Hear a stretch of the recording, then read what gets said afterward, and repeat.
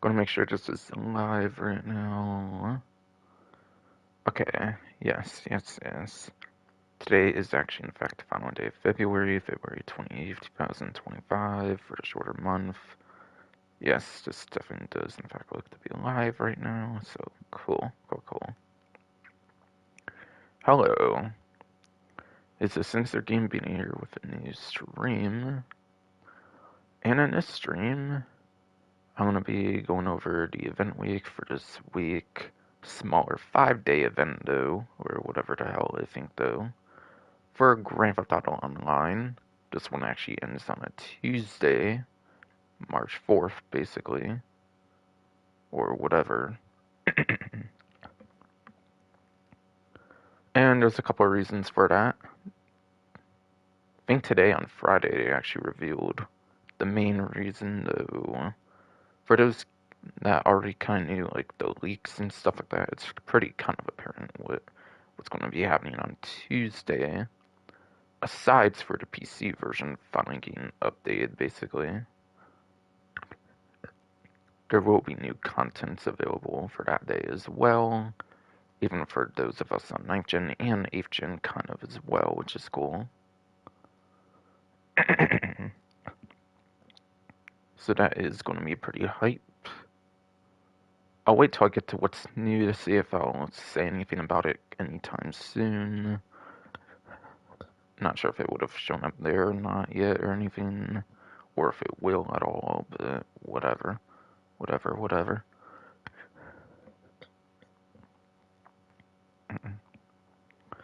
But yeah, going into title, I kind of already put it on here, and it's in fact what's actually hovered on right now here on the actual main menu here. It is 2 times money in RP. I put bunker sales, or otherwise known as the bunker sell missions.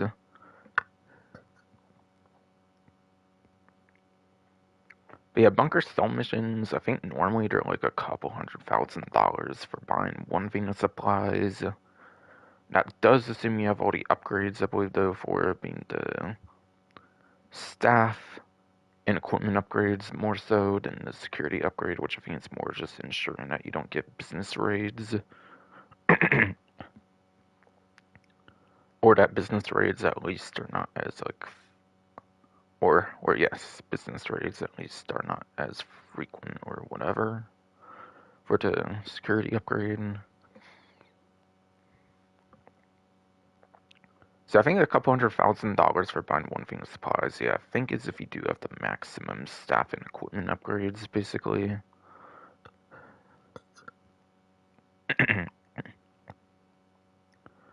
It will obviously be less if you don't have those upgrades, I believe.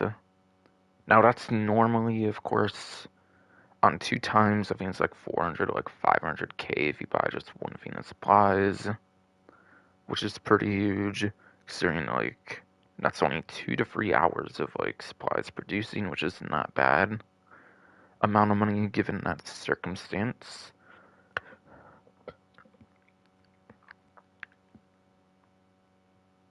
And then yeah, stop. Tongue twister, yes for it. What the hell? Come on. Yes.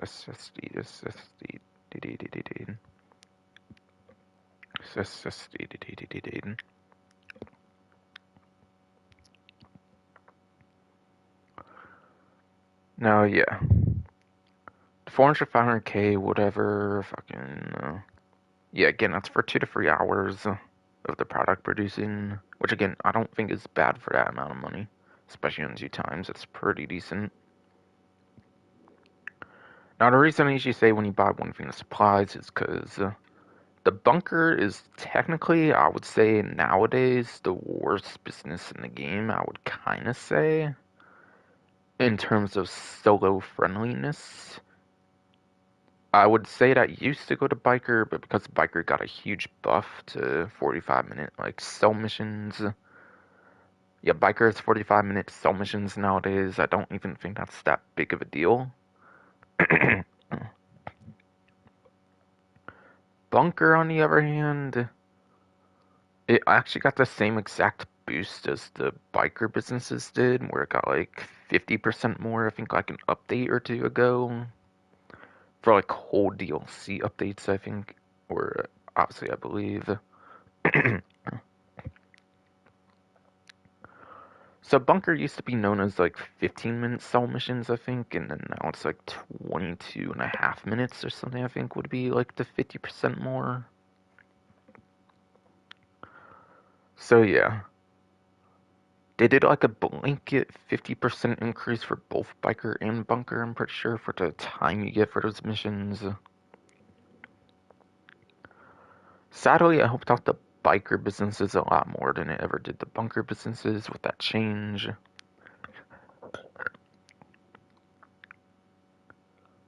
It's kind of similar with what they did with the vehicle buff stat update, where they buffed the Sparrow and the Bombushka, but Sparrows was actually a good buff.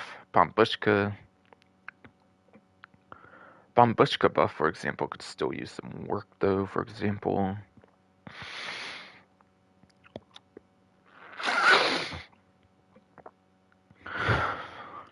Sorry, man, fucking Fro being a bitch in jail right now, but yes, it's yes. But yes. Like I said, though, when it came to the vehicle buff, that same update,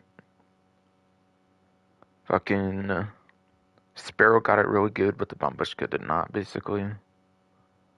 Kind of same case with the business buff, where the biker businesses got a huge buff, and then they applied the same buff to Bunker, but because Bunker had like less time in general, the Bunker is still not the most soloable, I would argue as well, just getting an increase in 7.5 minutes. Which, yeah, obviously 7.5 minutes definitely does help. It is a decent amount of time still, but yeah, it's like half the time of what biker businesses basically is still, obviously, with that change. Since it was originally half and it got the same buff, obviously.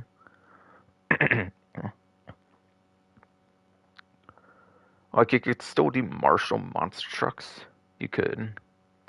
Like, you can still do Marshall monster trucks, for example, and it will still not be soloable, I think, for example, is how bad that buff was for Bunker. So even some of the Marshall monster truck ones are still not soloable, for example, I believe, as far as I've heard, which is really not good.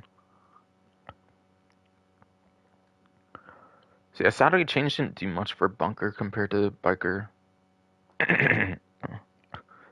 So I'd probably recommend 2 players if you're doing Bunker cell missions. I would probably at least recommend a second player if you are going to do like Bunker cell missions that are higher than buying just one thing of supplies. Unless you do it for stash houses like I do. Obviously, if you do it for like a stash house, then like hard to not recommend it if you're just doing stash houses since you're not paying for the supplies in the first place, basically. Since yes, you're not paying for supplies in the first place, hard to not recommend it if you're just doing it for your like stash houses or whatever to begin with. to begin with.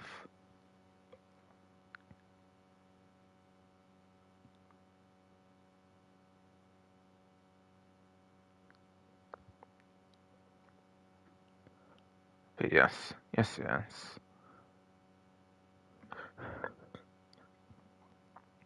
Fucking. But yeah, Bunker's still pretty good. So, yeah, at least buying one thing supplies could be kind of pretty decent. And then I think for maximum Bunker, you can get like 2 million instead of like 1 million or something, I think, too. So, like, that's obviously pretty huge if you get like a maximum Bunker for like 2 million-ish dollars or something. And that's only for 2 times as well. It is worth mentioning that the Bunker is actually 4 times as well if you do have the plus subscription. It's in the middle tab, obviously, on the like top left stuff.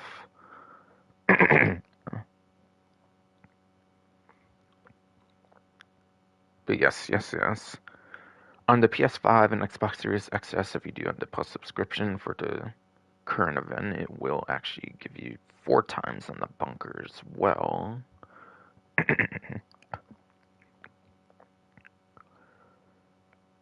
Now, yes, again, worth noting on PC, obviously you're not going to be able to get that bonus since that new PC version is not yet out, so just keep that in mind.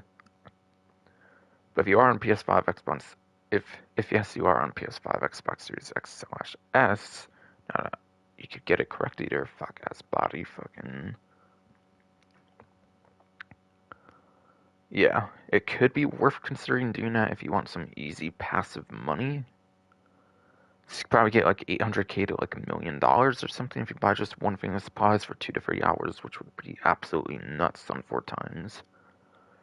I want to say they've never done bunker on 4 times before, but I could be wrong. I don't really think they've done bunker on 4 times, but I assume it's insane as fuck regardless of how much you do, basically.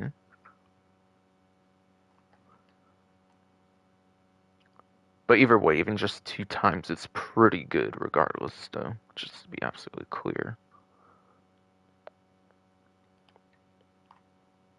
Okay, it's been 11 minutes now, goddamn fuck-ass body, that's your fault a bit. But yeah, like I was kind of saying, the Marshals are pretty alright. Do you know if they beat tongue twister for it? What the hell? Come on, come on, come on. Yes, yes, yes, yes, yes, yes, yes, yes. Do you know if these sales, fucking, they're probably just alright as well, to be honest. Honestly, I gotta say the Phantom Wedge sales are probably some of the better ones for the Phantom Wedge ones, since those are definitely pretty sellable from my experience. Especially since the buff with the Arena Wars DLC, where you can ram into infinite vehicles with the Phantom Wedge.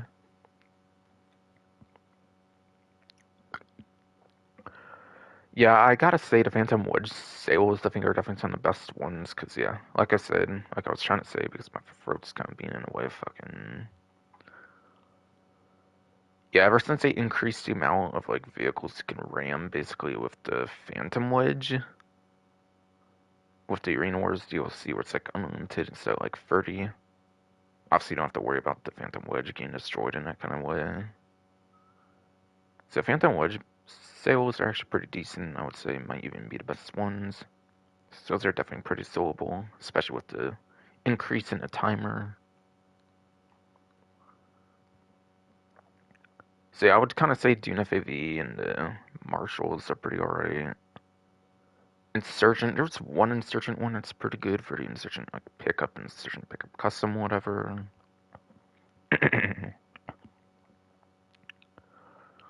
And I think there's another one that has you like doing like one drop each time, and then you have like the Merryweather people to fight, basically. That's not a very good one, honestly, solo, I'll be honest. Still, I think even with 22 and a half minutes, so like 15 minutes, that's probably the longest one, even, I would say you could probably get solo, at least.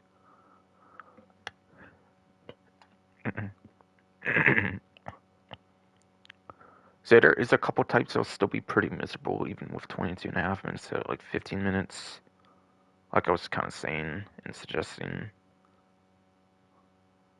So just be aware of that, obviously. Obviously.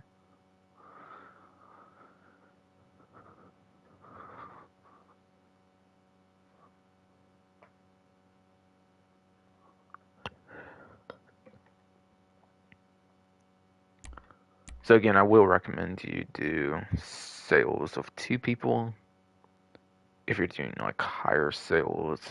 If you want to be sure you get all the money from your sale. Unless you're doing stash houses, then yeah, I guess obviously there's no risk there since you didn't pay for those supplies.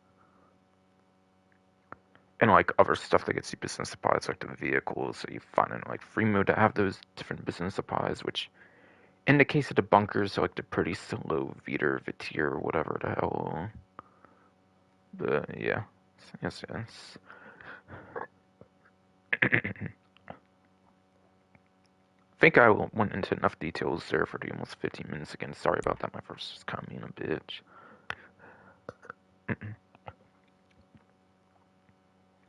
And yeah, I think it's the last week to get the carnival gifts, I think, as well. I think those do only go to like March 4th. For ones like the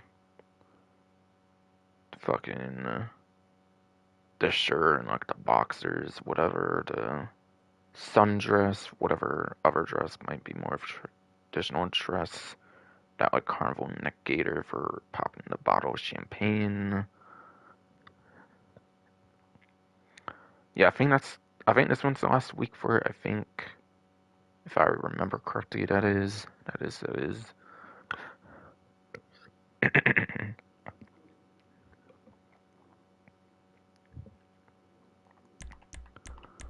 Yeah, most of it's just login stuff aside for that gator, I believe. I don't necessarily remember if there's one for the wiki challenge. I don't think there was. I don't think there was one for the wiki challenge if I remember for either of the 2 weeks. And then there's 2 times rewards for the returning special vehicle races. These have been brought back for this week at least here. At times when they would bring them back, it would be for like a month, I think, but obviously like I've explained before and whatnot, they have got crazier with the vaulting of contents, where it's like only for like a single week. That things usually tend to last nowadays. So if you want to play these, I'd probably recommend playing them this week. Otherwise, they'll probably be gone by next event. So play them if you want to, play them if you don't, basically. Since they do vault the contents basically nowadays for the special vehicle races. In the image here, you have the deluxe ones. You also have ones for like the Rocket Voltic, Ruiner 2000, Stromberg, like Thruster.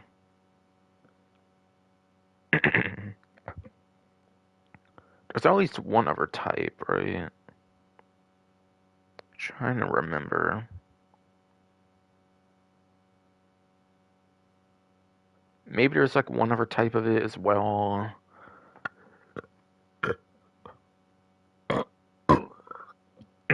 Fuck his body, bro. Come on, come on.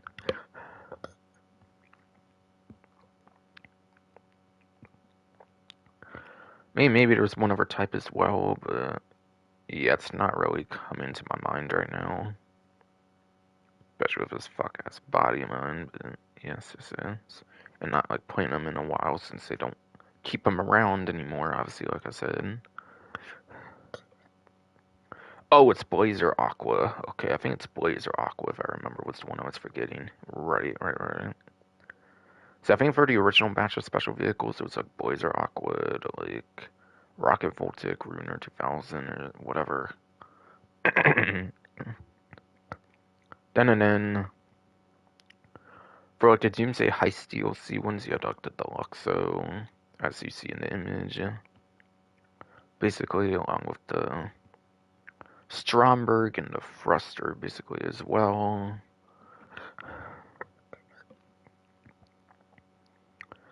So that's like the up to 6 different types of special vehicle races I think that are in the game for the week. Basically, for the Rockstar Created ones and the 2 times Money RP. They are pretty fun, not gonna lie, I think, for the special vehicle races, I think. So it is a very nice mode of fun, no doubt, I would say, but yeah.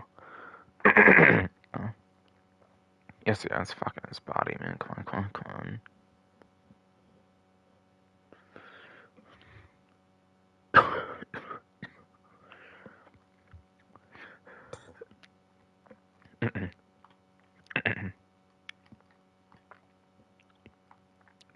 Sorry, man, this fuck ass body just not wanting to speak to you. God damn it. It's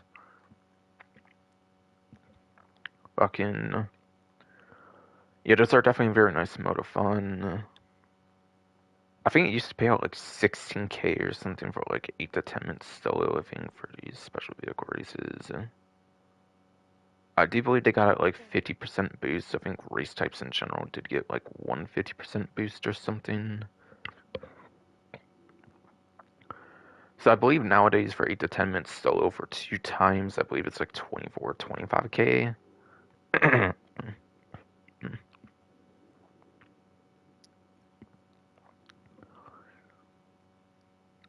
I think it is like 24, 25k or something, like 2 times basically for 8 to 10 minutes, whatever max payout is for a race or whatever. So yeah, the money is obviously not crazy for like what you would get obviously solo.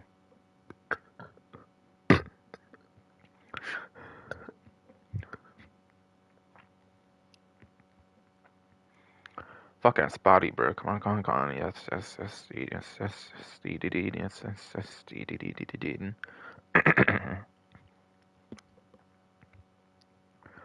But yeah, obviously 24, 25K for like a whole hour, you're just not going to get that much crazy money solo. So if you are going to make decent money for these races, you're obviously going to want to be putting them with other players. They are obviously races. You obviously want to be putting them with other players to maximize on your money. But then obviously there's going to be competition with special vehicle races. You obviously only have like one different vehicle each one. You only have a single vehicle, really, I mean. Tongue twist, yes, for come on, yes, deed, yes, deed, yes, deed. On the different special vehicle races, you obviously only have like the one single vehicle. You can only really use that one single vehicle. Yes, indeed.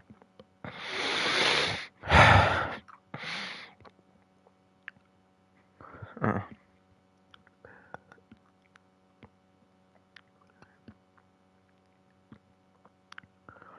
deed, yes, deed. Fuck ass body, bro. Come on.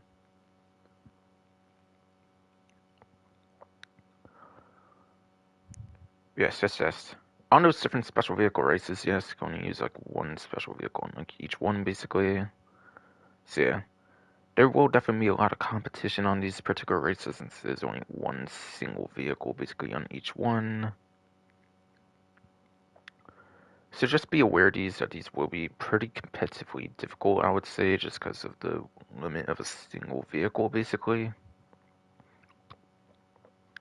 If you do decide to play with other players, actually try to make some decent money with those.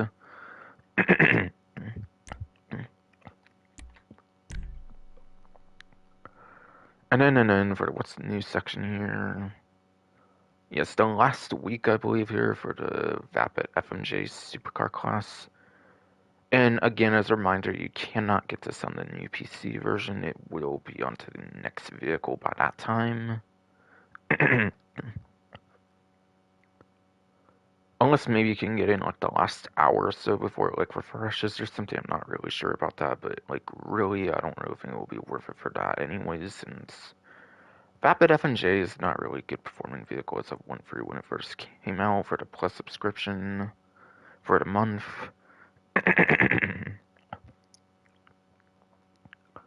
I would say at best it's usually like mid tier or something at best or something.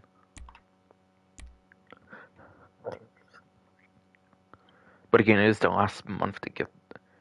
But again, yes, more so it is the last week to get it, as I have mentioned.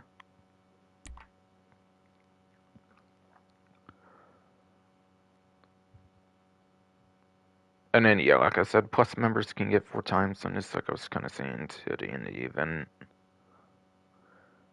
there's apparently double bunker research speed apparently as well. Now, I'm not too sure if that's just going to be the research speed for the bunker supplies, or if that's going to be like the different like, or if that will also, or what I mean to say, yes, is if it also includes like the bunker research like mission you can do for Agent 14 or whatever that they add with like the Criminal Enterprises DLC like a couple years back or something, I believe it was. Obviously.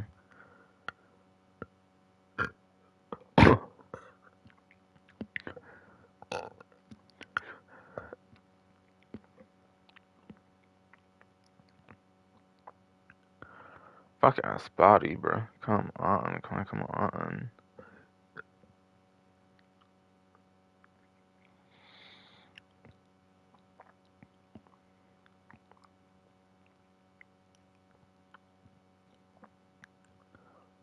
But yes.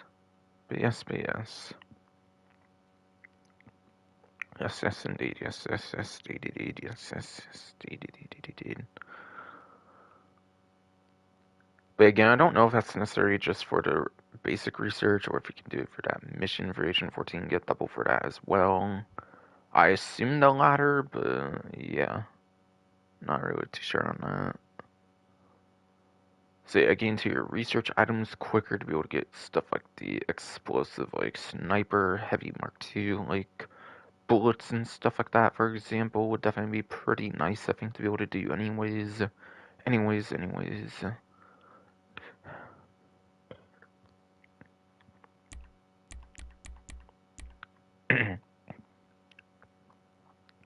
So yeah, double research is definitely pretty good. And I definitely recommend doing the missions for them, not using your actual business supplies for it, though.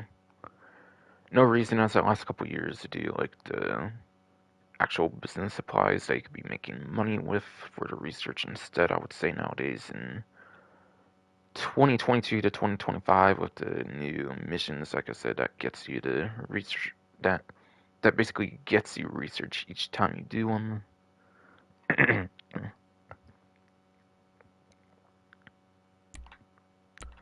And then there is apparently 2 times money and RP on ammunition contract missions. There is apparently 2 times money RP on ammunition contract missions. Yes, indeed. I think this is the thing you do like every 48 minutes, I believe. That was out of Criminal Enterprise DLC, like those research missions I mentioned earlier.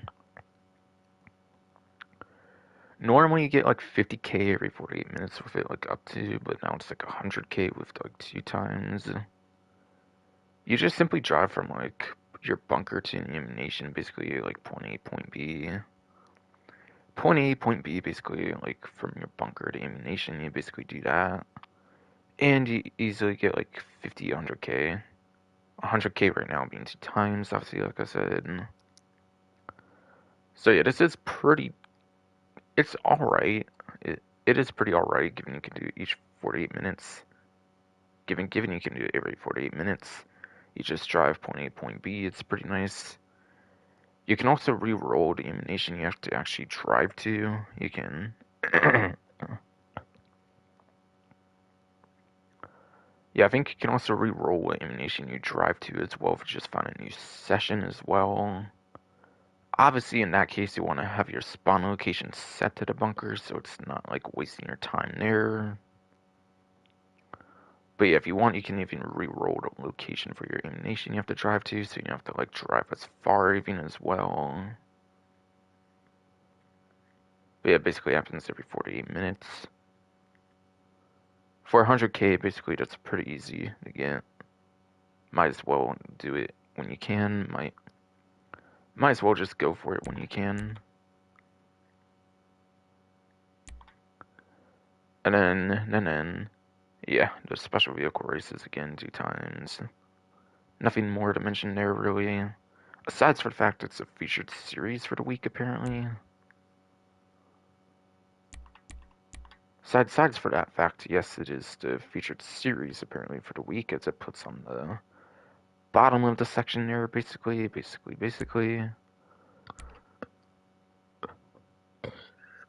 And then, that does it for the what's new section, it seems.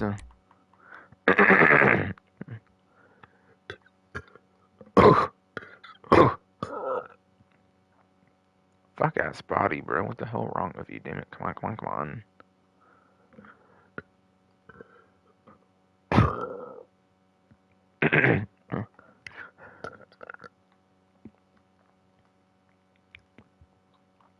But yes. yes. After special vehicle race, it's just the stuff that's basically the fucking tied to the day 1 of the DLC that's been on this menu for like forever now, basically.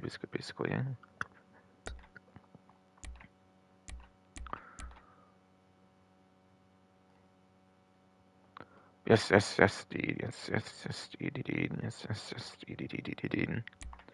Again, it's just that old, like, day 1 Asian Sabotage stuff, basically. aside for the stuff basically with the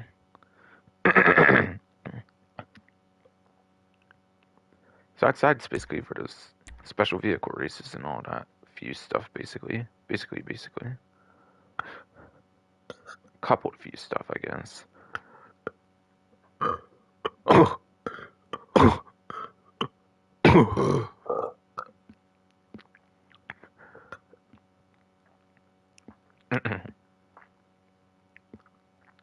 Oh my.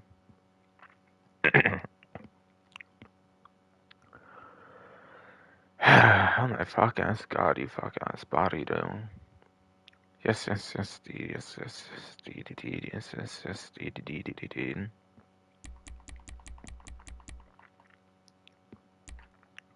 Yeah, day one agent sabotage stuff. Oh yeah, by the way, actually for dispatch work, there's apparently a permanent buff they did to the dispatch work actually this event.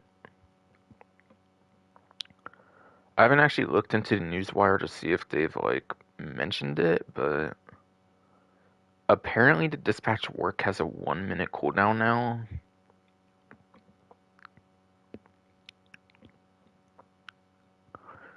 Apparently dispatch work has received a cooldown buff where it's only like a single minute instead of like 5 minutes, which is actually pretty huge. So dispatch work is a lot better to do now since there's only a 1 minute cooldown for it now, apparently, not 5 minutes.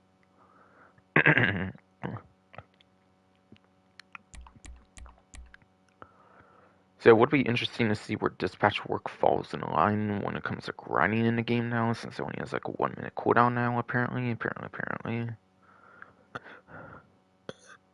Mm-mm. Mm. Yeah, so that's basically just your day one stuff for Agent Sabotage. That's been on the what's new section for the longest time. After the special vehicle race thing again. But apparently there was a buff to dispatch work, apparently. There was apparently a buff to dispatch work. And then, as expected, nothing obviously going on with heists. They couldn't be bothered to do, like, the casino heist diamonds, for example, during, like, the Valentine's event. So, yeah, nothing going on with heist, obviously, as expected, as that's expected.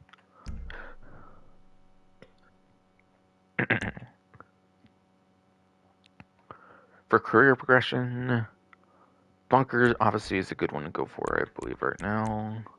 Or gun running, I mean.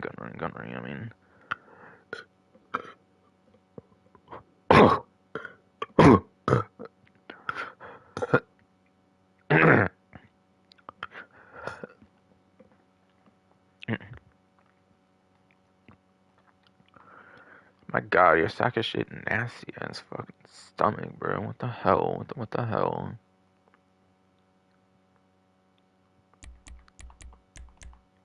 But yes.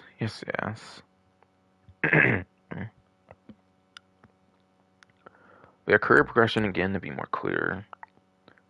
Bunker slash like gun running stuff basically would be very good for probably for tier 4 right now on like career progression. And then obviously PC will have this next week for career progression surely, so I'm not sure how much in advance you can do for something like that before the PC version does come out, but yeah. Some of it you might be able to do ahead of time. It depends on the task, I think. It does depend on the task if you can do it ahead of time or not, I believe. So just be aware of that, obviously. Obviously.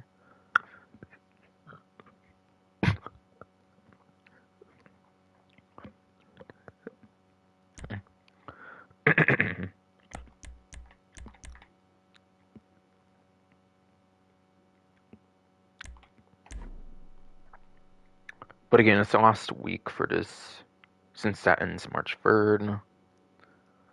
A new land vehicle is coming out next week, by the way, and I think it's the last vehicle that needs releasing, I believe.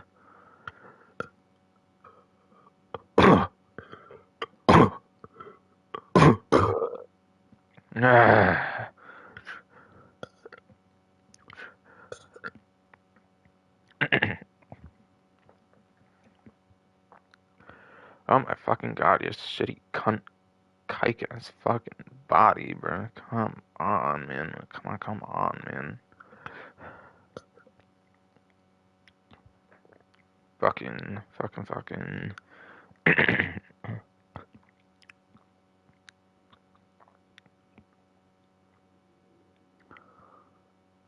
Yeah, fucking. There is apparently a new land vehicle releasing actually, and I think I actually will go over some details about what's coming up actually March 4th actually here too.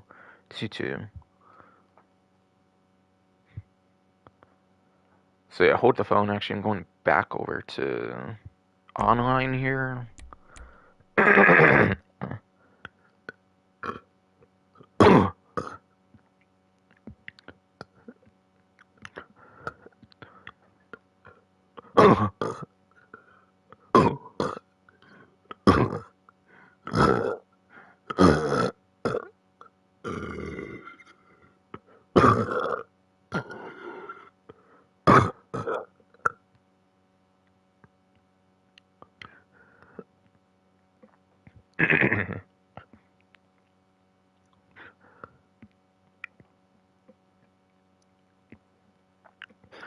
Hold. Hold the fucking phone here, fuck ass body though. Yes, D, D. But hold the phone there though. Before I go into online, I do want to talk about this content's coming up though.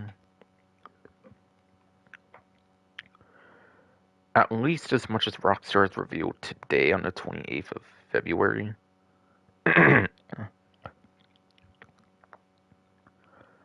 Just today on Friday here. Just today on Friday here they did like mention this stuff coming up.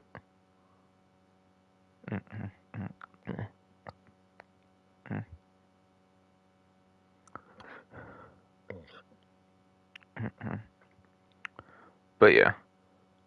I'm on today, February 28th, 2025's Rockstar News Wire of prepare for takeoff in GTA Online. Oscar Guzman, whatever flies again. Coming March 4th, basically. Alongside the PC version they already revealed would be coming out for the enhanced PC version, for the expanded enhanced PC version on March 4th as well.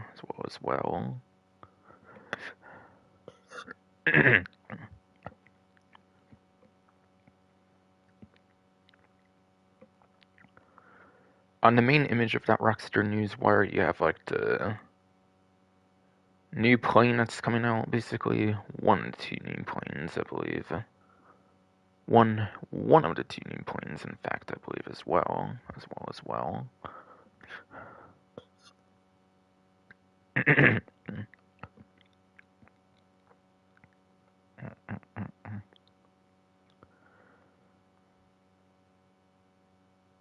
Kind of read the Rockstar News Wire here, I guess. You know, my first being a complete utter pain in the ass. Chart a new flight path for your arms trafficking business, and Oscar Guzman flies again. The new GTA 9 update coming on March 4th, basically. To add on a little bit there. yes, quote unquote, chart a new flight path for your arms trafficking business, and Oscar Guzman flies again. The new GTA Online update coming on March 4th.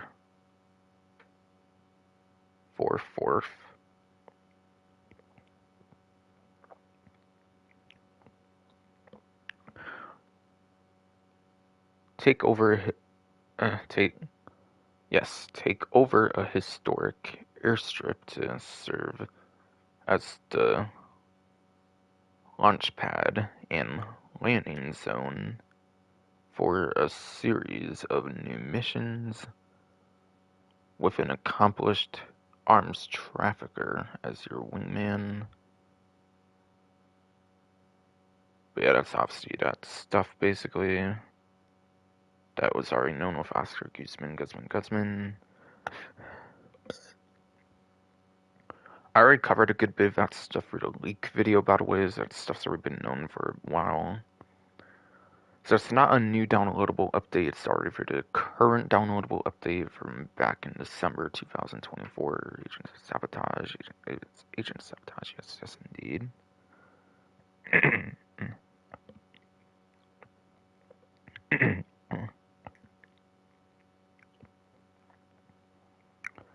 Alright, on to the second paragraph.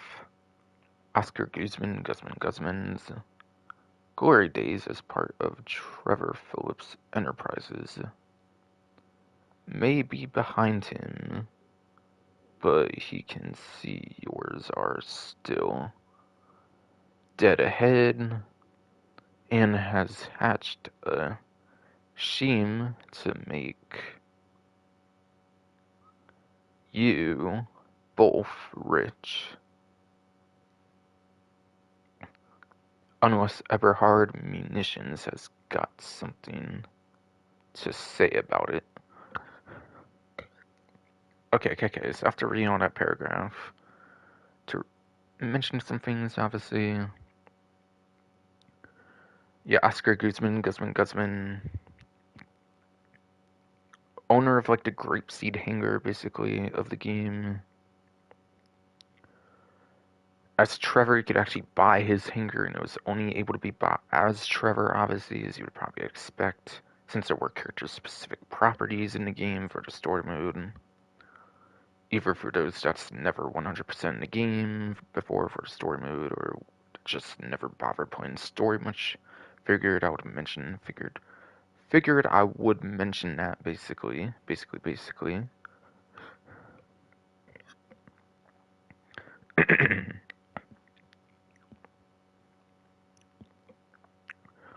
and then yeah, Eberhard Munitions, I think it's a new antagonistic group that was just introduced in this Agents of Sabotage DLC. But Eberhard Munitions, I think, was just added in this DLC as like a group, like a antagonistic group. Fun fact, they're actually also a vehicle manufacturer that's coming up as well. They will be the manufacturer of a vehicle, which they actually do name drop, which they do actually name drop, so I guess I will have mentions of that as well to mention.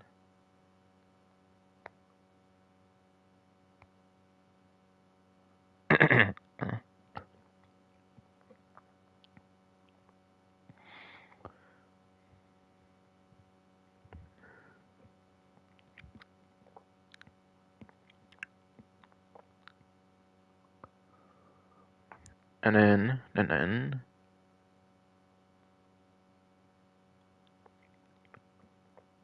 fucking. But yeah, that was the second paragraph. Below that's an image. Image shows the grapeseed hanger, basically. Shows a character about like a Rattel or something, I think. I forget. I think it's the Rattel from like San Andreas Mercenaries or something, I want to say. With like a female character or something. Fucking. There might be some like ground missions you can do or something kind of similar to like the ground missions you could do for like Trevor, basically. When Trevor was doing it, basically, for the story mode.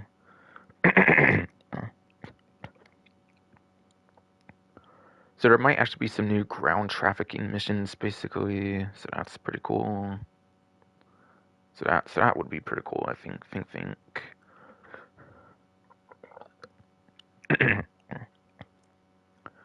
And the actual grapeseed hanger, they actually show like a Hydra in there, I think. Now that I think has to be tied to like your personal aircrafts, I think. But yeah, I think you can actually spawn your personal aircrafts in the grapeseed hanger, I think, if I remember right.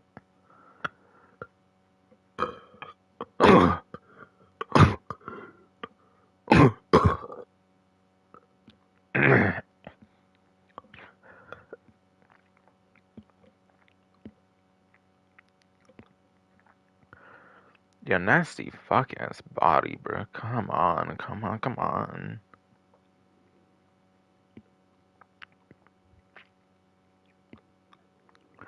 S S S S S D D S S S D D D S S S D D D D D D.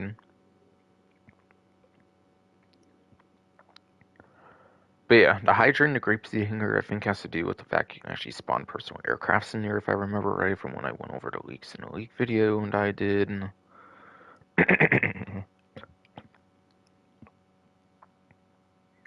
But no, you cannot use Grapeseed Hanger as an actual hanger, which kind of makes sense because it's a pretty small hanger. And it's more like an office interior that I think you have to actually buy, I think, to do the missions and stuff, I believe. So yeah, the Grapeseed Hanger is going to be purchasable, as it pretty much already showed in like the Ron text message, basically teasing the update coming out on March 4th.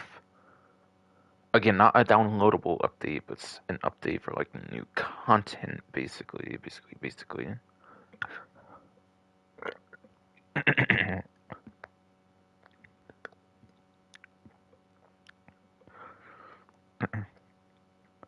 and then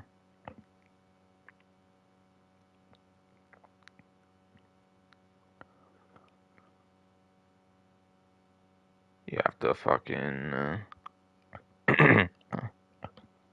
you have the fucking there's a V65 Molotov for some reason. I'm not really sure what that is there. Maybe it has to be tied to the air trafficking missions, if there's actual air trafficking missions, like how there's like a Ratel or something for like ground trafficking. Like maybe there's some side air trafficking missions that you can do outside of like the main missions or something. Maybe. And then I cannot tell in the plane that's in the air. Yeah, regarding the plane that's in the air and that one like image or whatever, fucking. I cannot tell if it's the new Duster or if it's like the Rogue or something. Might be that new Duster that's coming out, I think. Which they do mention by name as well, like in the paragraph below. which yes, they do mention by name what the plane actually will be though in the paragraph below. So I'm inclined to believe the plane in the air is the like new Duster that's coming out in the game, basically.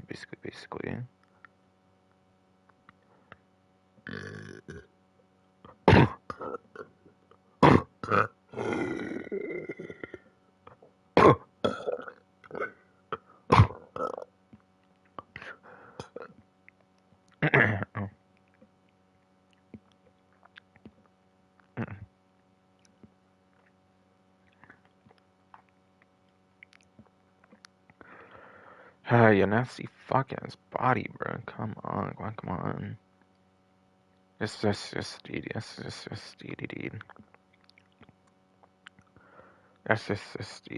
Dude. Again, I want to say the plane in the air is definitely not Western, like Duster. The upcoming Duster that's coming up in the update, actually, not to go into full name, actually, so my bad. But again, it's in the paragraph below, which I'll mention now. Alright, so third paragraph of that Rockstar Newswire that came out today, February 20th, 2024. With the Mackenzie Field Hangar as your latest base of operations, you'll take to the skies with new aircraft, such as the Western Duster 300H plane.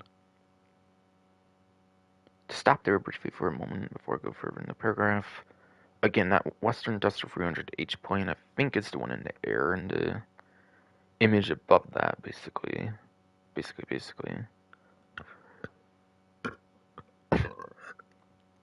If not, then it's probably a Rogue or something like that, then if not. But yeah, I think you can actually spawn it in the Grapeseed Hangar, I believe, as well, if I remember correctly from the leaks. But yeah, it's probably not customized if you get it from there, obviously, unless it's your personal one, obviously, unless it's obviously going to be your personal aircraft version of it or whatever.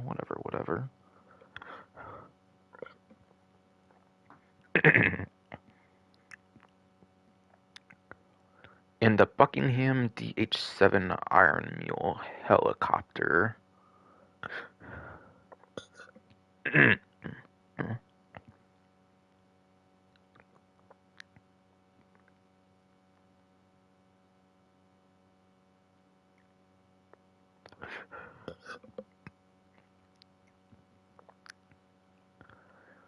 and the Buckingham DH-7 Iron Mule helicopter. Now, they actually don't show it off at all, but it's basically like a Cargo Bob Mark II, basically. It's kind of basically a Cargo Bob Mark II, basically, for the DH-7 Iron Mule. It's actually going to fit 16 players. It can actually fit a whole, like, 7th gen lobby of 16 players. Similar to the Miljet, similar to the Miljet, can actually fit 16 players, but it's in the form of a helicopter, which is interesting. Which is interesting.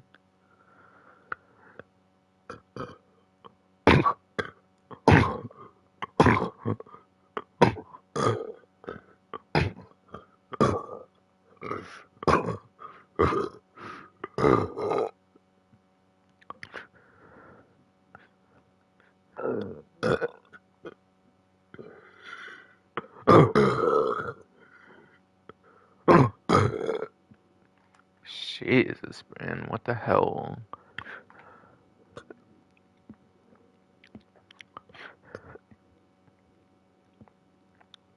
What the fucking hell, you fuck ass body, bro?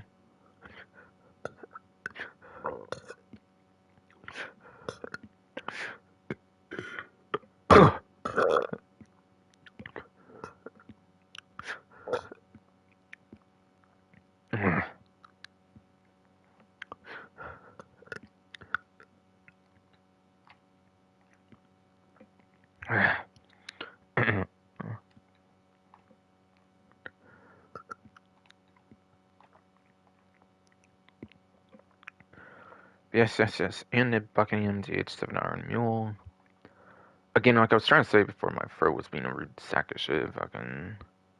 It is a Cargo Bob Mark II, essentially, where it's like basically just a better version of the Cargo Bob. But it's like a Cargo Bob that has like 16 seats instead of like 10 seats, so you do actually get +6 in like the seat capacity.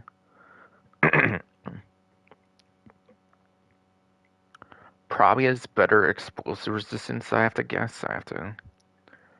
I believe it will have better explosive resistance, I'm pretty sure, actually. Actually.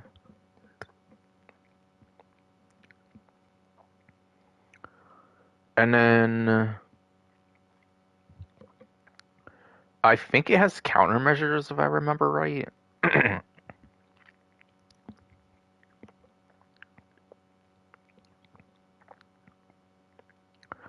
I think it does actually have countermeasures to it, yes. Yeah, it definitely does have countermeasures to it.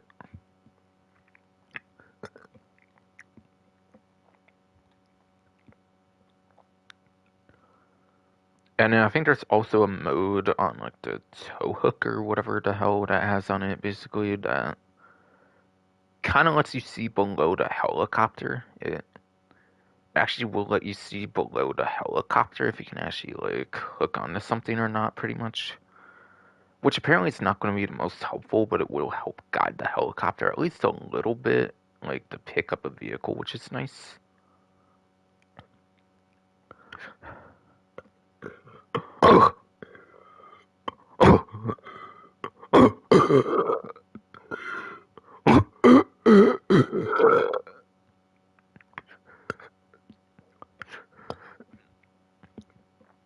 Golly, man.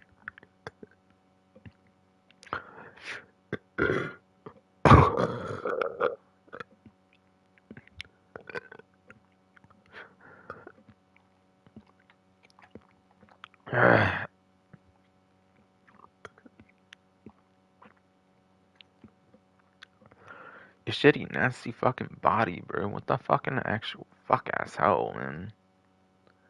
But yes. Yes, indeed. Yes, indeed. Yes, indeed. One more time for DH-7 Iron Mule. Buckingham DH-7 Iron Mule, actually. It's basically Cargo Bomb Mark II. Probably with more explosive resistance. Actually customizable in the hangar, obviously, for those, like, performance upgrades and stuff. I actually haven't mentioned that part yet to make up for his throat being a bitch, obviously. Fucking...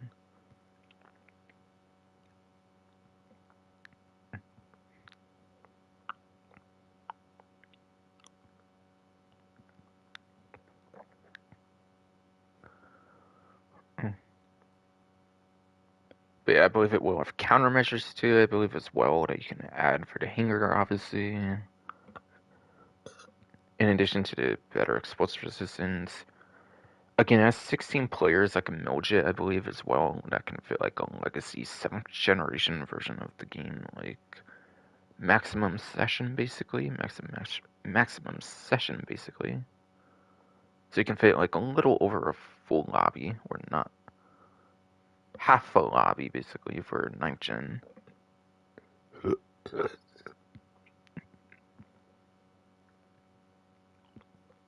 You can.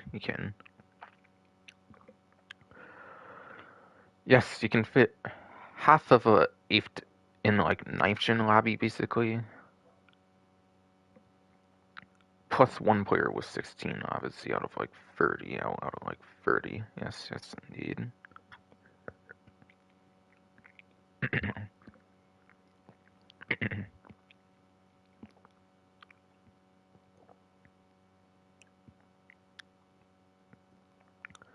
And then, yeah, it does have like a special camera mode or something. It does. Yeah, it does have a special like, camera mode or something that allows you to like pick up vehicles easier. From what I've heard, it's not the biggest help, but does at least help to guide it at least, which is nice. Which is nice.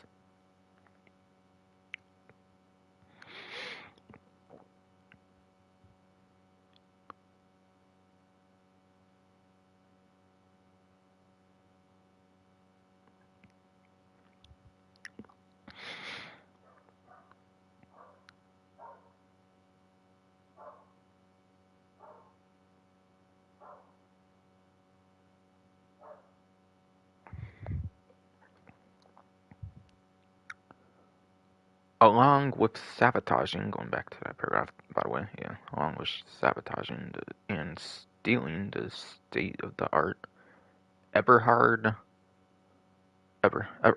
Titan 250D. So yeah, that's the plane, by the way, that's in the top image. That's that one, like, Titan-looking vehicle that has, like, the more metallic-y kind of look to it, basically. With, like, the guns on it. But yeah, the vehicle, just like the DH7 Iron Mule, will actually be able to hold 16 players, so... 2 more vehicles along with the Miljet that can actually hold 16 players now in the game. So that's actually very interesting. You can actually fit those old legacy, like 7th gen lobbies, basically, with 16 players. And a little over half of a 8th, 9th gen lobby, which is cool. With the DH7 Iron Mule and the Titan 250D.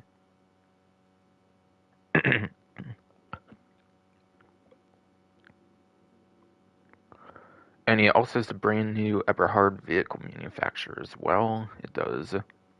It does also have that new Eberhard like vehicle manufacturer as well, because it's like the main vehicle of the Eberhard like munitions antagonistic group that just got introduced in the latest Agents of Sabotage DLC. So that's actually pretty cool.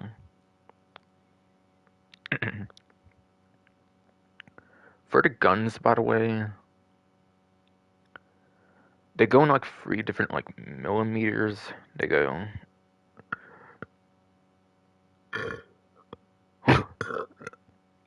for the different guns, by the way, yeah, they go in like 3 different like millimeters, whatever.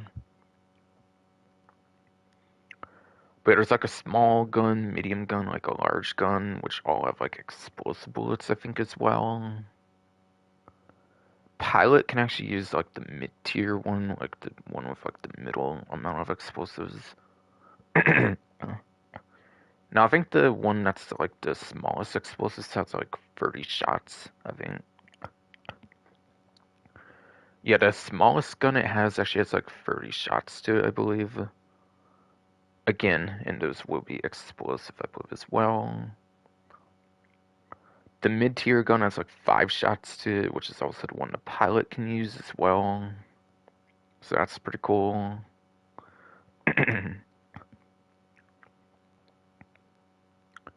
And then the one with like the most shots basically is the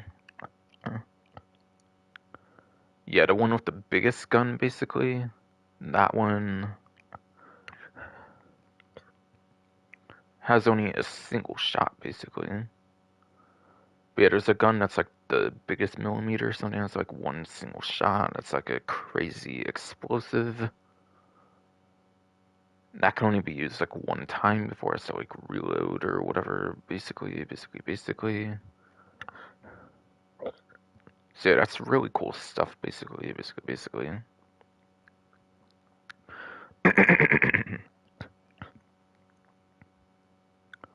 And yeah, like a lot of the other planes in game, it does have countermeasures, I believe, for the chaff or flare, basically. Being an aircraft vehicle for like the hangars, it will have to be a hangar vehicle. Like all aircrafts from like 2017 onward, basically. Fucking,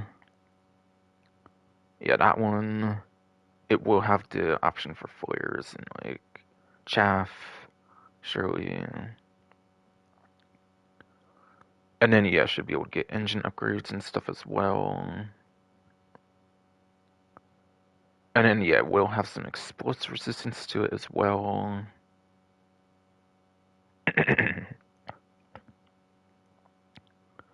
Would be curious to see if you can actually use the ramp in the back of it or not. Would be cool if you can actually use a Titan 250D's, like, ramp on the back to actually be able to use it for, like, cell missions and stuff. There's, like, little to no reason to fucking patch that nowadays, I feel, since they actually do cell missions and, like, invite only lobbies and stuff. They actually do the cell missions there, which is nice. Which is nice.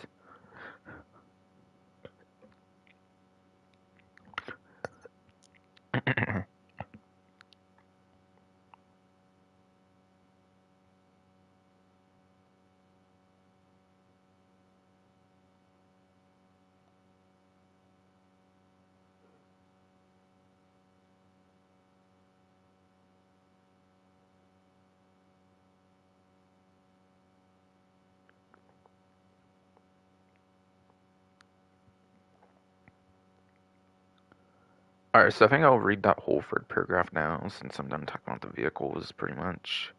And I'm not repeating anything there, Fro. You're really holding me back so hard. It's been over an hour on this menu, damn it. But again, that third paragraph for that February 28th today is Rockstar Newswire on Friday here is quote unquote is quote unquote with the Mackenzie Field hangar as your latest base of operations. You'll take to the skies with new aircraft, such as the Western Duster 300H plane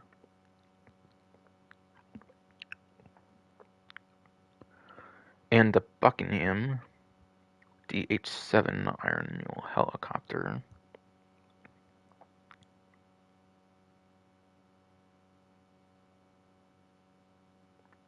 Along with sabotaging and stealing the state-of-the-art Eberhard Titan 250D gunship out from under the nose of a multinational aeronautics and munitions manufacturer.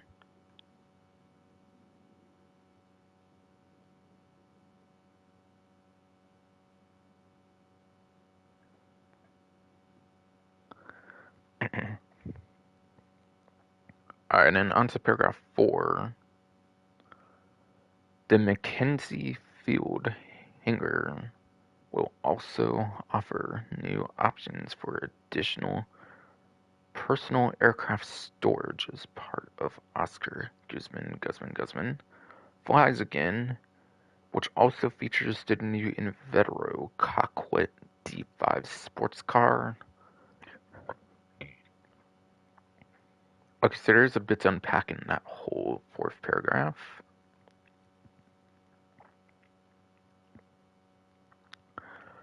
But yeah, when you do buy the Mackenzie Field hangar, when yes, you do buy that Mackenzie Field hangar, You will also be able to get new personal aircraft storage. Now, like I kind of said, the Grapeseed one is basically like an office property where you don't actually use it as like personal aircraft storage. What it will do is it will increase your personal hangar in the game right now from 20 to 40, which is why the hangars are on discount right now, I believe till like March 12th or something. But yeah, I think there's this event, and I think even next event they will actually have like the hangars on discount, I believe.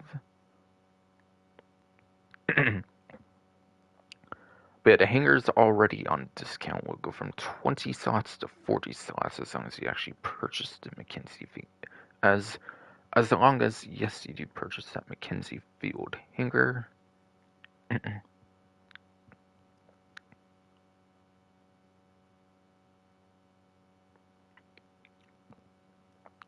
So basically double your storage for the aircrafts, which is nice, which yes, will double your storage for aircrafts, which is definitely pretty nice, no doubt, no doubt, no doubt.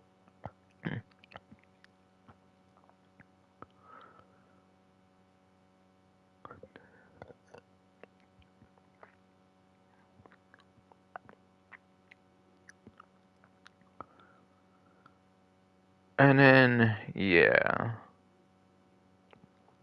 Yeah. The last car, I think it's the last car in the update, will be released as well, which is that Inveterate Cockwood D5. Cockwood D5, whatever.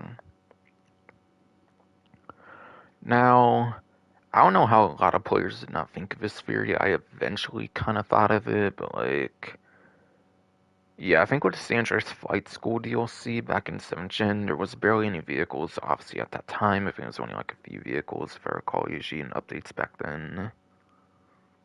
That update, you had like just a couple aircrafts, and then you also had like a Inveterate Cockwood vehicle there as well with the Cockwood Classic, I think. I don't know how players didn't see that they were going to release the D5 with those planes, basically.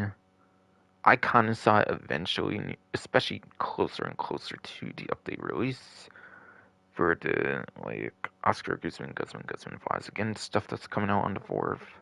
Again, not downloadable, it's just a content update that's already in the game, basically, with the Agent Sabotage DLC.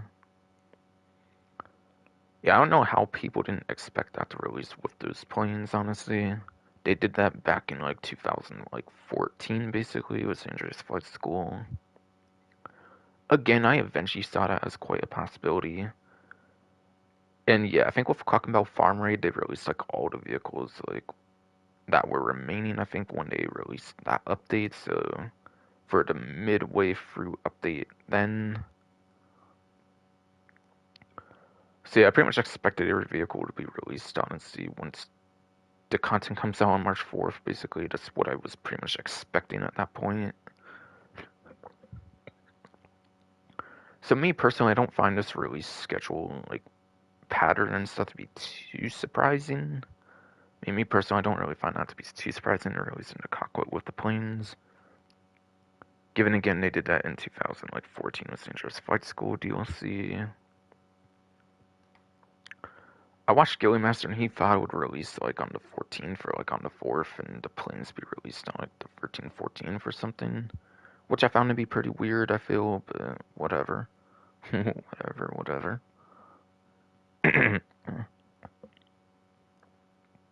If I do remember correctly from the video I watched from, if I do remember correctly from the Gilly Master video I did watch,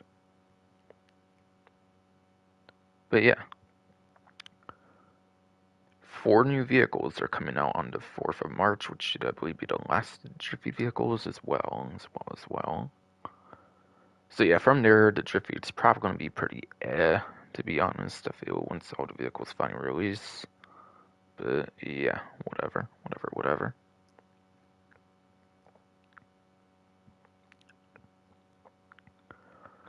And then the image below just says Classics Collection. And then it also shows like 2 existing vehicles with plus on it, so kind of just plus stuff, I guess. So might not be as long to talk about the rest of the news wire.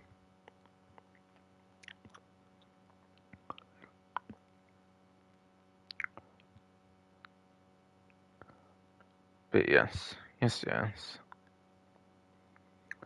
So in that section for Plus, it's saying upcoming GTA Plus member benefits and more. Alongside the launch of Oscar Guzman Flies Again is a new collection of monthly benefits for GTA Plus members. Oh shit. And yeah, obviously it doesn't appear in that paragraph there, but which will include the Invetro Coquet D5. Coquet D5 is the free to claim vehicle at yes, the Vinewood Car Club. At the Vinewood Car Club showroom. A 30% discount on the Mackenzie Field hanger, which again will be that new hanger coming out, obviously, and more.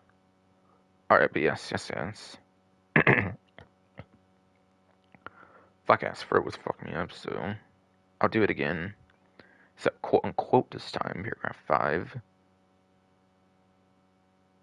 Yes, just says paragraph 5, quote unquote. Alongside the launch of Oscar Guzman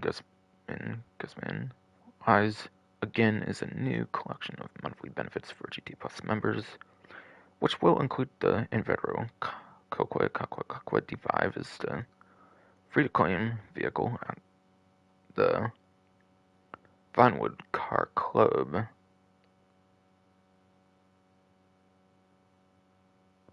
showroom, a 30% discount on the Mackenzie Field hanger, and more. So again, that was quote-unquote for paragraph 5.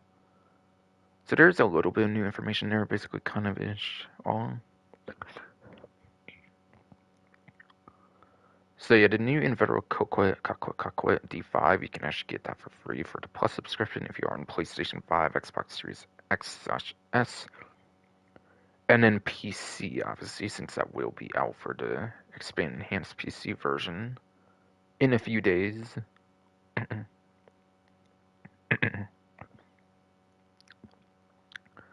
So good for those that can do that. I wouldn't be surprised if we could just mod and find some way to get it for free on PC anyways, to be fair, but still. Still. Since the anti-cheat's gonna be exactly the fucking same as it is in the old one anyways, apparently. Fucking, actually though. According to what they said themselves, basically.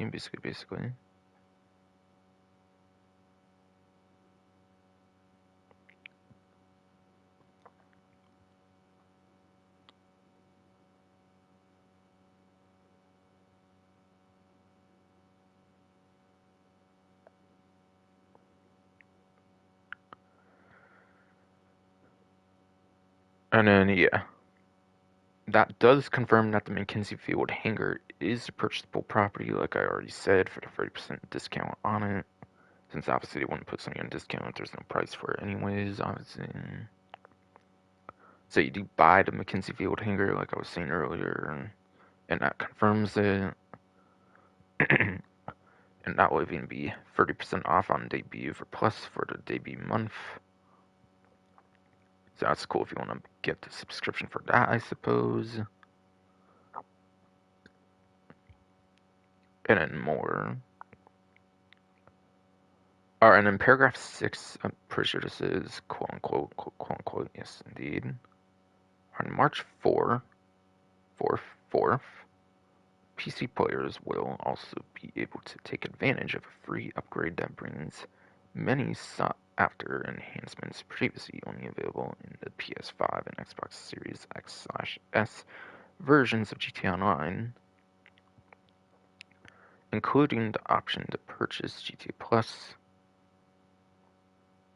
To commemorate the occasion, we're bringing back a selection of previously released member benefits that will be gifted to anyone who is a GTA Plus member between March 4th, and May 28th.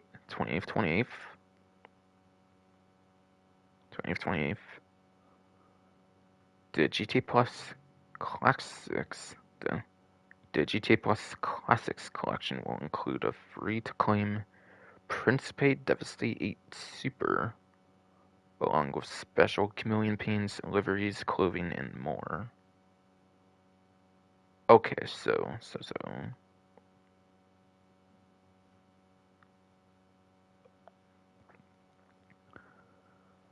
For paragraph 6 there, obviously the free upgrade thing I already mentioned in like last GTA stream I did.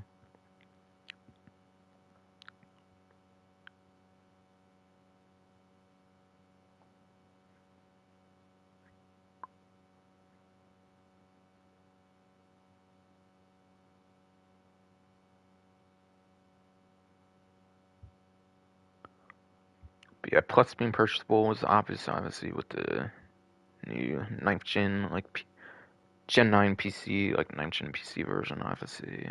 So obviously.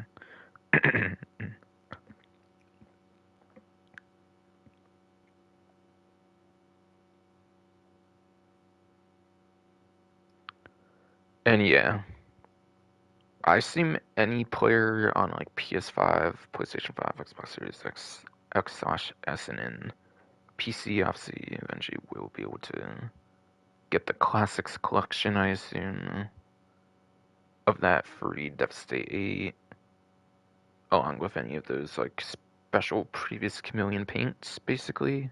Basically. Man, I might have to actually go for some of that if I want a bunch of chameleon paints, actually, for once, not gonna lie. I might consider doing that, maybe. Maybe. I might just have to cave and do it. Honestly.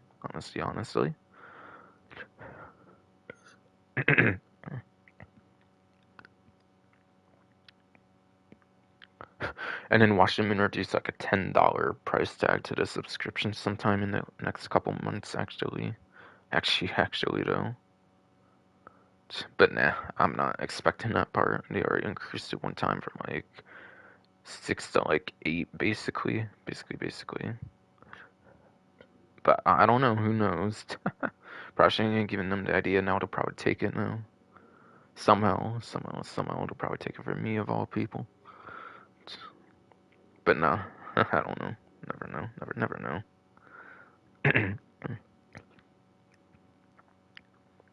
But it makes sense to bring back a bunch of chameleon paints and stuff from the past, obviously for the PC players that were not able to get the stuff before. So not surprised there, obviously.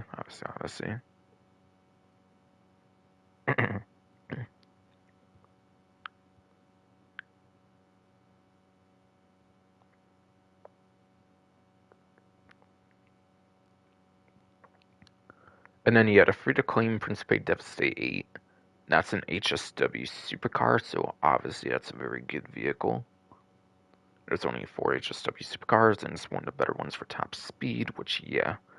Top speed is more niche, but the lifetime is still pretty decent on that one, and it has good top speed, unlike the NTMT, at least from, like, Truck Wars DLC, which is like 20 of something plays for, like, lap time for Super, which is pretty ass there, obviously, so. Yeah, free Devastate 8's pretty nice, obviously, as well for the Classics collection, for the GTA Plus Classics collection. And then, last paragraph, little paragraph thing, basically for paragraph 7, quote unquote. Stay tuned for more details on GTA 9 Oscar. Guzman flies again. The upcoming free update on PC, GTA Plus, and lots more. So pretty much everything I was already known about, basically. Maybe just more details on some of that. Obviously, right on like release day, nothing crazy there, obviously, and then obviously have a whole bit more benefits to mention, obviously, for Plus subscription, maybe like money opportunities and stuff. And you have like an interesting looking like warhead kind of like icon at the bottom, maybe with like arms or something. That's pretty interesting. that get a like warhead looking thing, whatever, with like the arms. icon at the bottom one definitely seems a little interesting. Cool, I guess. Cool, I guess.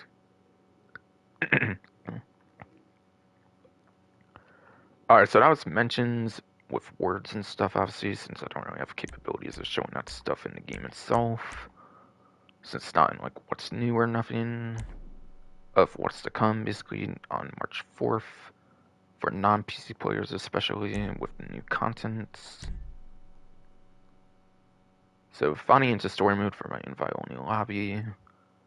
After almost an hour and a half, again, sorry my throat's being a bitch, and then also there was a lot of information cover for some, like, new stuff that will be happening next event. That will be happening next event. This one's obviously no new content, pretty much, for this actual event here in this current week. In this current short week, basically.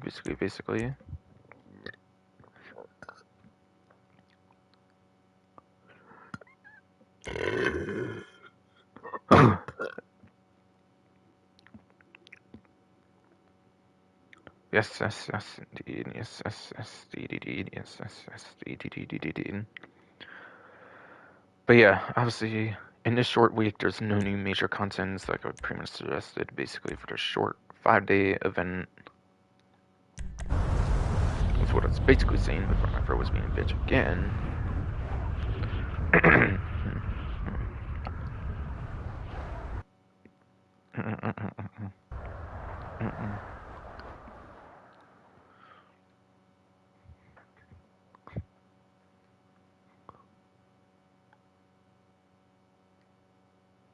But I definitely did invite only Shirley, if not, it was her fault, fucking his body. Okay, right, I was finally grinding the... After forgetting last week, I did do the, like, priority file for the week this week. And then I also did 2 brute wars, one with, like, no challenges complete, one with the challenges complete, to make up for the week before, basically.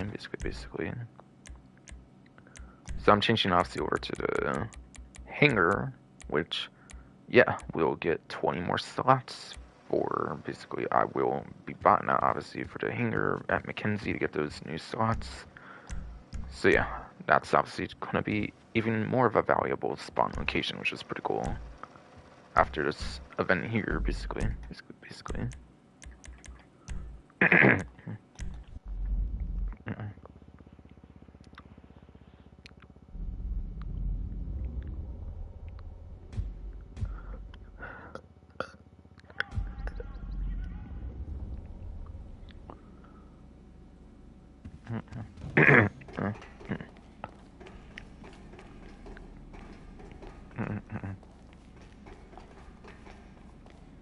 And that's why I have the Mark II out there, is because I was speedrunning it like crazy. I didn't want to spend too much time on those.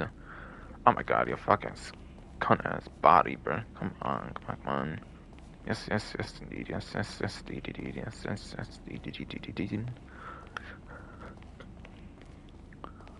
But yeah, I have my Oppressor Mark II out there because I was like grinding those, obviously like the priority file stuff and whatnot, like I mentioned earlier.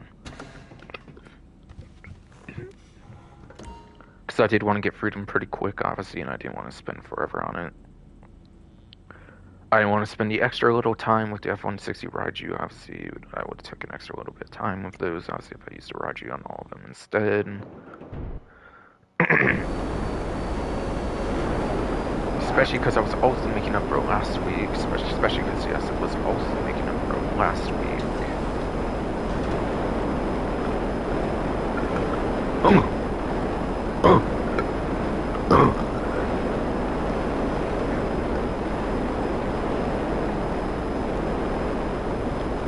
My god, you nasty fucking body, bro. Come on. Yes,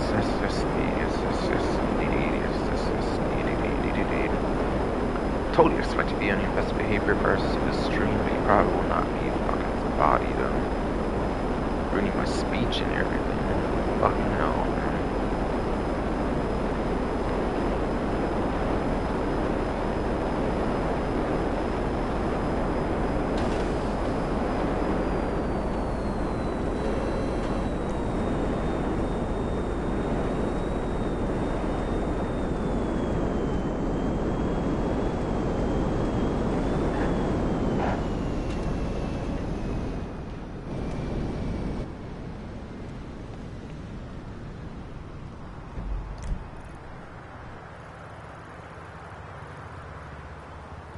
But yes, yes. Okay, so for the regular time trial for at least the day of Friday here, but as far as I understand, they keep the regular time trial the same, but it's like a 50k payout each day.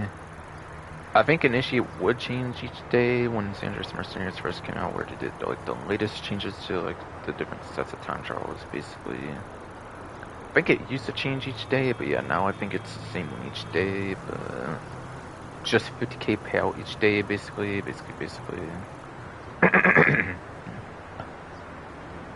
So I could go over vehicles for this, but yeah, it's kind of a daily theme nowadays, so I really don't. Really, I recommend the best of motorcycles, really, I just recommend the best motorcycles of the game for the most part. If not, then something like supercars. Basically, it's just the best of the class. Which, for that information, you refer to roughly 1322. Which, yes, for that information, you can refer to roughly 1322, like a racing YouTuber for GT Online, basically.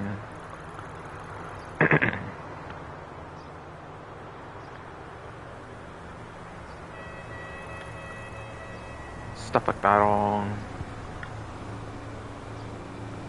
But yeah, description doesn't really suggest where it goes for point B, so I don't really know where it goes for point B, but yeah.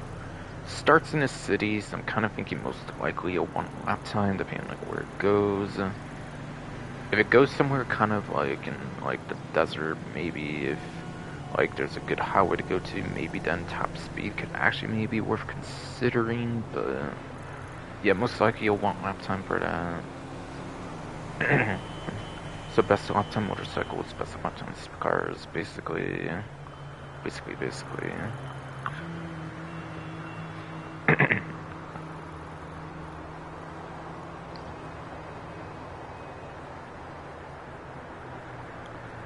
And then East Vinewood Park looks to be the one for the day of Friday for the RCB and Dito time trial. I actually don't know if I've ever seen this one before, or if I have, I've only seen it like very rarely, because I think it's one of the newer 5 they released with the San Andreas Mercenaries DLC, I believe, when they added like 5 new ones for RCB and Dito in particular.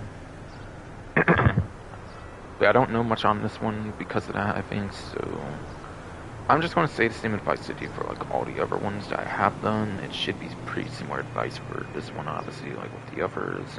I have done one new one to verify that the advice would be pretty much similar, I would imagine.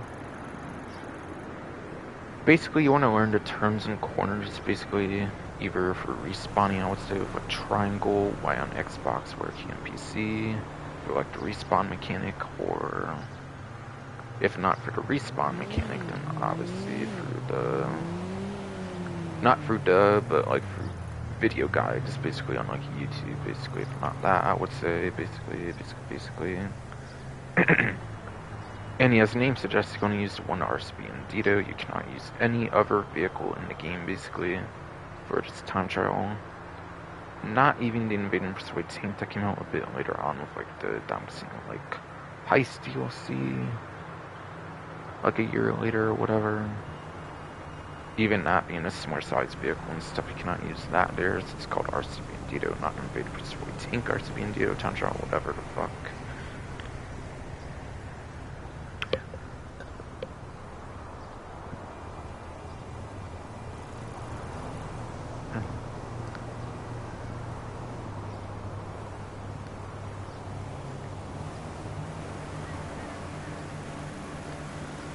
But yeah, personally, I probably just recommend doing it yourself, like respawning with like Triangle and Xbox or key and PC, if it would be easier to remember how to do subsequent attempts of the same one, basically.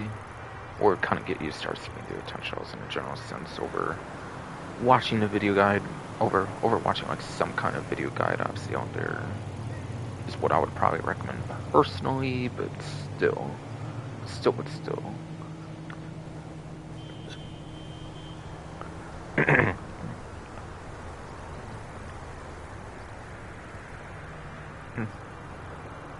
And then, yes.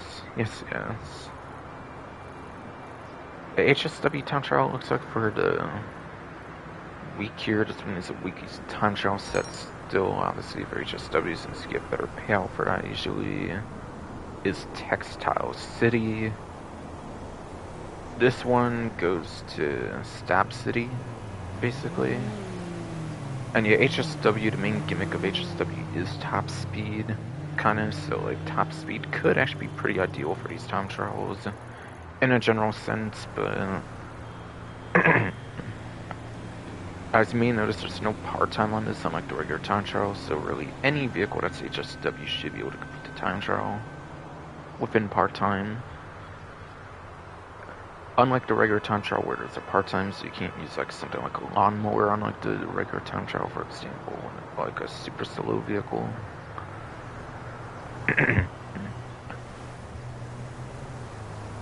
But yes. So the way HSW class kind of works is there's a Class C, a Class B, and a Class A. Class C, I think, is like the... Ironically, both classes actually start with C, which is compacts and coupes. And they're also the classes that tend to be the least used. They're also... they're also the classes that tend to be the least used in general when it comes to different race types, basically.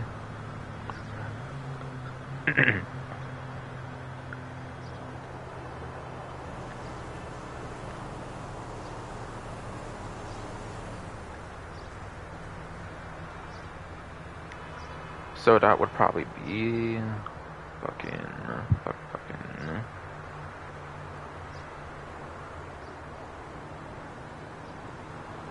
But yeah, that would be the compacts and the coupes. The one compact, so it's just compact and then more so. And then the two coupes, which is the Bravoso RA for the compact, and then for the coupes, it's just Sentinel XS. It is a Sentinel XS, and then the Euros X42, X42, basically. So those are the three vehicles that make up the Class C. Class B and Class A, I'll just mention the classes since there's a lot more vehicles for those. We'll just mention class for the Class B, Class A, since there's a lot more vehicles in those for sure. And then Class B, basically, that is like your fucking muscle car, SUV, sports classics, and I think off-road as well. I think it's only those four classes, I think, for that. To have HSW vehicles, basically, that makes up Class B. So those might have the same part-time. And then Class A is sports, supers, and motorcycles. And then in Class A is sports, supers, motorcycles. So you go for, like, so you get your average used classes for races, and then you get your most used classes for races, basically for your Class B, Class A.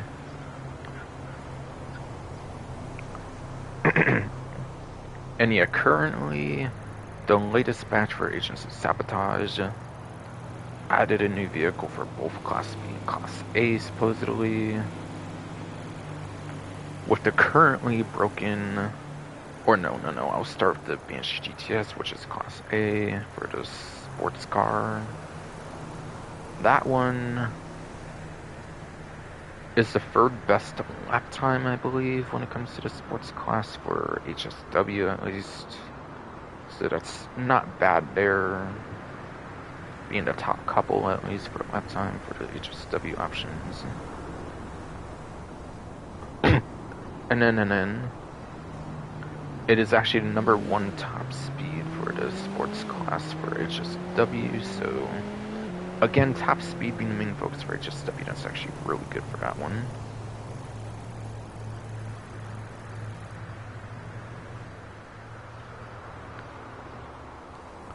And then,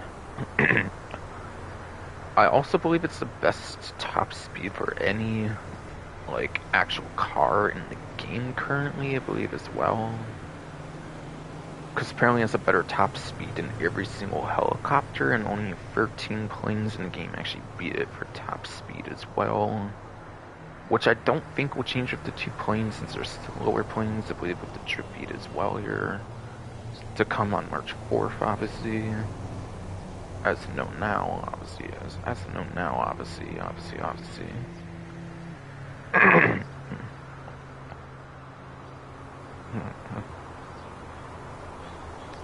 But yes. Yes, yes.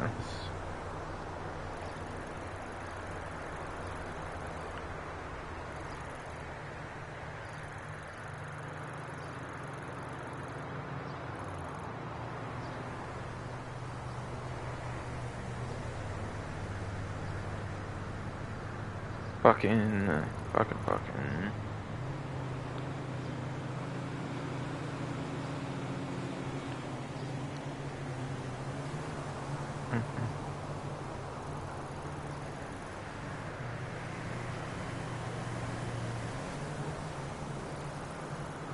So with that information out the way, with that one, yeah, that one's really insane on the top speed and whatnot, so I mean, it's a really damn good option. I already showed it off on this time show, as a matter of fact, in one of my previous streams. Then, you have the Fireball ASP is the other one for the DLC. However, it does not work properly for the time trials right now, so you actually cannot get the 250k for it because of that. You can use it in the time trial technically, you just won't get like crazy money for it. Because what happens is that part-time actually uses 0 right away. What happens is that the part-time's actually a 0 right away, I believe, for that vehicle. Like, it's a red bunch of zeros, basically. So the part-time on the vehicle does not work correctly right now, basically. Probably because that early access, I'm guessing, with the DLC or something, and didn't really account for that or something. I don't really fucking know what I really don't know what went wrong with the, like, Fireball ASP in terms of the HSW Town Trials, but probably has something to do with the early release of it for the career progression on the PlayStation 5, Xbox Series X/S. If I were to take a guess, but Rockstar's on crack oftentimes, so, like, I don't fucking know, basically.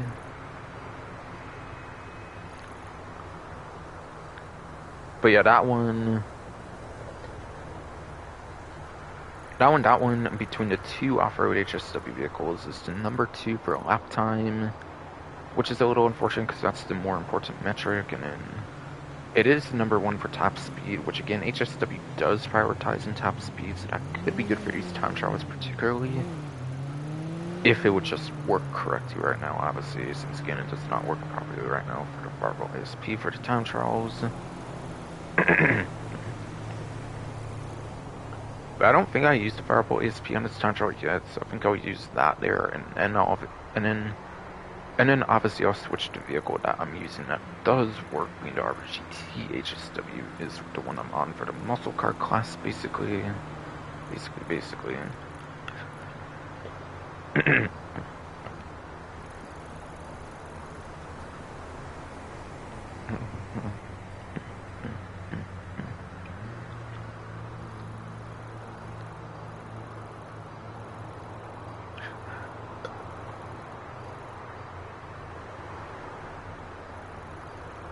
And then, yeah, the route, honestly, most GPS route's pretty good on that one, I would say, for the most part.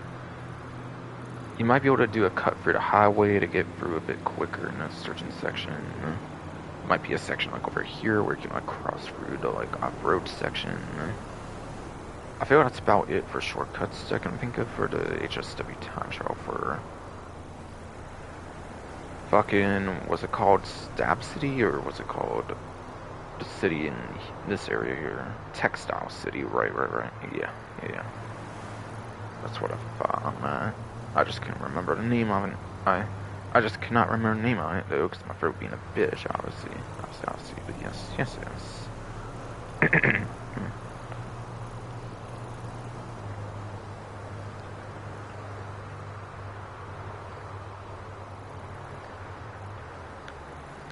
And then, got the fucking Junk Energy one, right. I saw it earlier. Where was it again? Is it up here somewhere? Oh yeah, okay, it was. Mount Shilia to east, apparently. I mean, there's a west version as well. Yikes, that one actually looks pretty intimidating, but... Actually, I don't know, I might have done this one before, actually. I might have I actually might have done this one before, actually, I kind of forget. But regardless, on like a stream, I mean, that must have been, I must have somehow done a Friday stream before or something where I might have done it. Back when it was like in Dangerous Mercenaries or something, because I don't really borrow from them nowadays. DLCs afterwards, for the streams in particular, obviously. Obviously. Not that I really do them off stream, even, I'll be honest, but still. Yeah, this one being Mount Chiliad could possibly be one of the harder ones, obviously, for like junk energy, but for the most part, as long as you like don't fall off the bicycle, go where you need to go, maximize on a curves boost, stuff like that, should have no problem to do it, basically. And yes, the bicycles do have a curves boost for those inductor ones, for the junk energy time trials. But you can only use the two different inductor bikes. I think you can use the regular one if you want, but they do provide you with a junk energy one, and they don't have engine upgrades, so you might as well just use the one they provide you. By the way. So no, you cannot use like a BMX or anything like that. I don't think so. But yeah, honestly, I think junk energy is one of the easier sets of time trials, along with HSW. If I were to say myself personally, from my experience. But also kind of similar to RCB and Dito, where it only has like one vehicle you can really use for the most part. And then onto the premium race for the week here, for the shorter like 5-day event. It is for the motorcycles class, so I would definitely pay a bit of attention for the motorcycles class, for sure. For the regular time trial, if you're slightly interested in doing that as well.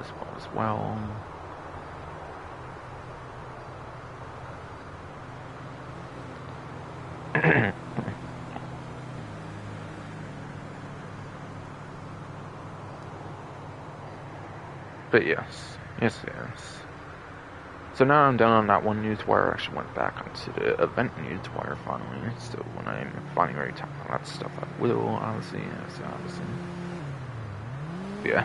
I haven't really refreshed my YouTube Studio desktop version. To actually start to stream. So good to see the thumbnail and stuff is working as intended. As expected, but never know with a stream issue or something.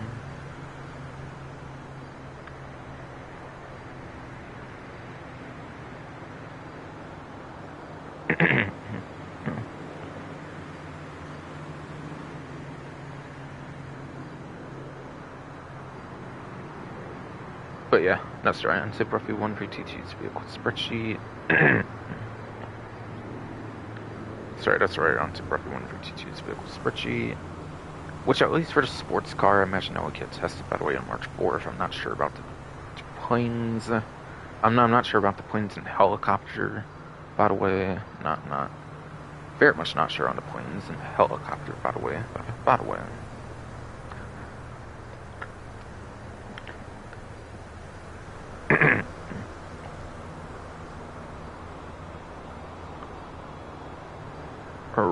Right. Motorcycles counts as an extra class since Brother 152 is not testing all of them for like retesting.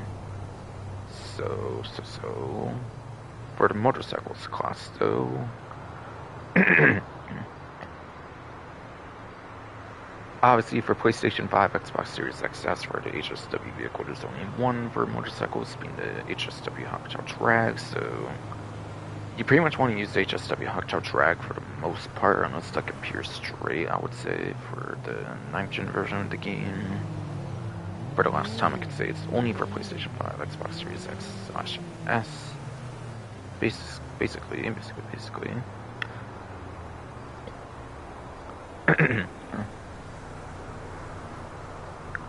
And then for 8th gen for PS4, Xbox One, and then for the last time for PC, basically, for what's best to use for the only version of the game available.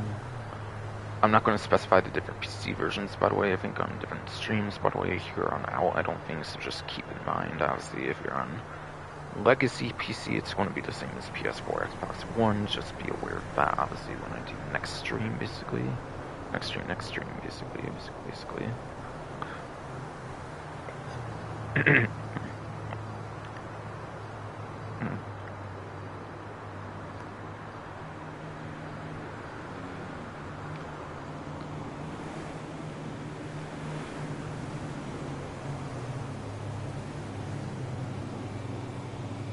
But yes.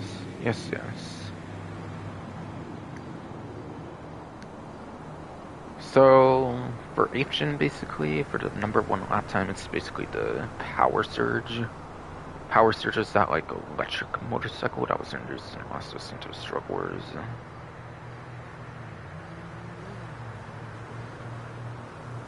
Which is your 2nd place at lap time, as well as your 7th place for top speed.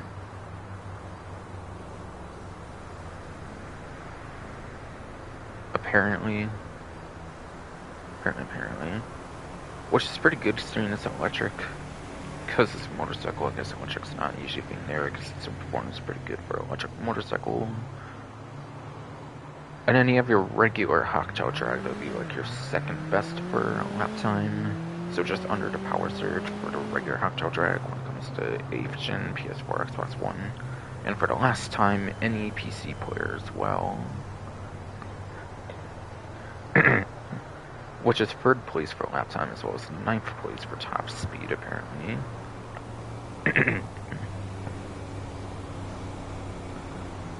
And then for PS4, Xbox One for the last time PC, the 3rd place for lap time for motorcycle class speed, Nagasaki Shotaro, which is 4th place for lap time as well as 14th place for top speed. Yes.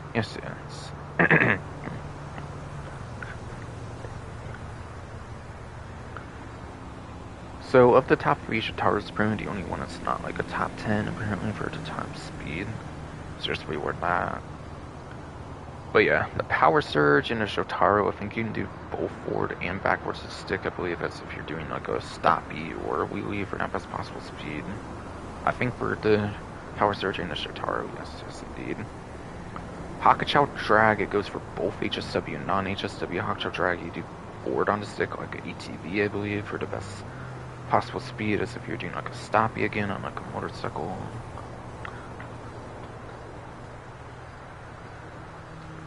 And then for top speed, I believe it's the Western Reaver for the #1 top speed regardless of platform, I believe, so technically has a better top speed than HSW Hawktail drag, but yeah, fucking... That only matters on like a highway for the most part and like airport runways, so for the most part you're probably going to want to focus on that lap time for the couple options I mentioned earlier.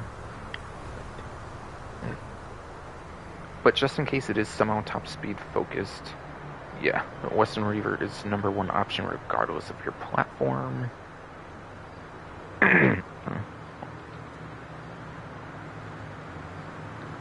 Even technically for the 9th Gen version of the game.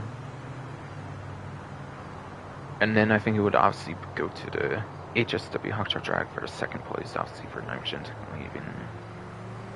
But yes, 2nd place for 8th Gen, I believe goes for my Botsy Mancha Scout.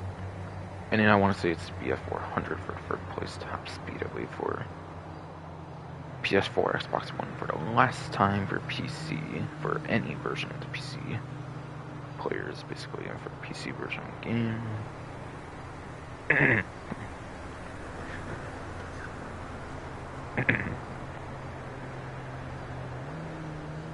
I'll check on the spreadsheet, make sure I was right about the last 2.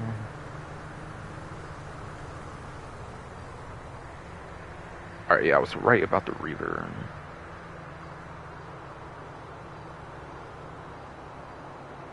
I was right about Mancha Scout. I was right about Mancha Scout, yes, indeed. For my boss, Mancha Scout.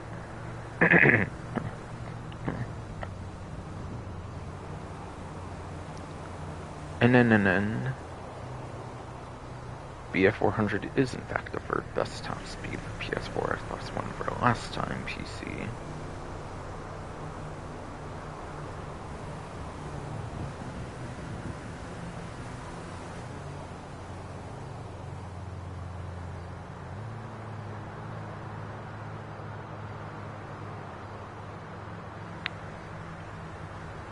Alright, so again, what is last time was top speed? I kind of mentioned top speed already, I think.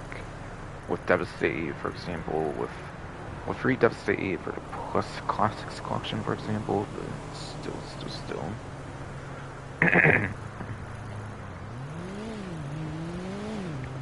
Lap time pretty much involves turns and corners. Lap time pretty much involves like turns and corners. So a lot of like the city courses especially.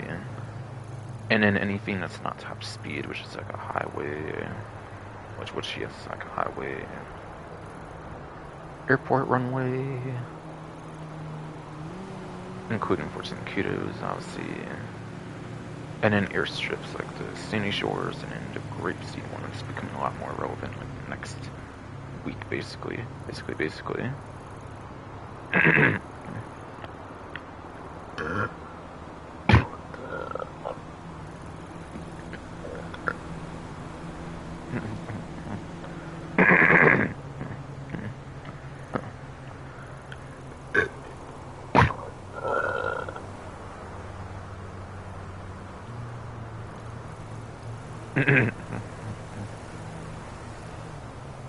And then, how do you know what the race course is going to be when I'm not going over the actual race course? As you can see in the like bottom right with like the black rectangle, basically, you can do square for start job, X on Xbox that would be, and then whatever key on PC, which I'm not really sure what that would be. Or if you can customize it, whatever, I'm not really 100% there. Probably could customize it, I'm guessing, on PC at least.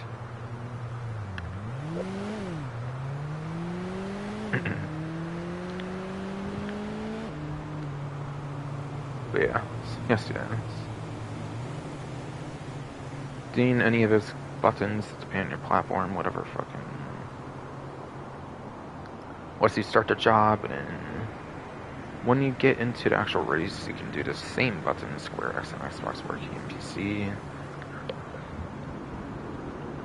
And then it lets you see a map of the race as well, so you can actually analyze the lap time top speed potential with the turns, corners, and like straights, all that stuff, basically.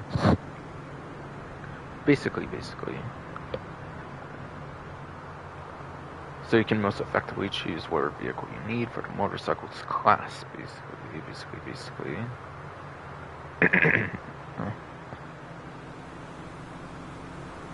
But you can do that either on the lobby screen, or I think when you also choose a vehicle as well, that way you get an idea what the vehicle is kind of good at, whatnot.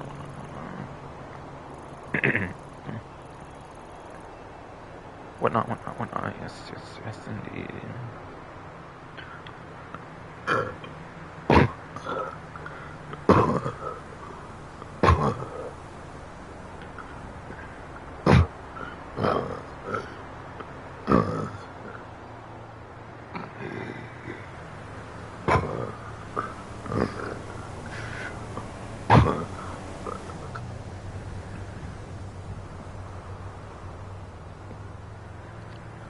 Yes, indeed. Yes, indeed. Indeed. Yes, indeed. That is everything I want to mention there for the premium race.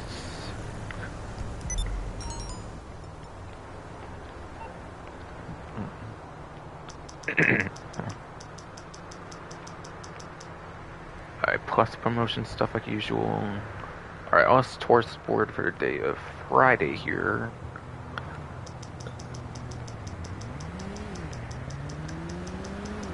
Is for cow, rabbit, and great cormorant. Is yes for cow, rabbit, and great cormorant.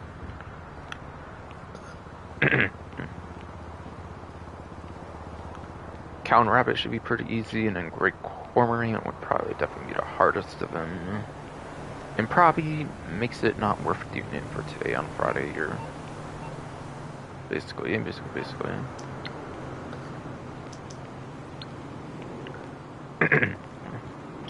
Alright, OGT is bothering me about the like, counterfeit cash or whatever. Yes. And then cushion the weed, basically.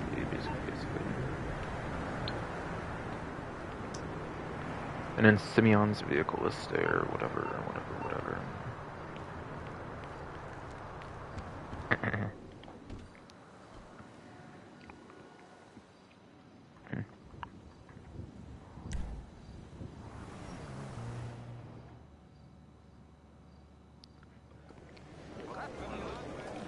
But yes. Podium vehicle looks like for the week, for the like shortened like 5-day event, looks to be the Karen Everon. Yeah, the regular Karen Everon for like times, like Heister Resort, one of those two, I believe. I think Heister, I think, but could be wrong. I could totally be wrong there, but I don't really think I am.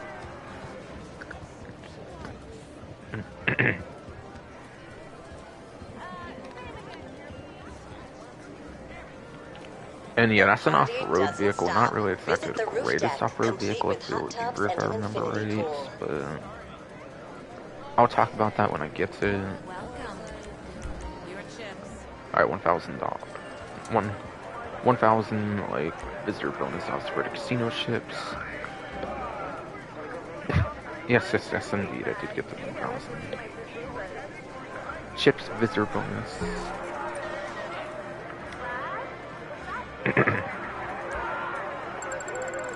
My at least one wheel spin for the week. I don't really tell you to do more than one for that up to like 35% chance. Or really, this week I think it's like 25% chance to get it. I think it's a shorter one, but it's just a ever in ever on anyways. So like not the biggest deal. Oh, I got $30,000. Okay, I'll take that. I'll always take the cash. Hell yeah. Oh yes, hell yes.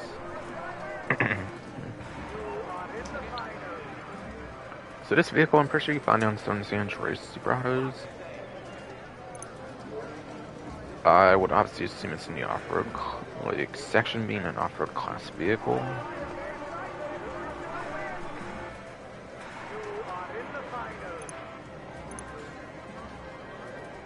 But yeah, there's like one example I can think of where it's like off-road, but it's not off-road for some reason in the like actual section.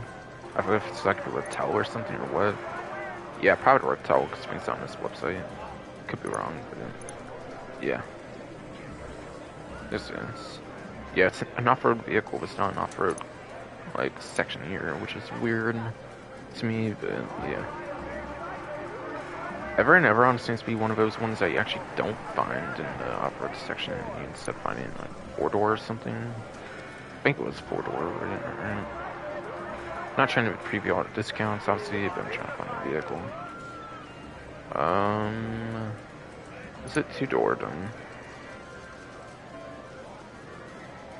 Fucking ass body made me forget, basically. Being gassy as shit or something.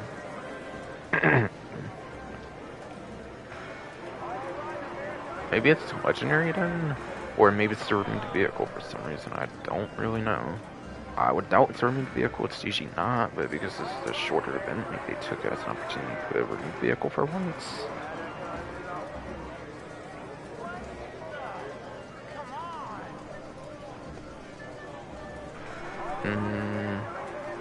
Spreadsheet has not been updated yet with the renewed vehicles, I don't think. For the current event. But yeah. Spreadsheet's not updated for the current event yet for the renewed vehicles, it seems, so I might have to look around on there, see if I find the ever and ever on there or not.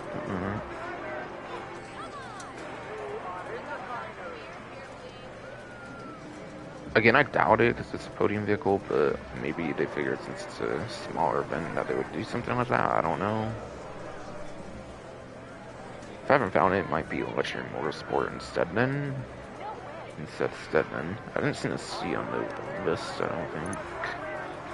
Don't think. I don't see here either, though. Maybe it's two-door then, in a legendary or something. Kind of didn't pay the most attention to which doors I had, I'll be honest. Still.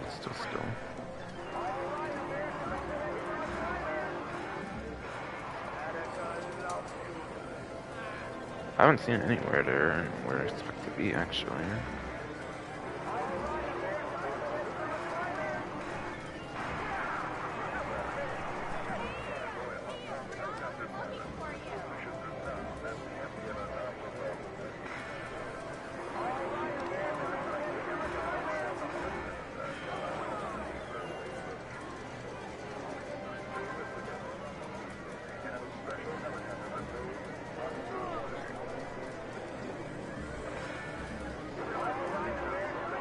Yeah, I'm not seeing it on the list. It seems for vehicles, so where's it at then?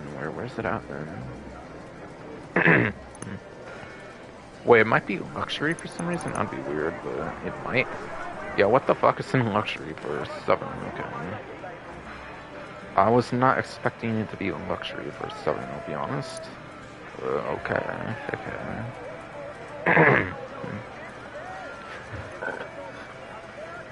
And yes. It is a Diamond Casino heist vehicle, so it might have a trade price tied to the Diamond Casino heist itself, so...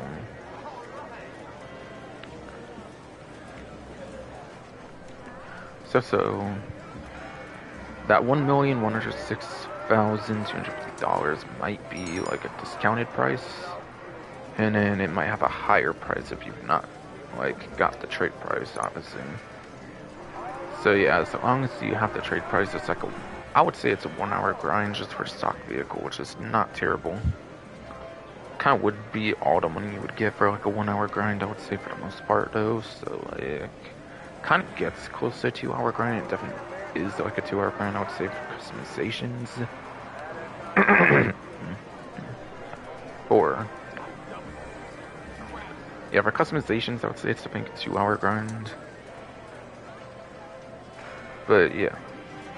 It is off-road class still, it goes pretty much same, so I'll go over performance on this vehicle. And yeah, like all the other podium vehicles, as expected, it's not a vaulted vehicle since it's a luck-based vehicle to obtain.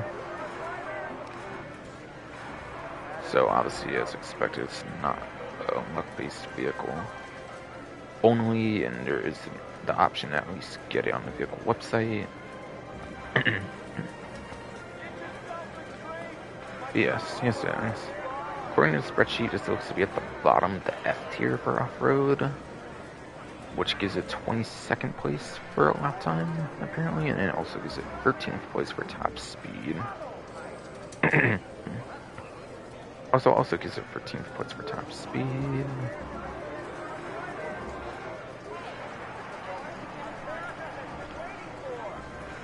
Now that is actually above average for both the lap time and top speed between the 47 raceable off-road vehicles. Between all 47 raceable off-road class vehicles, it's 22nd, 13th. It's 22nd, 13th, so that's not bad. It's a placement away from like top 10 as well if you take away the HSW vehicles, and it's like 11th place for top speed, which is, yeah, one away from top 10, which is unfortunate, but yeah. It's definitely enough vehicles I'd definitely consider over this for top speed even. I would say it's just alright, maybe. Like, best, I would say. It's not terrible, obviously it's not below average for lap time top speed for the off-road class. So that's obviously good. For the raceable options, between the 47 raceable options even, but non-raceable, there is a lot of slow off-road vehicles a bit in there too.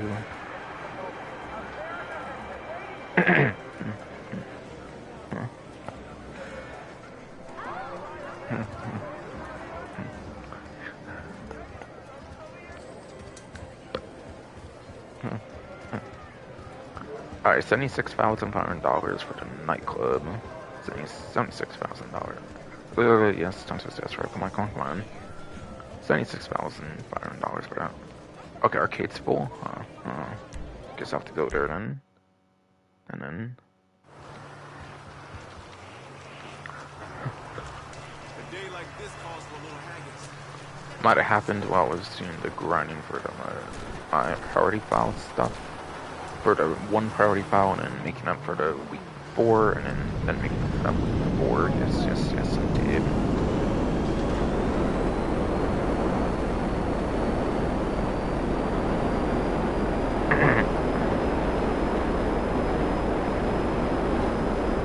So I'll go here first, obviously.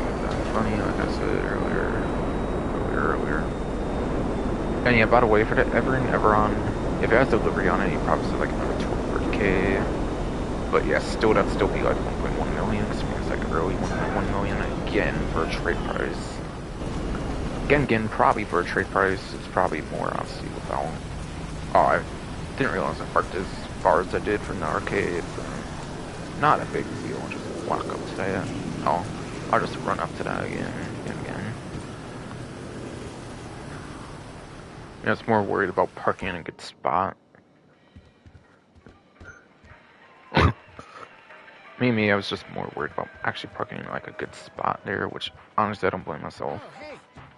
Probably just messed up parking on it because my stupid fucking body was being a bitch, obviously, but yes. BS.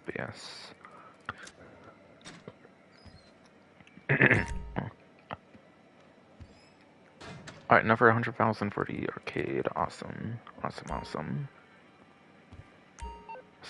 Yes, goddamn fuck ass, dude.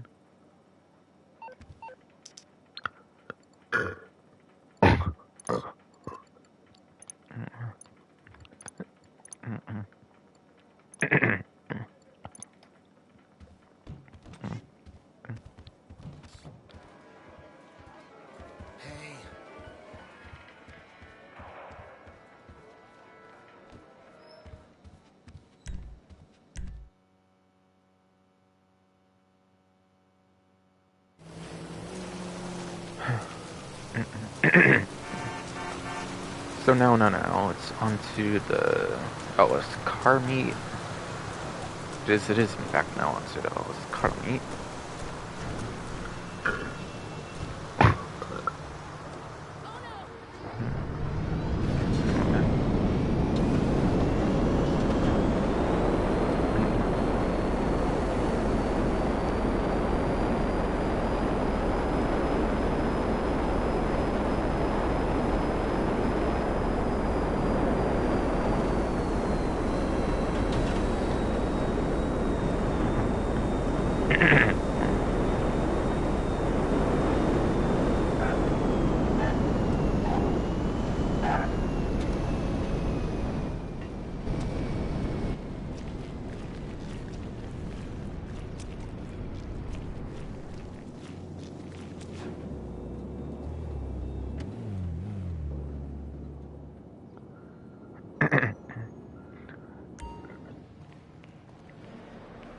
But there is obviously a new 5-day event prize ride as well. Not necessarily going to be too surprised if it's not so sought after, which to me it kind of looks like it's not already.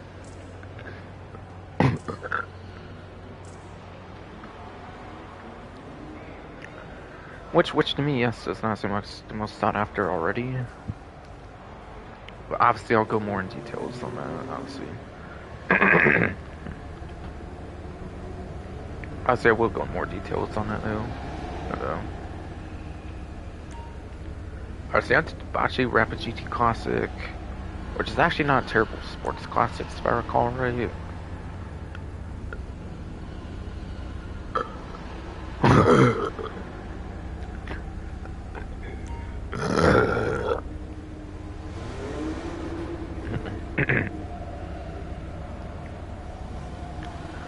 Which yes, for hopefully the last fucking ass time, fucking ass body, man. It's not actually that bad of a sports classics. It's actually a pretty good one if I remember right. Another sports classics actually with the Grotty Stinger. Yeah, Stinger GT I think got the lock-on jammer, therefore got put back on the website. This one I don't think did though, so yeah, that stuff gotta be bolted. And they usually put all vaulted vehicles back on here. And then the Ocelot Locust, actually. I think this one actually has a lock-on chamber, if I remember right, actually, on this one. So this one actually might have been brought back on the vehicle website, I think, here, though. Actually not too sure on the Rapid GT Classic. I'll be honest on that. By the way, speaking of that, but still.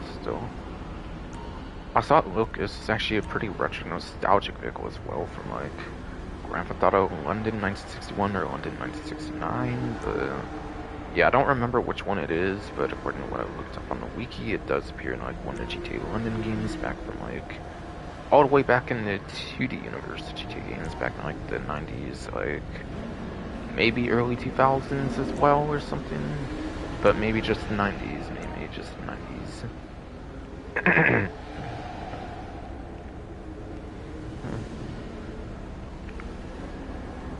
For like the GTA series, for GTA series, I mean, fucking this body don't swear.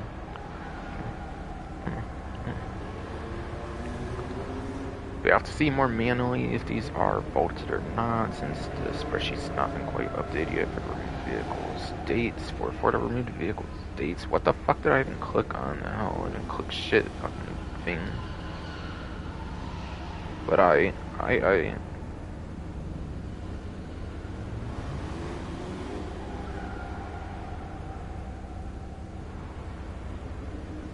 sure don't remember clicking shit, but okay.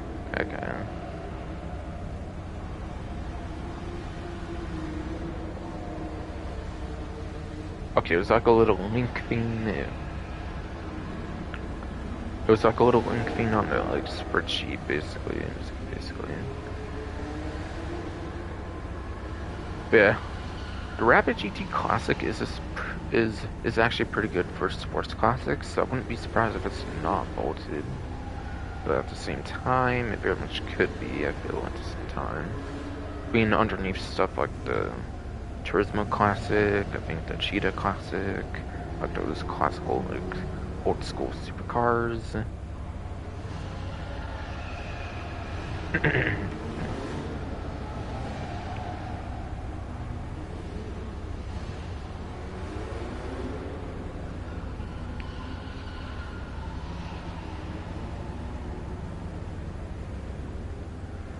Alright, it does actually look like the Rapid GT Classic is a vaulted vehicle. I see it under removed vehicles dates thing here, so it must be even after the addition of like lock-on jammer vehicles and then getting put back on the vehicle websites. It still seems to be in the vault. So it says 5 times it's been available at the different dealerships and whatnot, it seems. So with this, it should be 6 now, it seems. It should be the 6th time it's been available in like the last year and a half-ish or so since Dangerous Mercenaries came out, for an idea of like how frequent it's like been available. What else I might want to compute that information, whatever. But yeah, this one is an online exclusive vehicle. I'm pretty sure it's not in store mode. It is online exclusive. In fact, all of these are actually technically online exclusive. I'll mention more so on the middle one because this one is actually 2015, but still.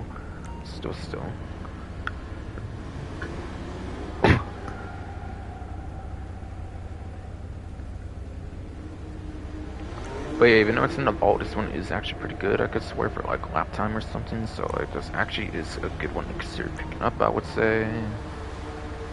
I'm not going to go into exact performance though, since it's not on a discount though. Or supposedly it's not, I haven't really checked per se, but still. Let me actually check that right now.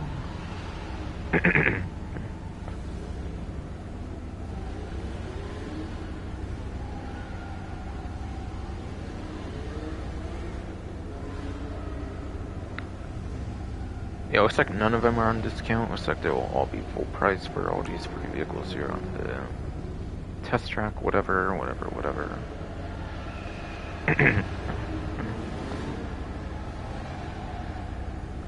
But yes. Then you have the Grotti Stinger, which is another sports classics, like the Rapid GT Classic. This one definitely does not perform anywhere near as crazy as the Rapid GT Classic, I would definitely say. Now, this one was available in day one of GTA Online, but it's not actually in the story mode of the game, if I remember right. My theory behind it is, I think, if I remember right, there was like cut content involving like Greasy, and there was supposed to be like the Stinger involved with it, so maybe since it was like part of cut content, they just cut it from the single player altogether or something. I don't know, that's kind of my theory for why it would be gone in the online. Or maybe it's just gone just because, just like the Annihilator or something, which I assume was kind of just cut just because for a single player. Or just put purposely exclusive for online or something. Something.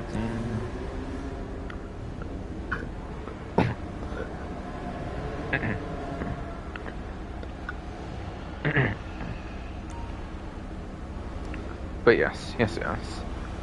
This is a day one GT Online vehicle, but again, I think it's one of those rare ones that are online, exclusive for like day one online, that are not in story mode. For whatever reason, for whatever reason. And then I saw Locust, I believe was available with the Diamond Casino Resort or Heist update. I do believe it's Diamond Casino Resort and not the Heist one, I think, for this one, unlike the Ever and Everon, which was the Heist one. So, yeah, the Locust. Again, it is an old school retro nostalgic vehicle. You could actually say the same thing about the Stinger, I guess, being like kind of from like 3D Universe games, basically from like Grand Theft Auto Vice City had like the Stinger, for example. Again, this one is like Grand Theft Auto London 1961, Grand Theft Auto like London 1969, so it's a pretty old school GTA game. So like unless you put like a 2D universe, which not a lot of people play that like a 3D universe, fucking might not be too nostalgic for you, but it is still a nostalgic retro GTA vehicle, nevertheless. Basically. It is also in the sports class, unlike the other two being the sports classics. And I think it's just like mid-tier or something like that. Like best, I don't think it's that crazy good performance-wise. So I think the main reason to get this one is for the retro nostalgicness the vehicle has, being from like GTA London 1961, 1969, whatever, one of the two.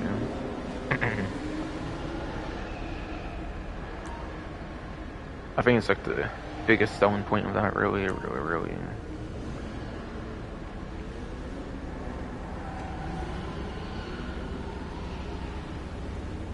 And yeah, Rapid GT, the original Rapid GTs from like the single player of the game, but yeah, the classic one, I mean, it's still a little bit retro nostalgic, I guess, since single player is like over 10 years ago at this point, to be fair. But yeah, fucking, not exactly, but hey, at least this one performs good, but hey, at least this one does perform pretty good if I remember correctly on this one. So, not something I missed. So, yeah. There's something you could kind of find, I guess, for each of these vehicles, but yeah, nothing too crazy. And then, yeah, for the Stinger, how often has that one been available, actually? That one has to be vaulted, I think, for the regular Stinger again. I think it's the Stinger GT, I think. Again, I think it's Stinger GT that got unvaulted, but I think the regular Stinger's still vaulted. Still vaulted.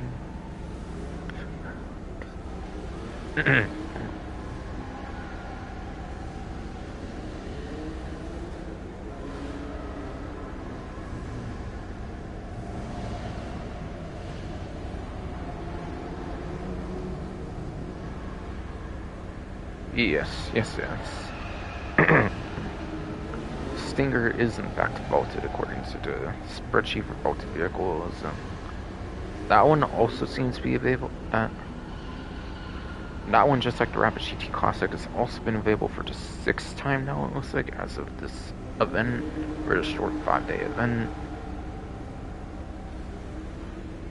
So, yes.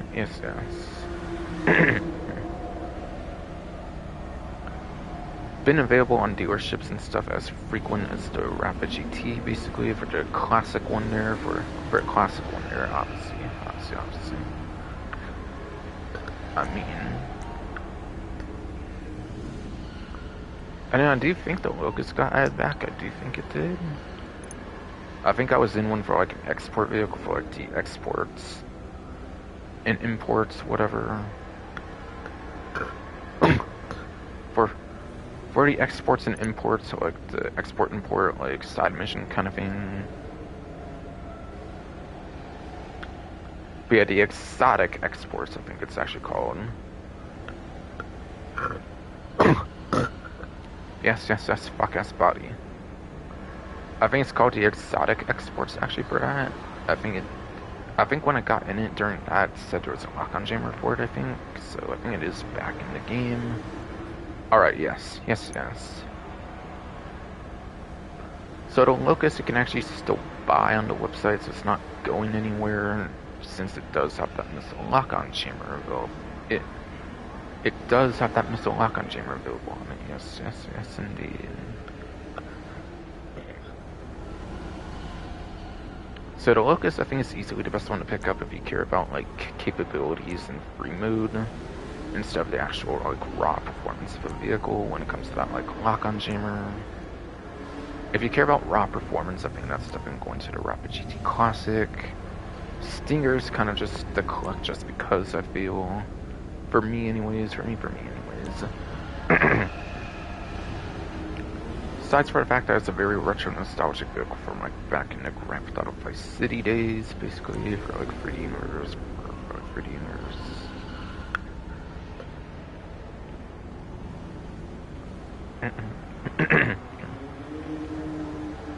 So this vehicle is no longer vaulted, so no real need to report that information there.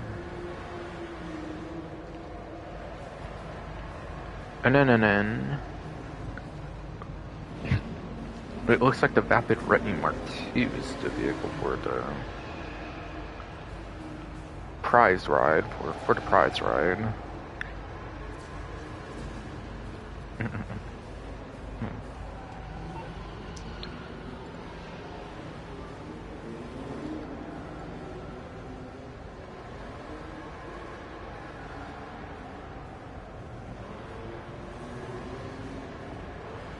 And Retinue Mark II, I want to say it's on Stubborn. I could be wrong. Oh, wait, before I do that, let me go over to Extra Prize Ride Challenge. Right.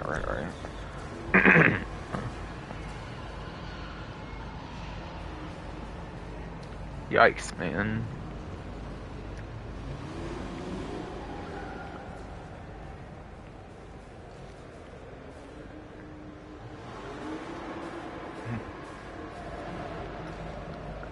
Yikes, man. This event just started yesterday on the 27th, and they want you placing top 3 for 4 days in a row. So you have to play like all of it like one day, basically, of the event, which is basically today being Friday, Saturday, Sunday, Monday. I mean, technically, it could even start tomorrow, but then you have to like play the first hour or two, depending on like your time zone and stuff, on like Tuesday, which I don't think would be that fun to do. Have to do it in like the last hour or two. And it would be a bit risky, obviously, if the matchmaking is not the greatest at the time or something. Yeah, top 3 for 4 days in a row. It's actually not that bad aside for 4 days in a row, I'll be honest.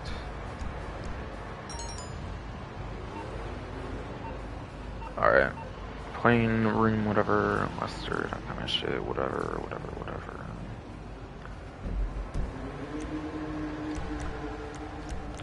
But yeah, for sure what does count is just street pursuit races, or the pursuit and street races is going in like alphabetical order, I guess, technically speaking.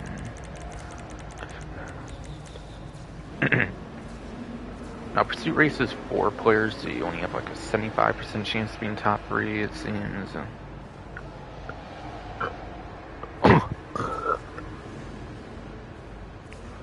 Seems pursuit race is just 4 players, obviously, so you only have like 75% chance of being like top 3, which is not bad. 75% chance is like greater than like 50 or anything, like a half chance all. Of course.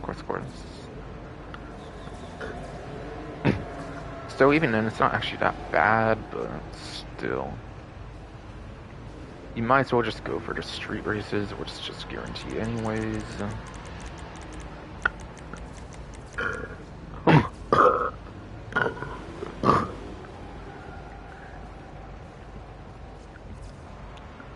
You might as well just go for street races anyways, where it's literally guaranteed.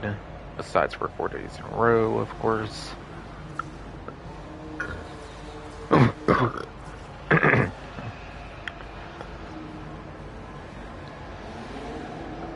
Sides for 4 days in a row, of course, where you're just going to like need to be a bit committed to the game, or you need to be a bit committed to the game, obviously for 4 days in a row there.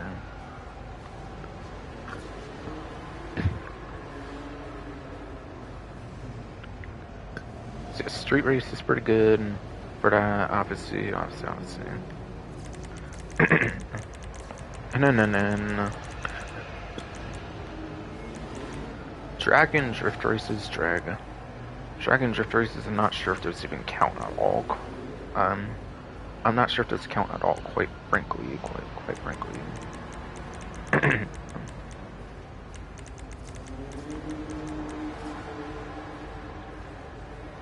But yes. Now, Dragon Drift Races, I've only ever done them solo, so I don't know for sure if they count, I will say. But if they do count, obviously, then the Dragon Drift Races could be pretty good too.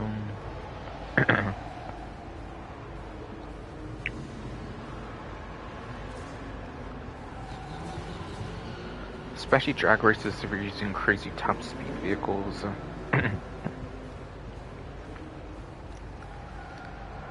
Especially drag races if you are using crazy top speed vehicles.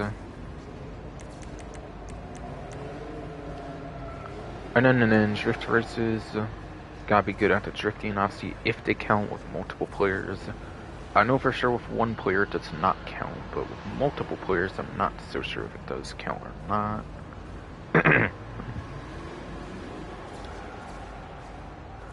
And then obviously try to do 3 players or less. And then try to do 3 players or less if they do count with other players or not, basically. So like 2 or 3 players, basically.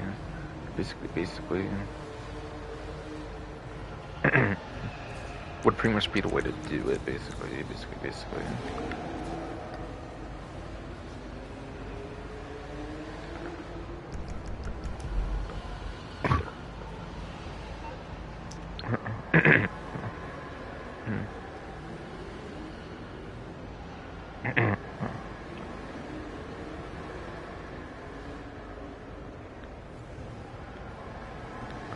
And then, yeah, like I said, I think the Lightning Mark II is on Southern, I think.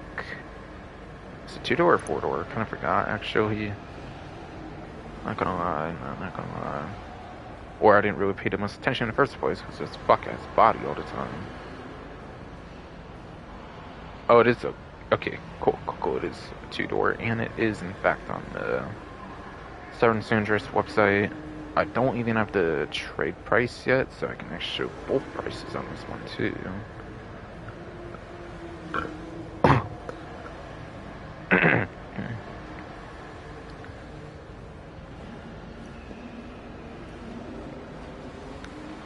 I don't actually have the trade price on it too, so cool to see. Cool to see.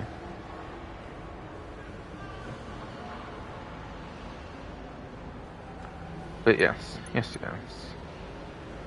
So Vapid Retinue Mark II here. On buy it now price, it's to be $1,620,000.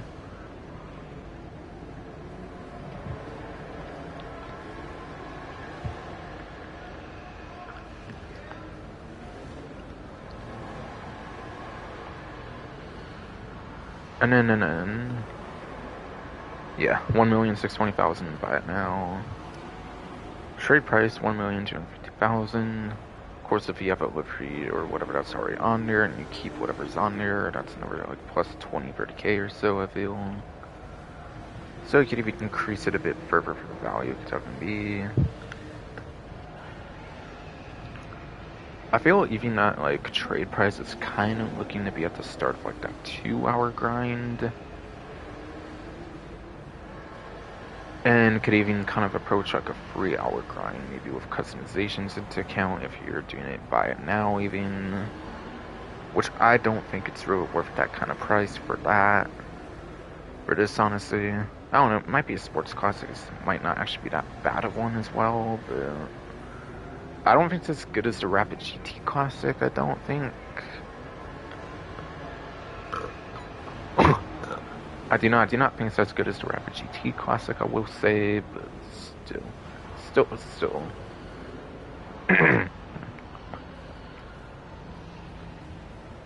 As my DualSense wireless controller wants to die on me, apparently 2.5 hours in. Really, I've been using it more for like 3 hours, I guess, for setting up the stream and shit. But still.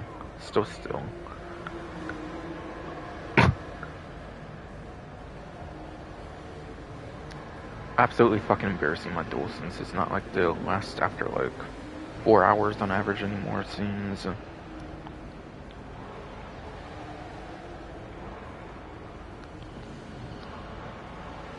But yes.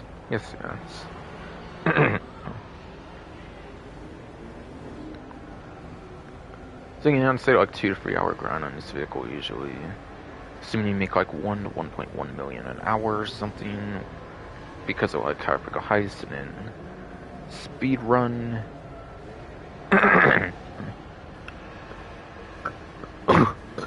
And then fuck ass body, I mean to say. Cluckamel Farm Raid does promote speed running, so like yeah. Fucking I think that's another good indication that yeah, 1 to 1.1 million is kind of fair to assume you could probably make like per hour to 2 basically. At this point in the game,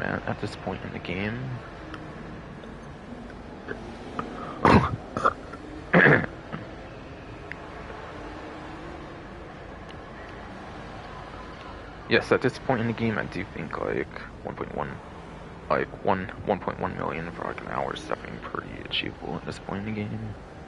Bro, yeah, 1.1 million, obviously. Again, sorry I'm saying it so much, my throat's just randomly dying on me again, apparently.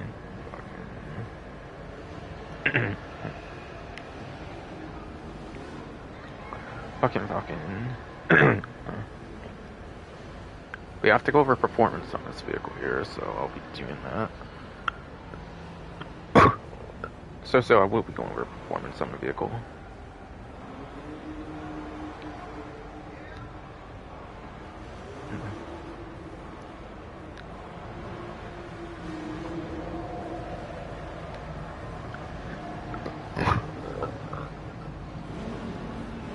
And yeah, I think this one's a sports classics over here for sure.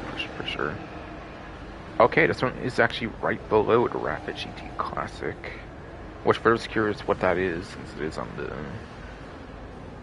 like test track, I guess.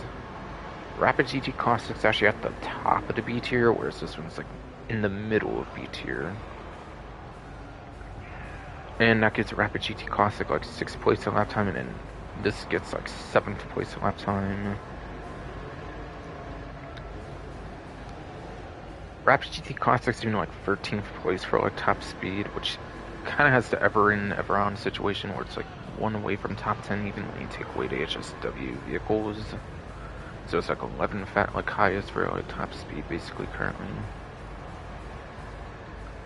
But yeah, this vehicle here, Britney Mark II, at the middle of the B tier, is apparently 7th place for lap time for the Sports Classics class, and it's even 10th place for top speed, and that's with HSW included into account as well, so that would even be like 8th, and then it would even be like 5th place with like lap time without those into account. So Redmi Mark II is pretty good. This might be a worthwhile prize ride to shoot for.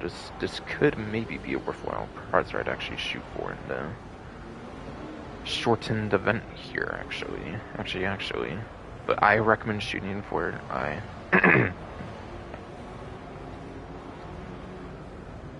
But yes, I do recommend shooting for it starting today. Starting today, I do recommend shooting for it. If not, then I would do it no later than tomorrow on Saturday.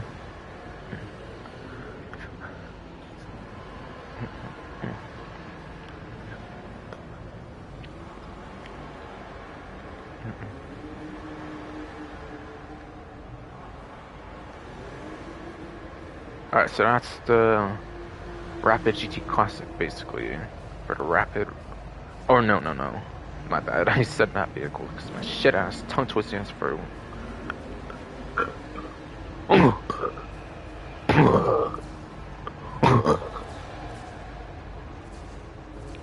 I meant to say because of a sack of shit body. I messed it up, of course, but I meant to say the Rapid Retinue Mark II, obviously. Fucking. But yeah, it's a pretty decent vehicle for the prize ride. I recommend shooting. I do recommend shooting for like today. Actually, even because 4 days in a row, and if not, then Saturday, and then get on for like the last hour or so for like Tuesday if your time zone like allows for it or something. Which mine for Pacific Standard Time you can actually do the first hour or two. I think can be fine to get the prize ride actually. Actually.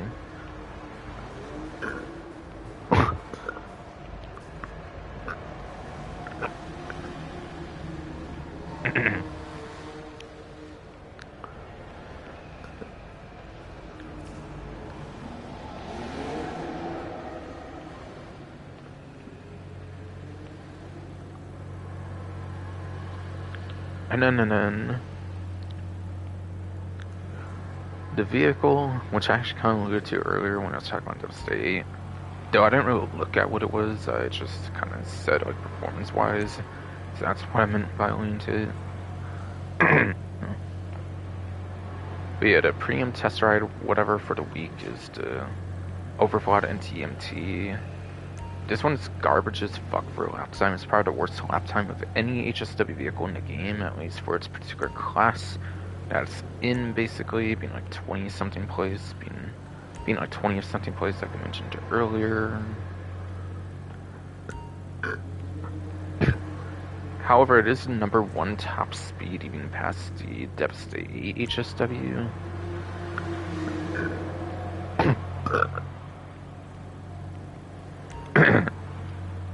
However, it is the number 1 top speed even past the like Devastate 8 HSW, so that is something at least. So that is something at least. No doubt. No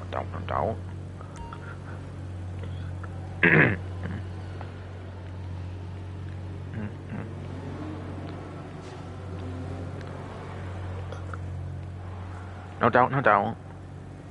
Number 1 top speed of the supercar class for the HSW version of it. So that's pretty good.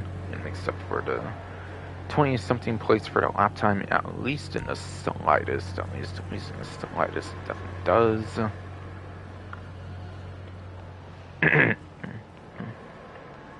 And then that is on the vehicle website, as I'll show here.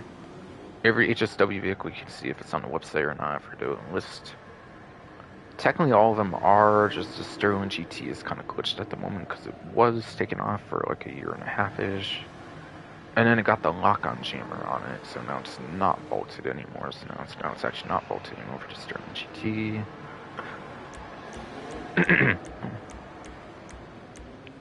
So despite what it says for Sterling GT, it is still available. Just because it's got recently put back on with the lock-on jammer.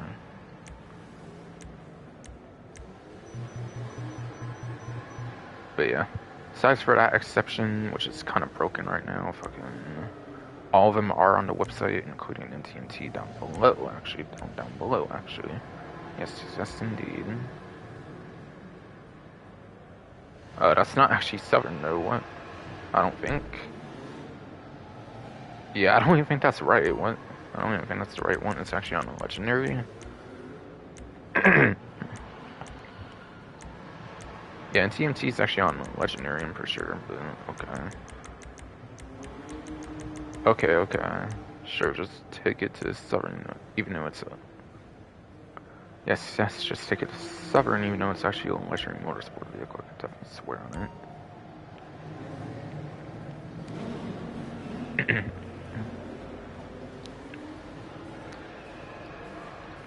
Since one are supercars on fucking Southern, it might happen, but it's not that frequent, I think, though.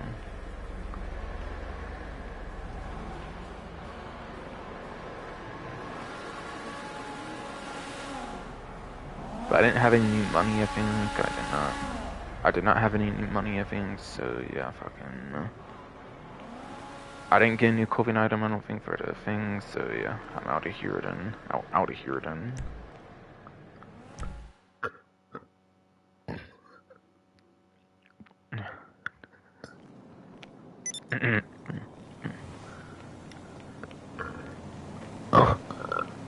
No, I'm out of here then. Yes, fucking ass body.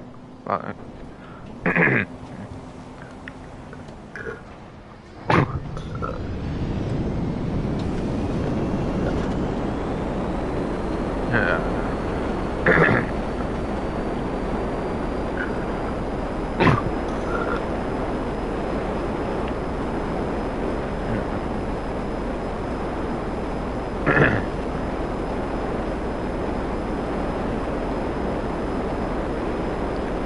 And then I'm going on to not legendary, but luxury autos. You stupid ass fucking body. God damn it! God damn it! God damn it.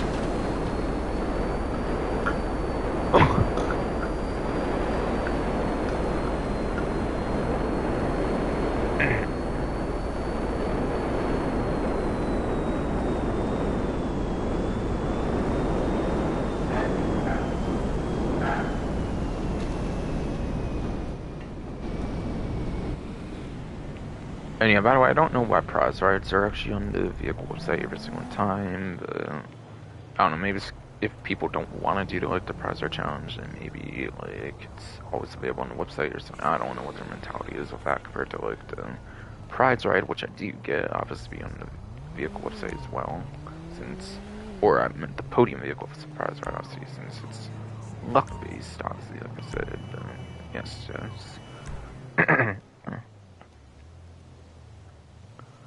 So, you got the overclocked Pipistrello apparently is the first one here on the luxury autos, and then one after that's the Karen Astro GZ. I think this is $Dollar Bounties here, and then this is Chop Shop, I believe, here on this one.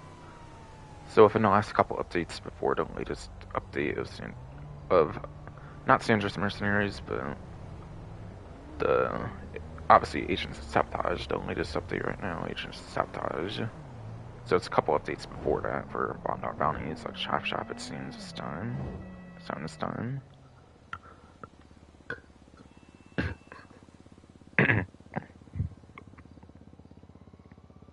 Both should very much be available on the vehicle websites, obviously being recent additions in the game. And being after Sandra's Mercenaries, where nothing really got bolted after, pretty sure.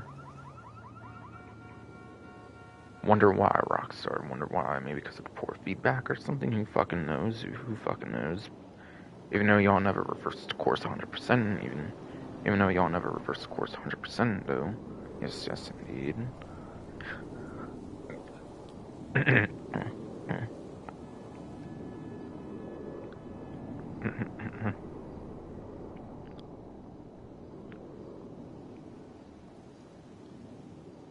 But I assume they're not on discount. Yeah. Yes, yes, they do both seem to be full priced. So. Because they're not on discount, I won't go over exact performance numbers. I'll give like an estimate, really. So take it with a grain of salt, what I say. Take what I say here with these two with a grain of salt. But yeah, the overclocked Pipistrello lap time could actually be pretty decent on this one, actually, since it's electric. Top speed is actually one of the worst of the class, if I remember, to being electric again, or whatever.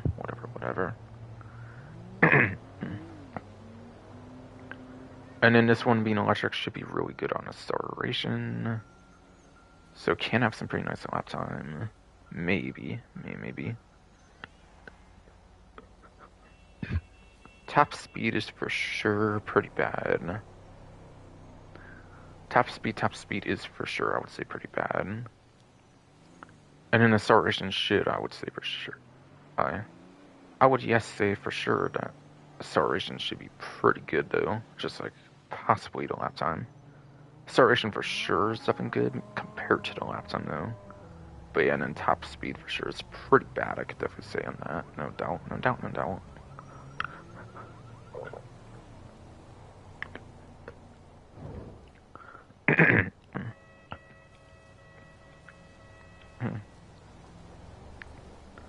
And then Kieran asked for GZ. What's that, like a sedan? Yeah, I think it's a sedan, basically. Not that good of one, per se. It's like a budget option, it's pretty cheap. So it's pretty cheap, so I don't expect it to perform all that good, obviously. I'd think A tier at best. I would. Just taking an estimate like the tier it would be, and it would probably be like an A tier vehicle at like absolute best. Maybe even like a B tier vehicle.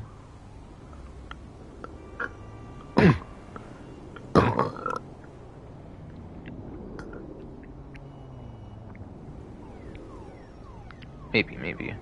But yeah, maybe A at best, maybe even like a B tier vehicle on the Astro GZ. For it's like sedan classing or whatever fucking classing it is. That's my throat's making me suffer so bad as I talk and shit.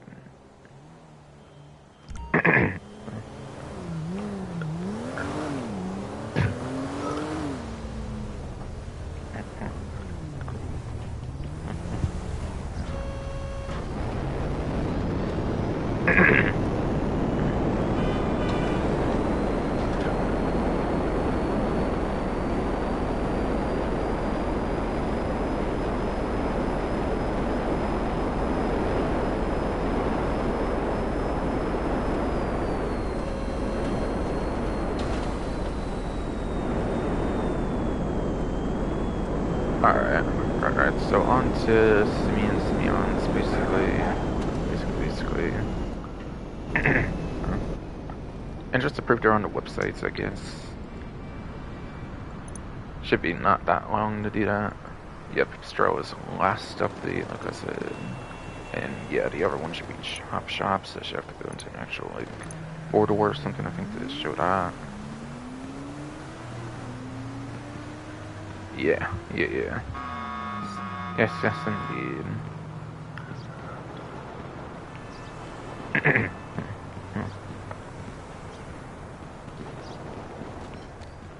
And on to Simeons.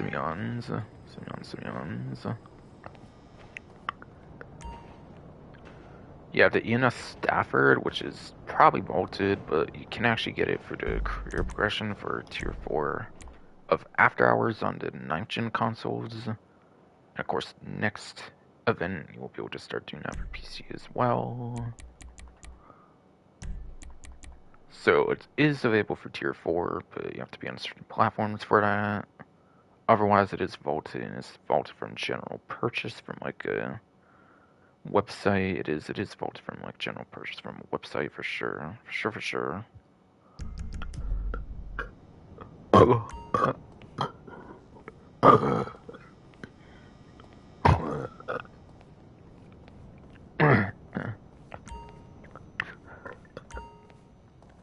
God damn it, fuck ass body, bro. Fuck ass body, though. Come on.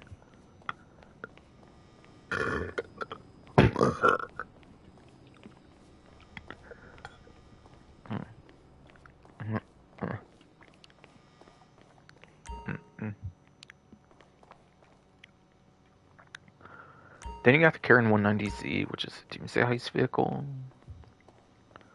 For like the sports classics, I think.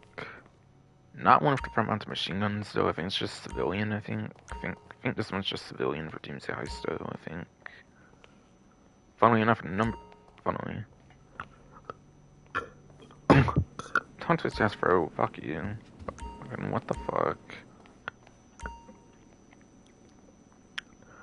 Funnily enough, the next vehicle here is actually the Benefactor Streeter Strider, which is actually also Doomsday Heist, I believe. Again, it's not it's not weaponized at all, though. Then, yes, goddamn fuck, Steed. You have the Super Diamond, which is actually a CO vehicle. Which is actually a CO vehicle. That you do have to normally pay for, I believe, as well.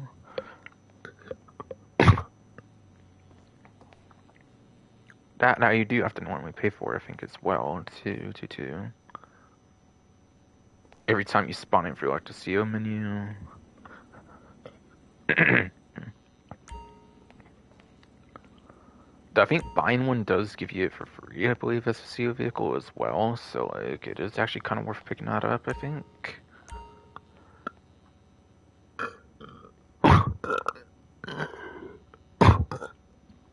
It is.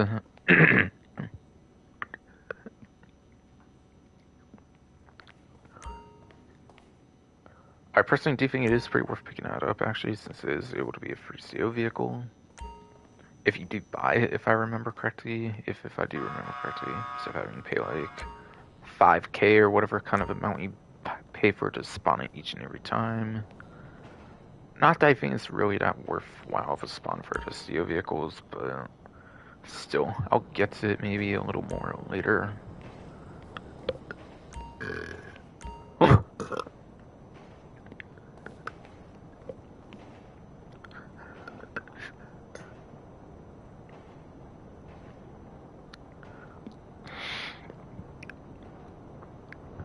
But still, I think I'll maybe get to it a little bit later, no doubt, no doubt, no doubt. And then you have the Volcar Fagaloa. And then you do have the Volcar Fagaloa. Yes, yes indeed, for the Sports Classics class. Yeah, this one's sedans, pretty sure, for the Stafford. This one's a Sports Classics. This one's a Sports. Yeah, this one's actually a Sports because that was before, like, the sporty SUVs of, like, the Tauros and stuff were a thing. So I think they just shoved it into the Sports class for that reason. Or just something. All I know is it's definitely not SUV, which is kind of funny as hell, but yes.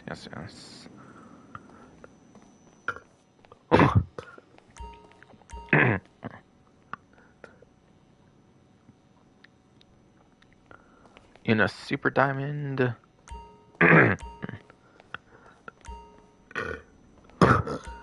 in a Super Diamond.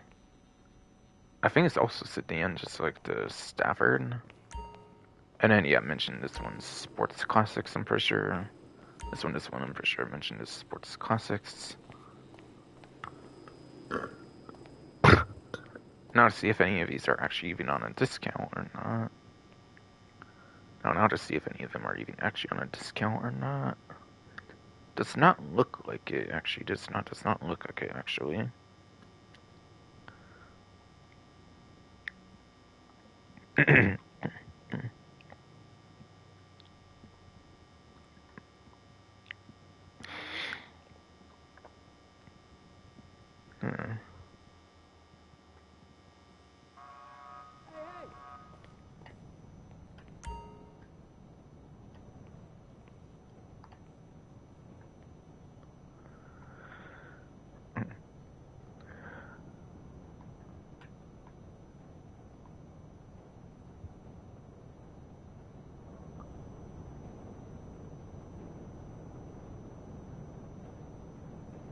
Yeah, it's not on discount either, just like the Stafford, if I didn't say anything about that. Whatever. Yeah, Streeter does not look to be on discount. Stafford does not even seem to be on a discount as well. Or no, Super Diamond, Super Diamond. Stupid ass body. Fuck you, fuck me up constantly.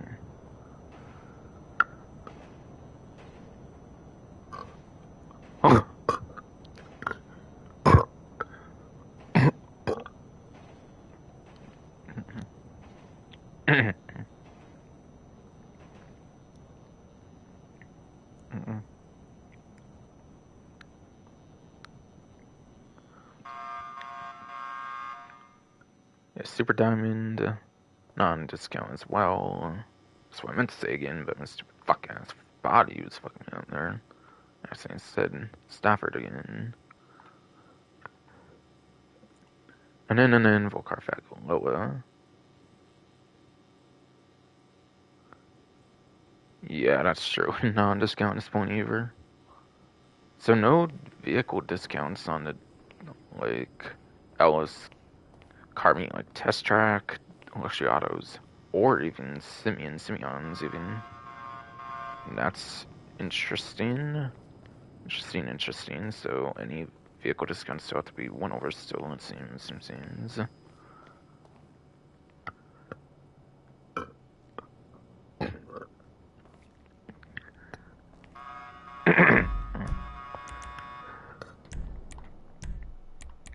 But again, if you do get Stafford at all, and if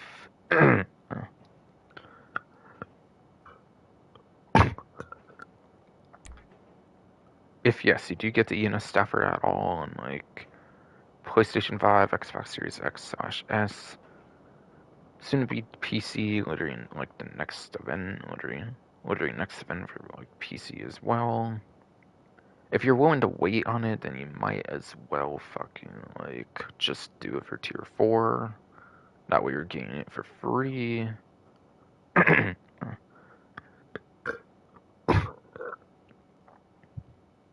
That way you're getting it entirely for free. Doing it for tier 4 would just get you it for free. For free.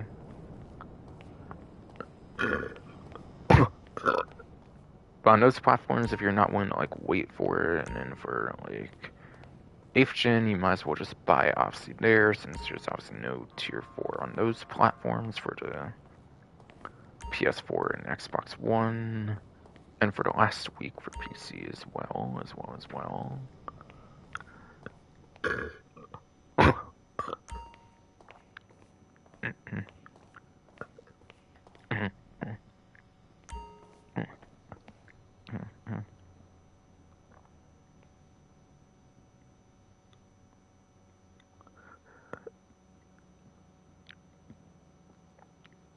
And then the Karen 190Z. I don't assume this is not good for the Sports Classics class.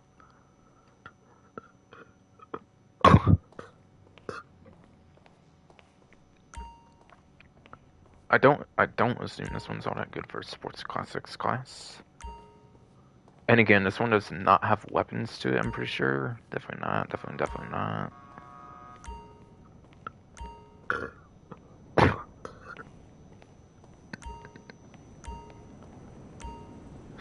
Strider. Arguably has like a huge class misallocation.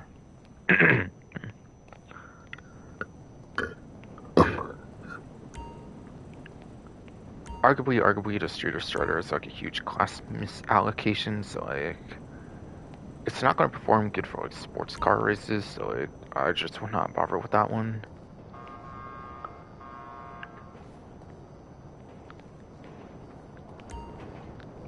ENS Super Diamond is definitely a CO vehicle, as I will show off here. As I will definitely show off here.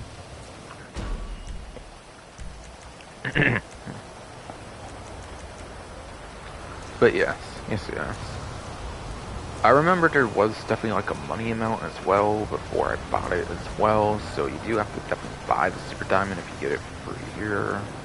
Or you could just buy Plus, I guess, and get all the CO vehicles bonds waived for free without buying the vehicles.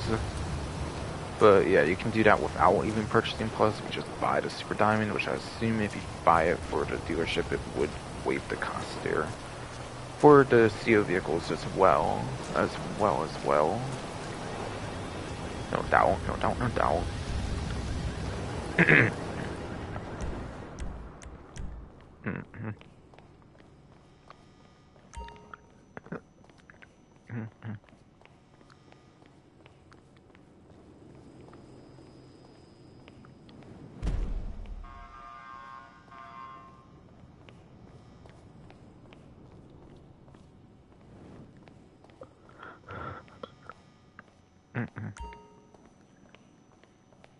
And then Volcar Fagaloa. Yeah, I don't remember this being a good sports classics. In fact, I remember it being quite the opposite, where it's like a pretty bad one for performance.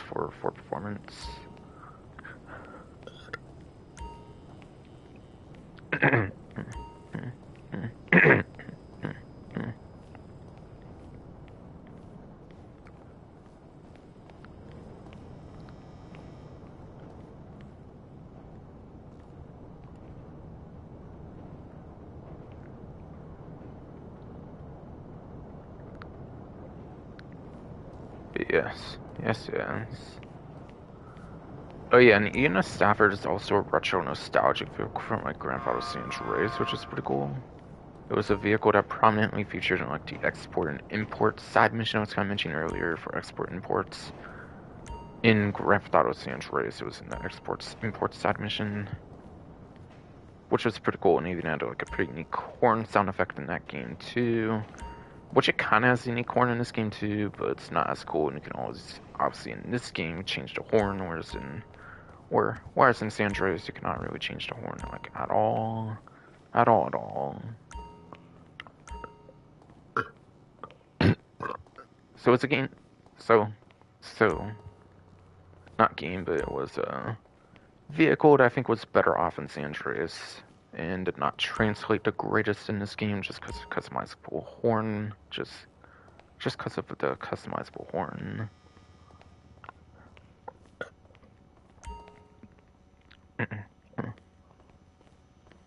And yeah, Super Diamond also does return as well from my Grand Theft 4 Baltic Tony. It was added in that game, like the game right before Grand Theft 5.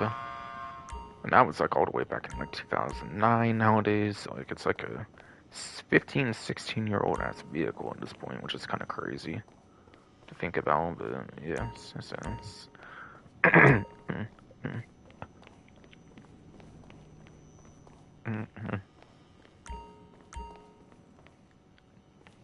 yeah, pretty cool vehicle. I just wish the Super Drop version was also fiend, or that they add in like the Shop DLC. They could have added it there, but nope, chose not to.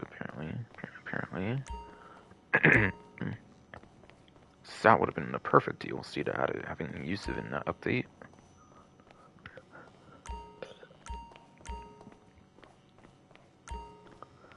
So, of all that information out the way, what would I rate all these vehicles from like best to worst? For the best one, well, first of all, I should probably see which ones are vaulted, which ones are not. I definitely am sure on the Stafford being vaulted, though. No.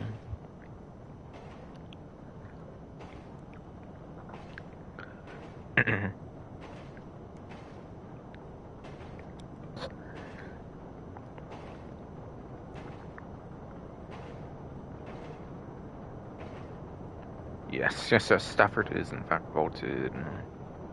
I've seen the 190Z is vaulted too.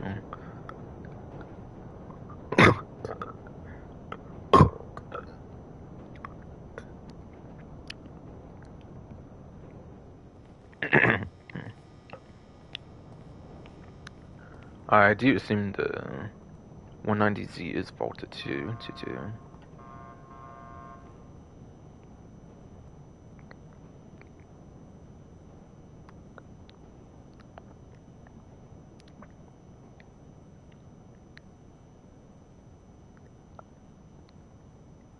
Yes.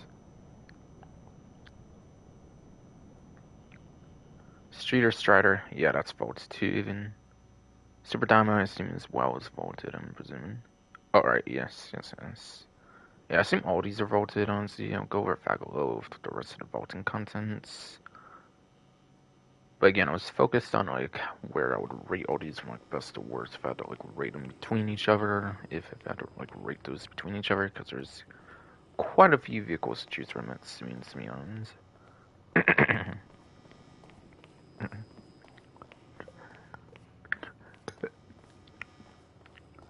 But yes.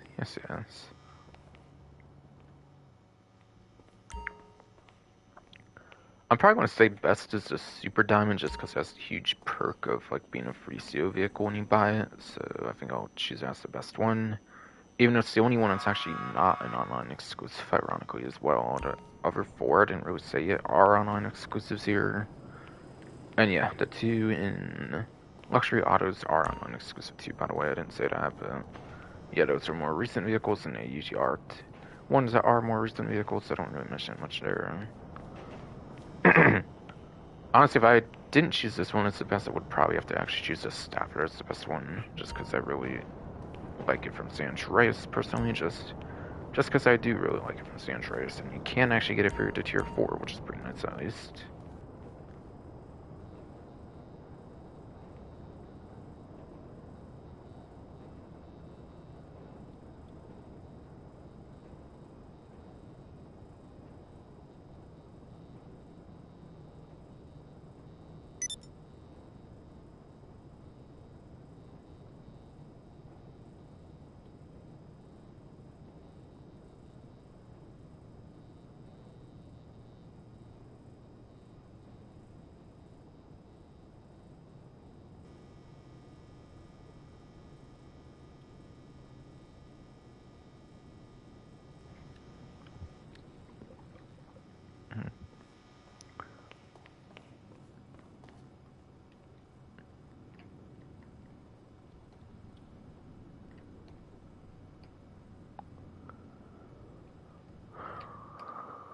Hello.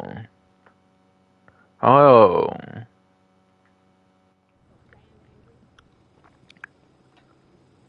Alright, sorry about that fucking bullshit. My fucking controller died. A little over 3 hours of the stream lasting. Probably more closer to 4 hours without that lasting. To be fair. But still, it's still bullshit though. My controller like barely lasts, I feel, nowadays. Fucking, fucking no. Yeah, I was saying it's kind of ironic that this one, being the one-day one vehicle, actually rated the best one. Which I kind of do, because it a huge CO perk thing where you can just spawn it for free if you actually own one. Whatever, which is actually kind of nice. Even though I don't really find it to be anywhere near the most useful CO vehicle, being day one, obviously, fucking... And not, like, being weaponized or anything crazy, fucking... Yeah, fucking...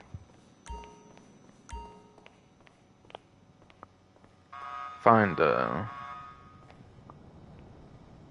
find there's a lot other better CO vehicles regardless, but yeah. If I had to choose a different one, that's obviously my favorite one, though, I'd probably choose a Stafford just because I really like it from San Andreas, again, from the export-import side mission. And being available, like, from Tier 4, which makes it kind of a rare vehicle that's always obtainable for the 9th gen version, as long as it stays, like, bolted on the vehicle. As long as it stays bolted on the vehicle website, of course, yes. Indeed.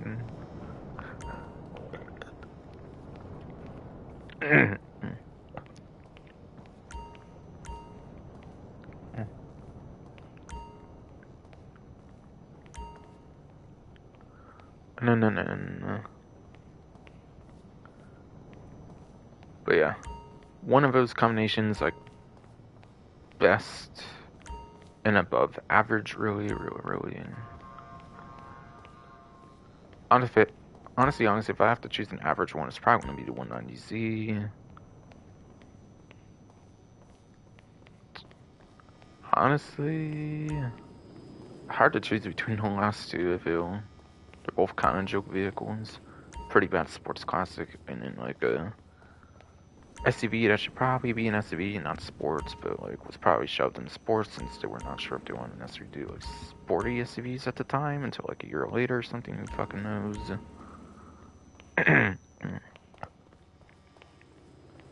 Honestly, I always think the Streeter Strider is pretty cool, look-wise, compared to the other one personally, so I am going to put this below average, while I say Faculty was probably the worst choice. Whereas I say the Faculty was probably the worst choice, no doubt.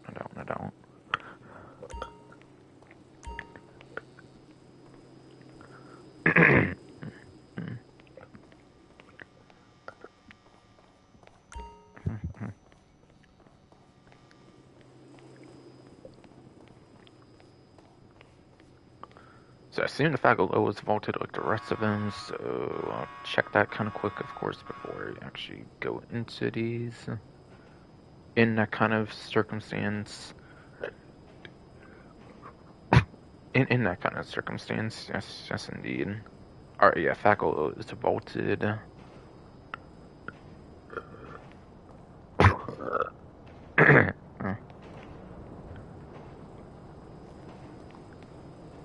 KK, yes, the Faculty is in fact vaulted.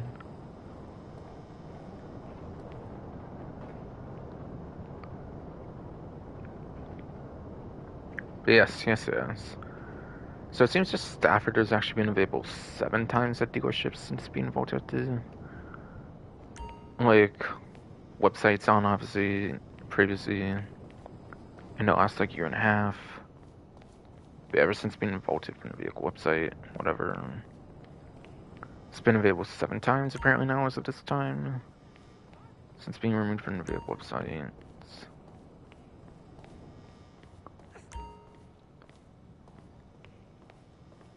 So it's been decently obtainable, I guess. And again, if you are 9th gen, it's at least always obtainable with the Tier 4 for after hours. Hey,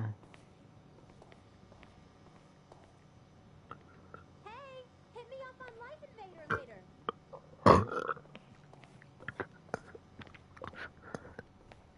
later.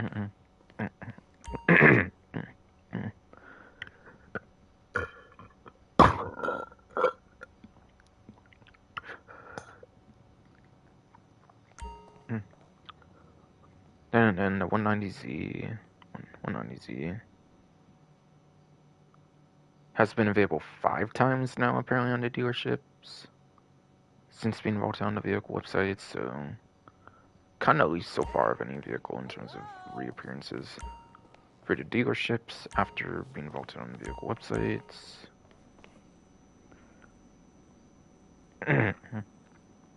Streeter Strider, available for the 6th time apparently on the dealership here since being removed from the vehicle website. Like a lot of the vehicles at the car meet for the event week and stuff for the shorter 5-day event. Super Diamond is available for the 5th time now apparently. It's just like the 190Z. So it's been the 5th time available and also a year and a half-ish on like dealership stuff since being removed from the vehicle website. And then Volcar Fagaloa, last but not least, is available for the 4th time. Is apparently available for the 4th time on the dealership since being vaulted on the vehicle website within like the last like year and a half basically.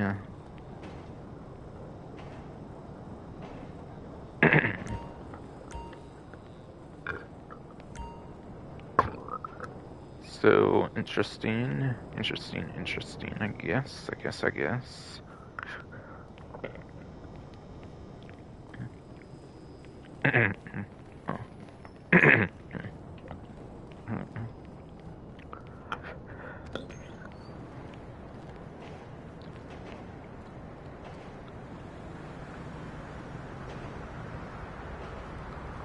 Alright, so that's everything for the different like dealerships for the car meet, like Test Track, Luxury Autos, the Simeon's, Premium Docs, Motorsport, whatever.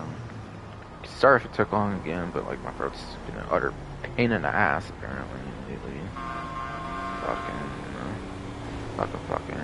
Finally, what it takes to get you on the line. So it's time to go over the rest of the contents, It doesn't basically. matter what the clothing looks like. We're selling an attitude.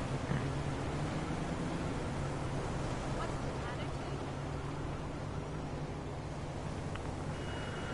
He's a Chinese factory worker listening to hip-hop on his iPhone phone. That's about it. Later.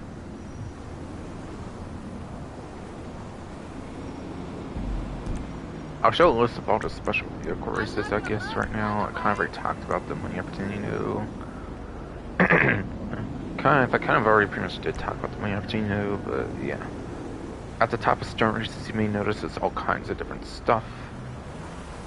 And yeah, Hot Ring, like I've kind of mentioned before, is not permanent stuff anymore, so yeah, Hot Ring has been gone. Whenever that last appeared, I kind of forget if it was recent, I think.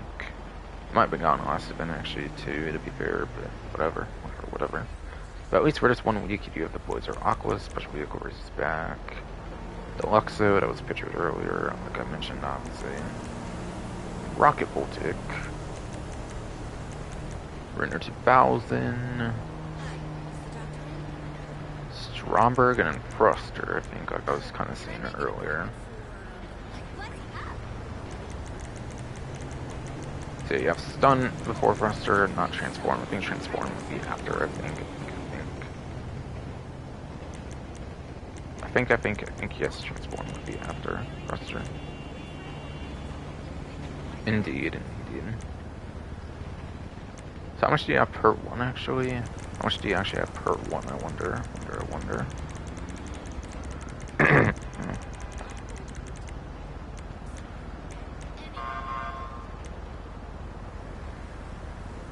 Boys Are Aqua have 6 different maps for Boys Are Aqua, apparently. The Luxo, you have 4. Rocket Voltic, you have 7, and then Arena 2000 maybe around 7 or so as well. Being one of the earlier sets. 7, okay. Heck yeah. Does Boys Are Aqua also have 7 and they just forgot one, I wonder, or or what, yes indeed, I'm not sure if they just forgot one or something there. Or what. Could also have 7 like the others, maybe just forgot like a certain map there when they brought it back or something, like they have a couple times I remember before. Stromberg is free, and then Fruster is free. I don't know. It could have one less map for Boys or Aqua. Could just be one less.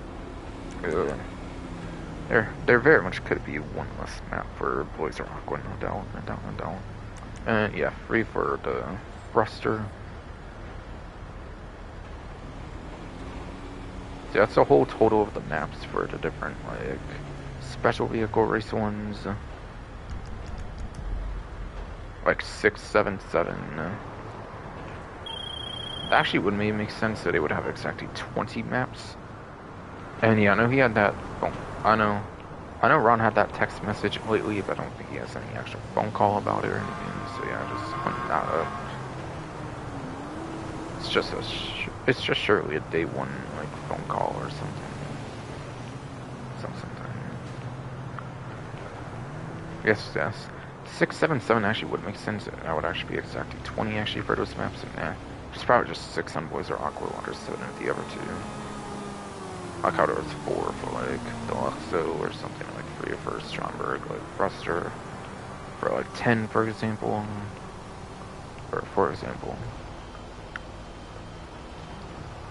So they probably didn't forget a map for Boys or Aqua, probably just only got 6 maps.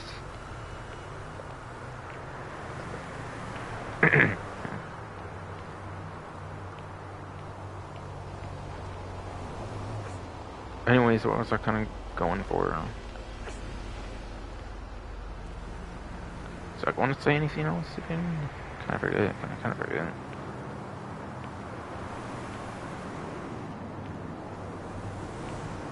But yeah. Again, if those, you're obviously locked to the one certain special vehicle in each one, which is kind of my point earlier, was that they're going to be pretty competitive races if you're going to be doing it with other players, so not sending better race types with playing with other players, since there's not much of an easy way to get much huge advantage out there as for like transform races, for example. So it will be pretty competitive, so hard to say if it's worth, obviously, depending on like a different player's skill level, if it's worth like bothering with like fucking doing it for other players versus like just doing them solo for like 24 or 25k or something, maybe like 8-10 minutes. Obviously I assume no latter, no matter what kind of player you are, I assume, but still. Something's worth considering there, no doubt.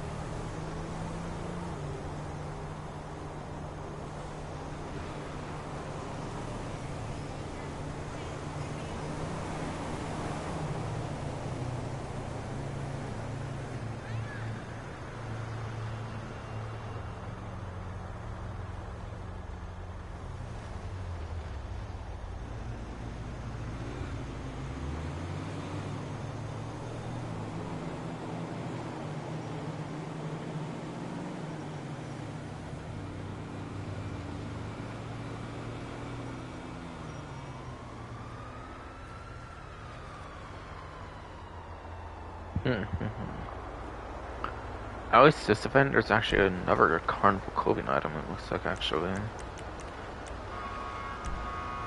I don't think there was the last event. I don't think last event had a clothing item for the challenge thing, if I remember right. But win 2 stunt races apparently. Win 2 stunt races apparently will get you the wiki challenge, and that will get you the Bigness Carnival bucket hat. That will. That will get you the Bigness Carnival bucket hat, as well as the usual $100,000 for those usual wiki challenges. When it's just money and no clothing, obviously.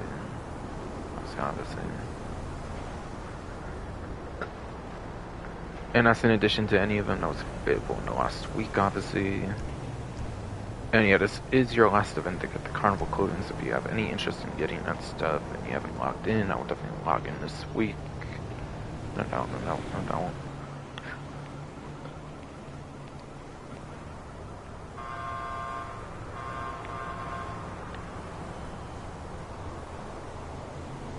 And obviously the perfect stunt races are probably the special vehicle ones, assuming those count for the challenge, which I see no reason why those would not count for that challenge.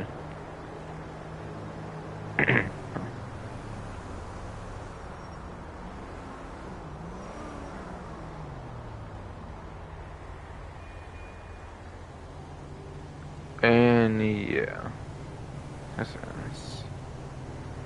Yeah, every money opportunity was already went over, it looks like, in the beginning of the stream, in that, like, first hour or so, when I was on, like, the main menu, of course. But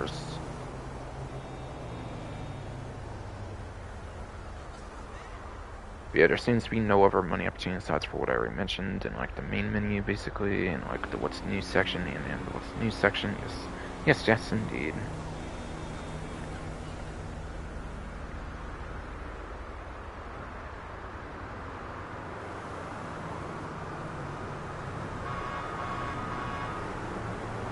So really, it's probably just vehicle discounts for the most part here at this point.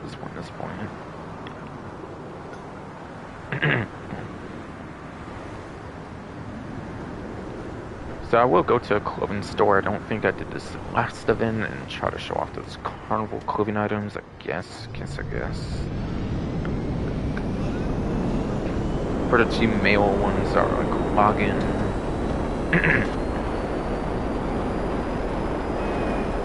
For the 2 male clothing items are like a login reward, basically.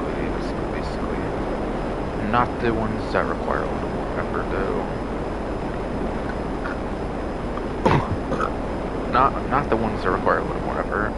Oh, and actually I do have to show the priority file as well, so I will show that too. Actually, I do need to show the priority file. That's the one money opportunity I didn't show, was the priority file for the week. That you can only do the one time for the 5 days in this case, instead of the usual 7, basically. So I do gotta show that off to you, actually, is that we're on a whole fucking car, and then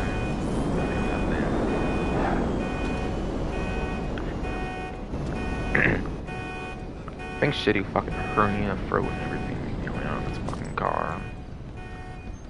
Come in, look around.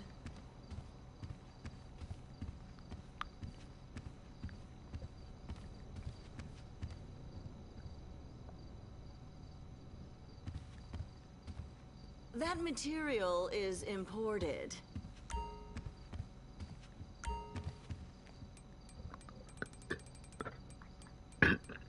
Fuck ass body, bro. Come on. Be better. Do better.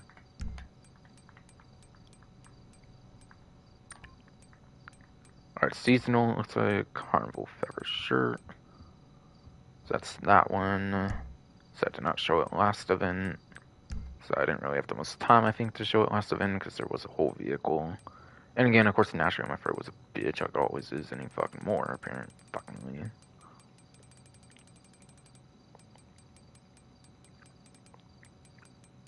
I can tell you have good taste.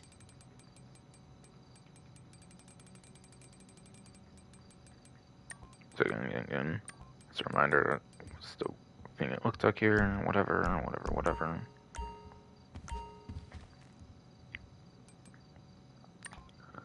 And then for shorts, you have the carnival feather shorts. So So cool.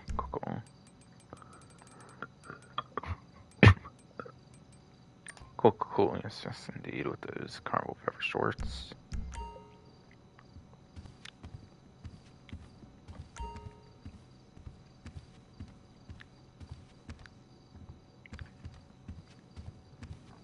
Take And I as believe long those are as the you only like. login ones for male characters, so that's all I'm showing off here. Again, I didn't really go out the way for any of the like extra ones or anything. I will admit.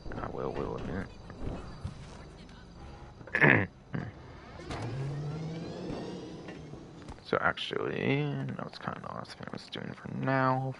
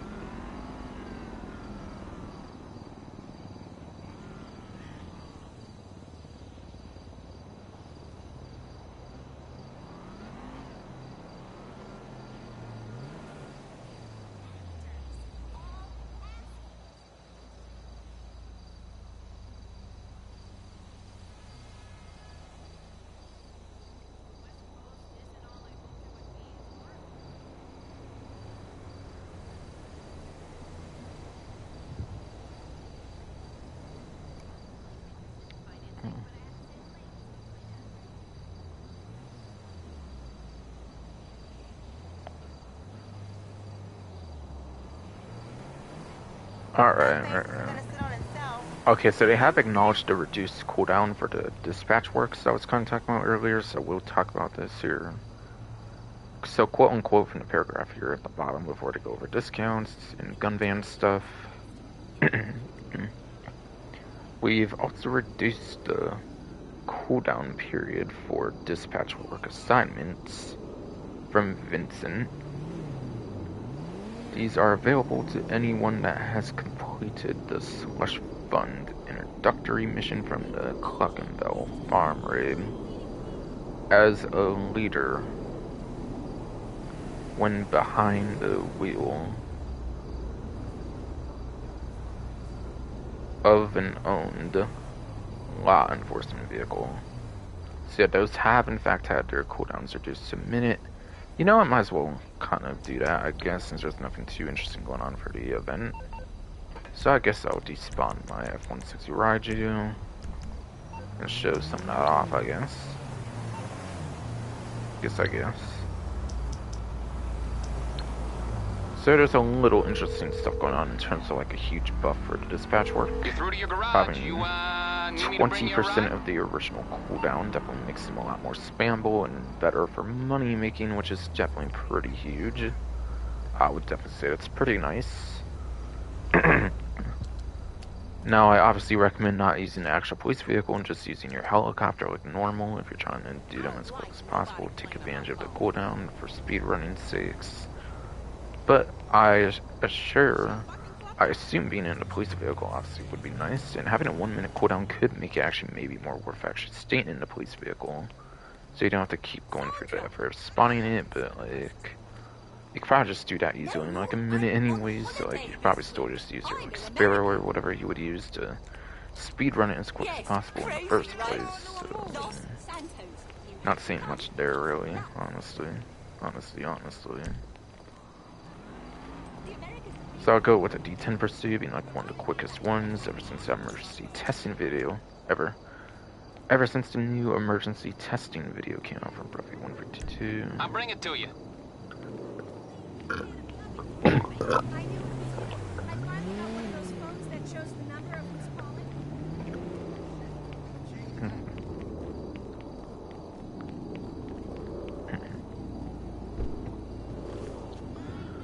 But a cooldown change is definitely the hugest thing for the event, I would definitely say, aside for the new information about what's coming out March 4th. Basically.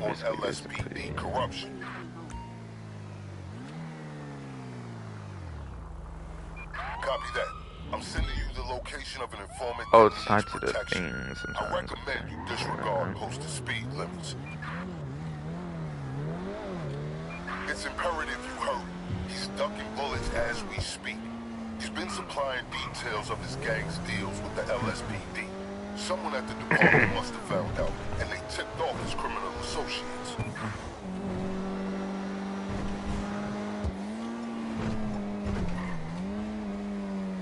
So I do like 2 more of these, basically, or something. Doesn't really matter which one I get, I'm pretty sure nowadays, since I have like all the different trade prices, I think, that are tied to it. So it really does not matter, honestly, how I go about it, I would say. I would say. And yeah, I just like using the police vehicles. I feel it should be that way, since it should be like the 3D Universe vigilante work, I would say, for 3D Universe, like vigilante side mission. I feel it should be more like that, but yeah, whatever. Obviously, like I acknowledged, I know it's better to use the like Sparrow or some air vehicle to do this. But yeah, if you want to use it traditionally, at least you have the plus side of not having to respawn the police vehicle. But again, it probably takes, probably definitely takes like less than a minute to even like spawn the police vehicle in the first place. So like, it's not really a big deal if you just do it with the Sparrow or whatever. I'm sure even considering that as well. Hot damn, I didn't expect that to go the way it did, but okay.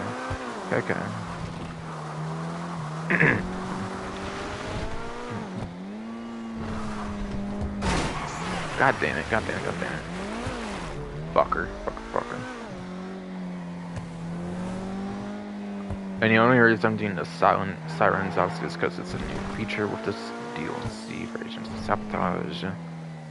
Probably wait till next DLC to even bother using sirens again, and for like the sound sirens. Aside from when I just completely forget to do that, which I've definitely already forgotten to do that this update at times, but still, so that's the rule I'm trying to kind of follow, basically.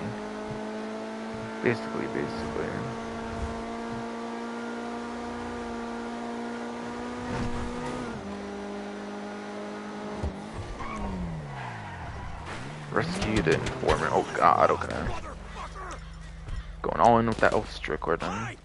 Not even gonna risk it with the stone hatchet, I think, then. Going to blood this vehicle, trying to use the vehicle weak spot, basically. To get any extra kills or anything. What is up, I wonder? Surely. Yeah, okay, cool. Just moved those couple things and I basically got all of them destroyed, so awesome. Okay, you just better not die somehow. There's more explosions, sheesh.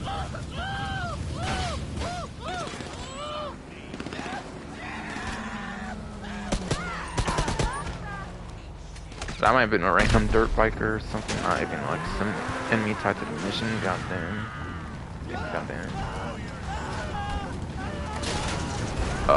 Sea on fire.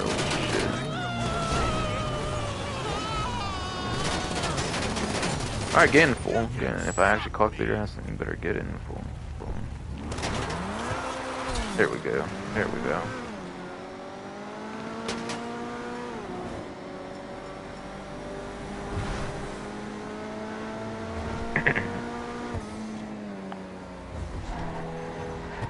That went pretty well, actually. That actually went pretty damn well. Spoiled like 2 things for the most part. I did just about the whole mission for me.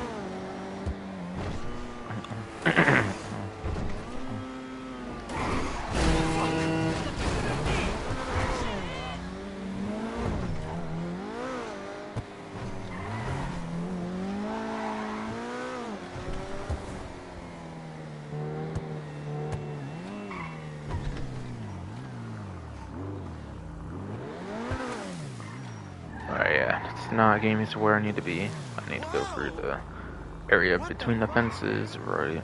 Yes, indeed.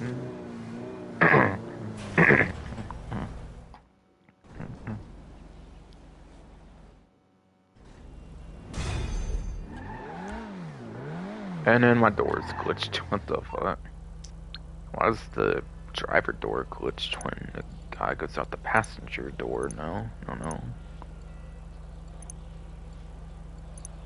I knew you'd come through. You showed the LSPD they can't send gangs to murder all their problems. Yeah. Send me your pay. Motherfucker, this door needs to fucking close, bro. Or just break me entirely. Oh my god. Oh my god. What boy. You're off duty, officer. No Yeah, now it's assignments. actually a short cooldown for one. It's not fucking 5 minutes, which is definitely not shorter from before. So it was always meant to be 1 minute. It's like they suddenly fucking changed it to what it should be. But I've got nothing for you. Actually do. Yeah, I have something for you. Oh, well, already. Cops are devious, but we're diligent. Oh, yeah, that's fine. You're in the clear, my friend. Huh? No new I assignments. thought you were saying like I actually had something. Okay. Receive. There we go. You should receive There the we go. locations my sources provided.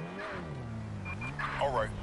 You're looking at Oh, this is high-ranking much more gang like it, members that's for who sure. just so Just happen 1 to be minute cooldown. criminal No informants. doubt. Anytime, any day, they give the LSPD the information they want, and in return, the LSPD gives them the role of this fucked up roost.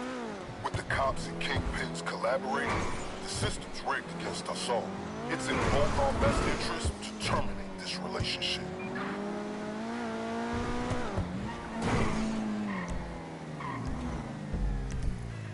I actually kind of forget if we can do something with not all here like that, but oh well. I just decided to do it manually. I decided to do it manually as I see a fucking deer or some shit. As I just saw a deer or some shit.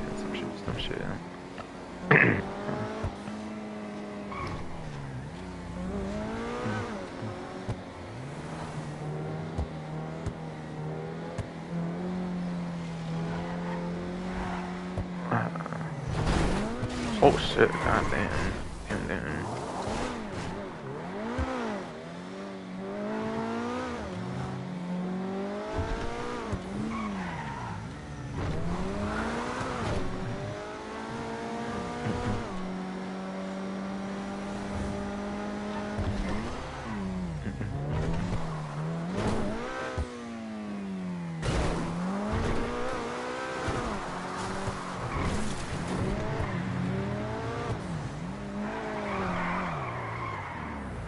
how did you spin out character, bro?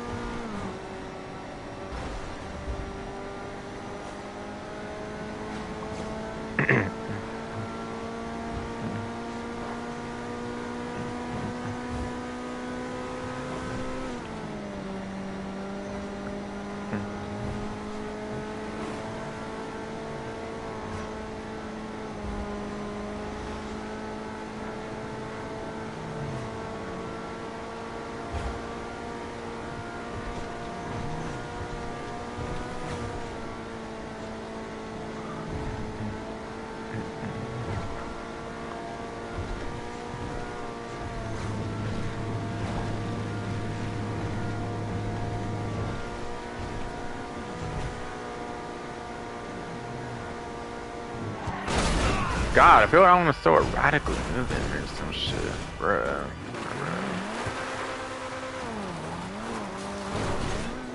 Sorry, motherfucker, you can back up whether y'all like it or not. I swear down, it's like so radically moving, I feel out of fucking nowhere, bro. That just happens sometimes with the sirens, I feel. Actually, guess that's not entirely pay off to abuse the sirens. Faking being a fucking po-po and shit, basically, yes indeed.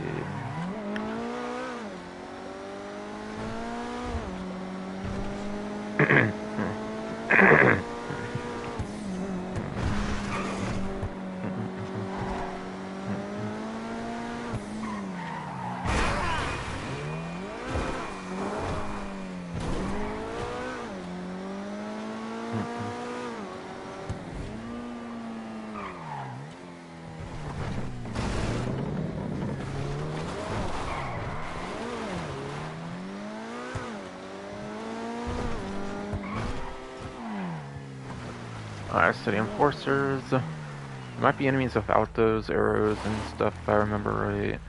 The ones with them do have the enforcer status, right? I think so if I remember right. Plus that guy might have more health than I got like a headshot there, and I'm dead, of course. Of course. Trying to see if I could duck, which I was of cross. And yes, it's cross, not X, being PlayStation shapes. And of course I just get to die. Of course I just get to die.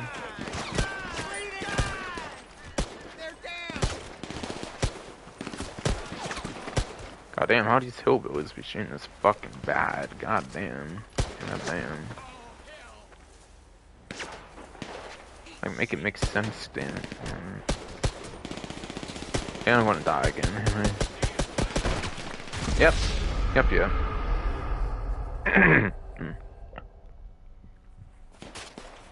Cause all these hillbilly fuckers be shooting like they were trained at the army or some shit.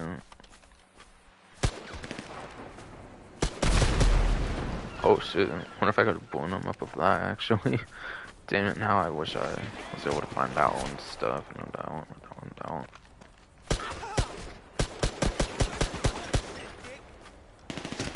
This one's next to a car, so probably just go out with. Blow your ass up, motherfucker. And now there's enemies behind me. Stuff at me. Come on! How to reload.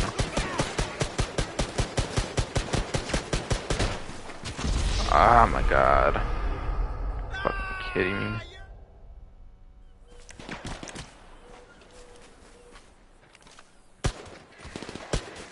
Sorry, extra 10 meters of lock-on range or whatever the fuck I got, motherfucker. Or motherfucker.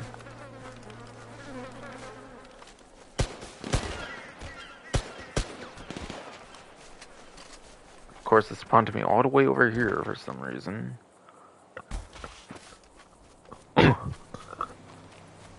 For some reason, it did spawn me all the way fuck ass over here. No doubt, no doubt, no doubt.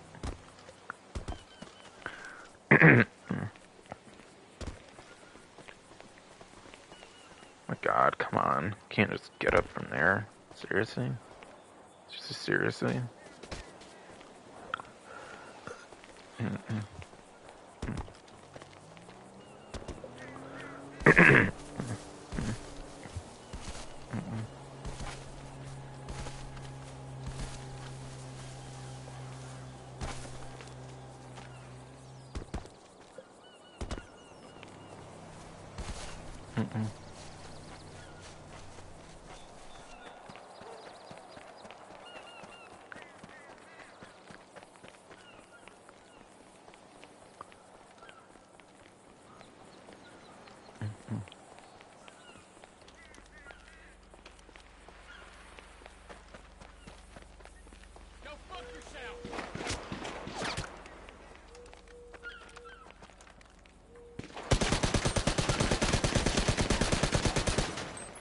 God, some bullshit. This motherfucker. God damn, I just want to be able to shoot this damn vehicle and explode their ass and shit. And then, bro, what the fuck? Did I just get shot on spawn, bro? By AI, boy. AI's be spawn killing now. Fucking swear, man. That's alright, I shot you through that shit. Freaking look bastard. That's probably why I was getting shot so bad. I don't know if I even realized the guy was there until he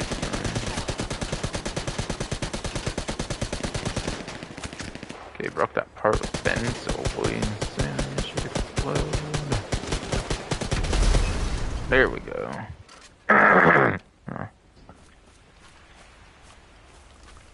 Or there we go, El Strickler. El Strickler. Yes, I was talking to my gun, I guess. I was kind of saying we, like a streaming audience, but I meant my gun, I guess. Come on! Yeah, peek out on me for a second just to kill me like that, come on. Bastard. Well, you're dead this time, then. Since I got full health, you're not the only guy left. Basically. Immigrant cocksucker!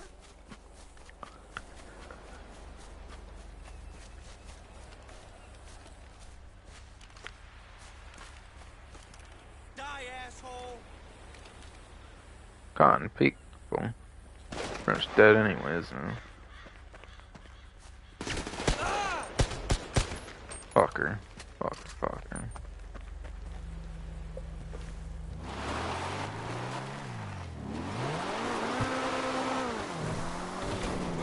Bruh. Character, you trying to drop this shit into the fucking water out of But yeah. Especially with a helicopter, which is the ideal way of tuning anyways, fucking, like, that's gonna be so good with the cooldown buff, I feel. I feel it's gonna put security, or not security, whatever. I don't think per se. I didn't mean security contracts, I mean fucking VIP work to shame, I feel. I don't know, I feel like disappointing VIP work's kind of fallen off so much, especially here with this now, I feel. It's kind of like a VIP work, but you do it through a vehicle, basically.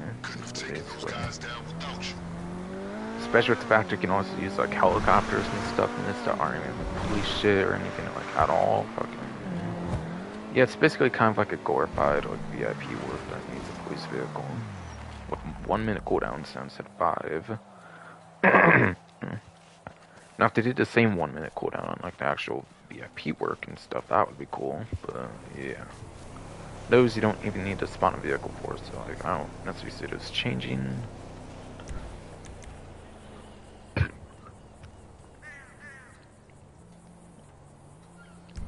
So I do like the new change of the cooldown, definitely.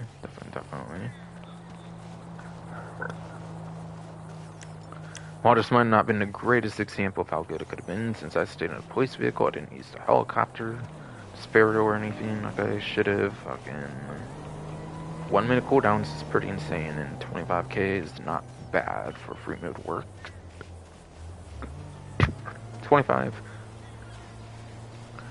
25k immediately is not bad for free mode work. That does not require you to do all that much, no doubt.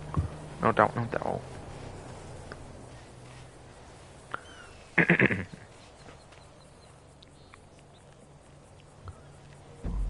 And that would definitely help for the award.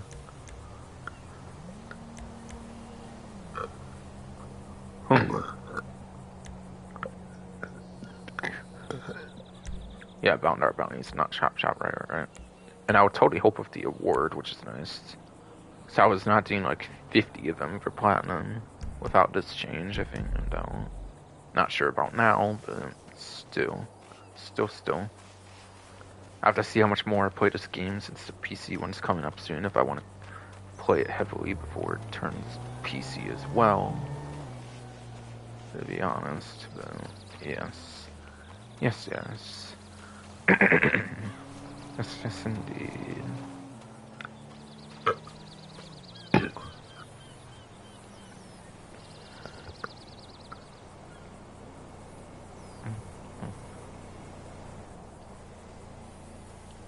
See, I already read that whole thing like word to word and stuff. I don't need to repeat that. I've also shown that it's less in the actual game as well with the Cockpit D10 Pursuit, obviously having those missions as quick as it did, especially the one after that initial one. I think I'm gonna go over to the salvage yard next, I guess. That way I can show the robbery vehicles over there. Because I don't really care to do that, like, so close to the end. I try to do it before the discounts. I do try to do it before the discounts. No doubt.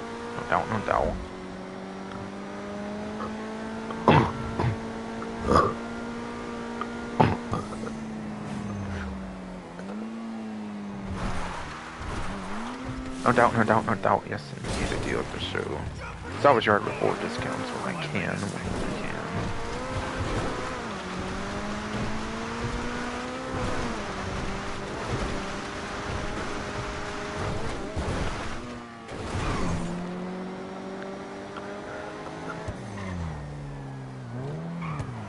I got the bank to over 25K. Thanks for making me fuck that up, fuck ass body, man. Swear. Swear, swear. Oh, yeah, party foul. Party foul. Let me show that. Wait, let me show that. It is the fine art file this time. It is in fact the fine art file this time.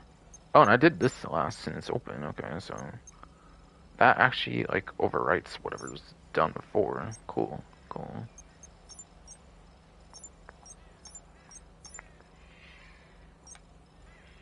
But yeah, the fine art file is the party file, which sucks a little bit since it's one of the better grindable ones to do. That and Project Breakaway are definitely some of the better ones to be doing, so like, it does kind of suck a little bit, no doubt. No doubt, no doubt.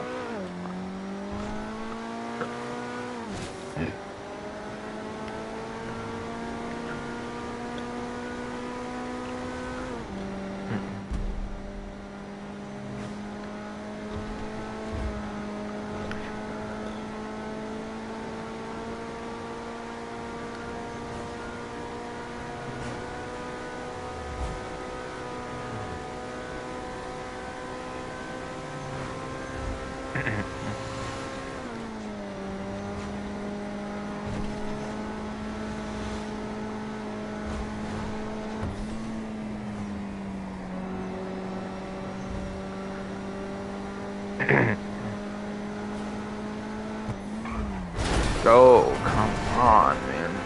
Come on, man.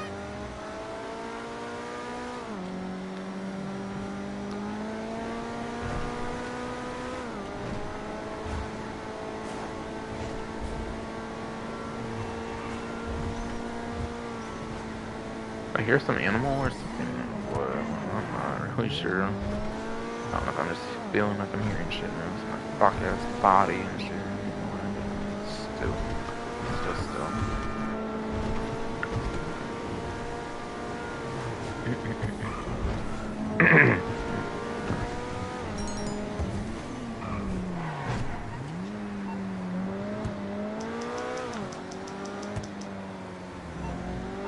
Alright, plus garage promotion, and I swore I pressed square time before, but sure made me press it like twice I thought to get rid of it. But whatever. Whatever. I don't think I've seen a gun ban yet. I don't think I have, definitely not, so might have to go for in the weapon wheel this time around. I don't necessarily care to go out the way to find the gun ban per se. I don't necessarily care to go out the way to find the gun ban, no doubt. No doubt.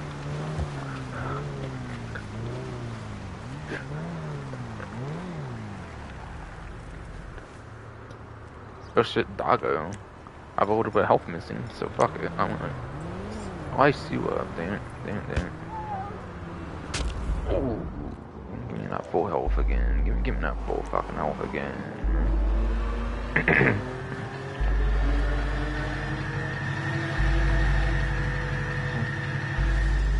Ah, damn, man. Rip. Yes, indeed.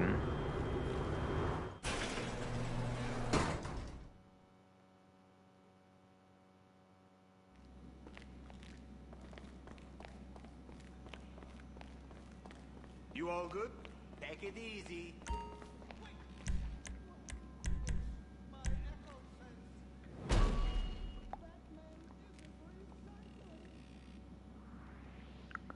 Alright, so salvage yard vehicles for the week here for the shorter 5-day event. I'll go onto the GT series videos community post so I can get a little more information about that basically.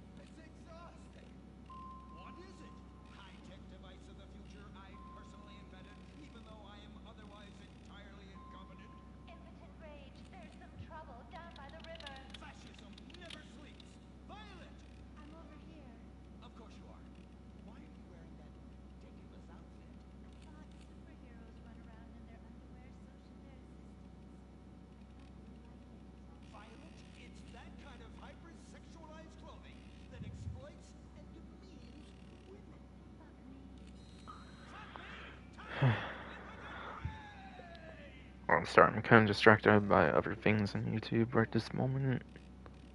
Basically.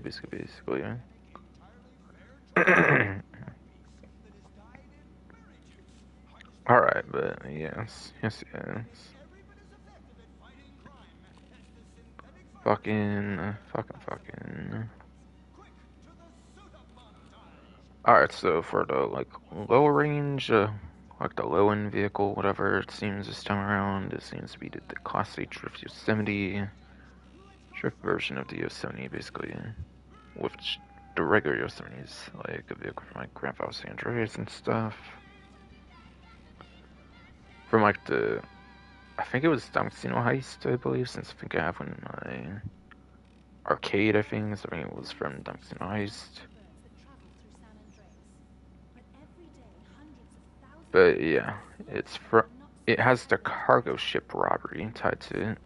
Don't know what the plate is. I don't know what the back plates are for those vanity plates. So just deal with that. Not too important since you cannot claim them anyways. It has a max sell value for $143,000. It does yes have a max sell value for $143,000. And then salvage value of $274,400. And then Benefactor Schlagen GT from the Arena War DLC posterior. Seems to be the mid-tier, mid-range vehicle, whatever. And it is part of the Duggan robbery. Or no. It's apparently part of the Gangminger robbery. It is apparently part of the Gangminger robbery.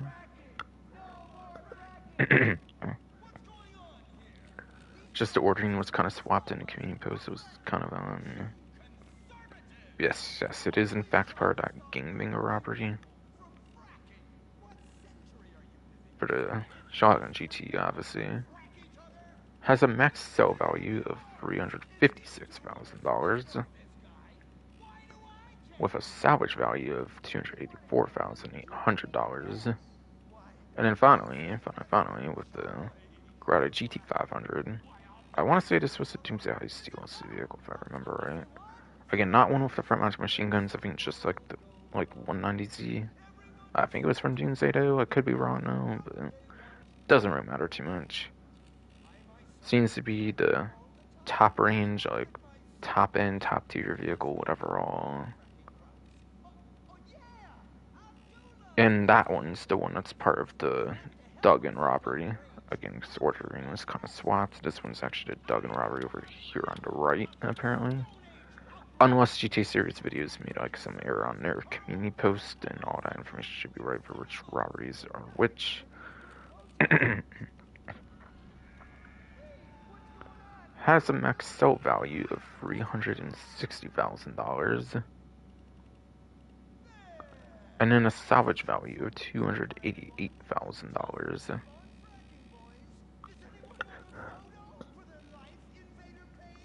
So cool.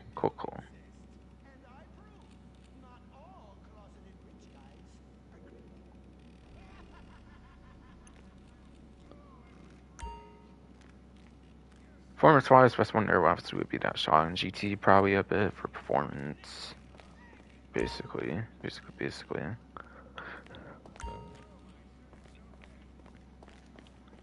feel that? So that was everything regarding the salvage yard robberies. Aside for like the vanity plates, pretty much, but again, not the biggest deal. Really.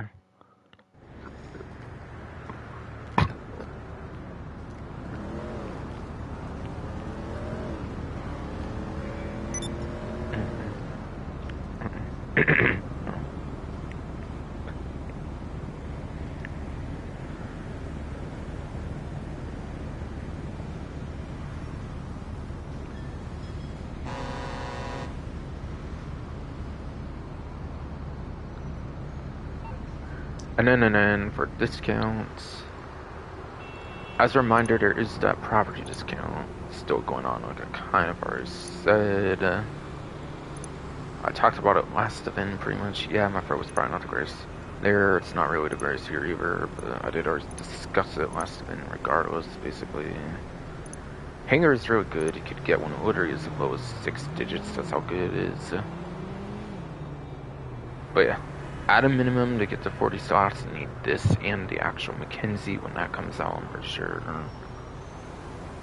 You don't really need any of the other upgrades, I think, for the 40 hanger slots. So if you're just worried about getting 40 hanger slots, just get the basic property here and then just get the Mackenzie field hanger. But obviously I'm going to at least recommend you also get access to that workshop for the hanger workshops. You can actually customize those vehicles, especially while all that stuff's 30% off. And then really the only other super important one I feel is the living quarters for that personal quarters. Spawn in the hangar, basically. I assume you need this to spawn in that hangar in the first place. So really, I'd recommend spending like 1.8-ish million or so, like at least on a hangar. Honestly, if I were to say so myself. If I were to say so myself. And that 1.8 might be around what you spent on Mackenzie as well, for almost like 4 million or something. For all I know, for all I know. I kind of forget what the exact price was for Mackenzie, if it's like around the price of a cheapest hanger or what with those two upgrades or not. I kind of forget, to be honest. Kind of forget, to be honest, but still. Definitely start grinding money like crazy with the bunker and stuff if you have not yet got that money for this stuff. Because those aircrafts and stuff are definitely going to be some nice money out of your maze bank and shit. No doubt. Yeah, I spawn in the hangar every single DLC, and I use that crazy quick F-160 Raiju, so it's no doubt, in my opinion, worth the investment for the hangar, especially a Force Kudo one. OSIA does have its benefits too, like being able to spawn vehicles in the actual airport and stuff, but like, I do personally prefer Force Kudo just to have the low level clearance and stuff, but there's value to be had for both LSI and Force Kudo, either whichever one you choose, basically.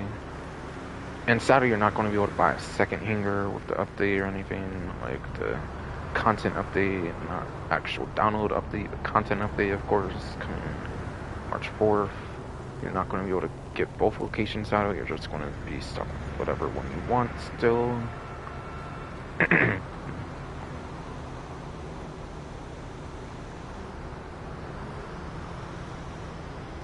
And there's like 13 vehicle discounts still apparently to go over, since none of them were at the different dealerships, like showrooms, all that stuff. But before that, animal masks are 50% off. But before that, yes. Animal masks are 50% off, like half off, basically. Half off, basically.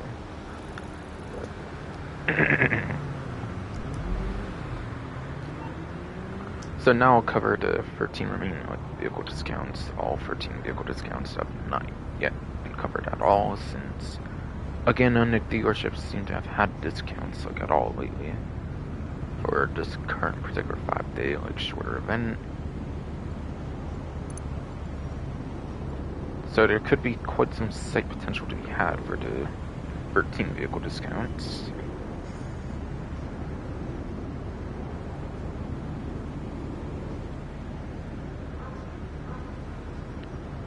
Between all 13 vehicle discounts, none of them are actually on the Arena War website. I can definitely confidently say that, it seems. Maybe even Benny's doesn't have anything either, though.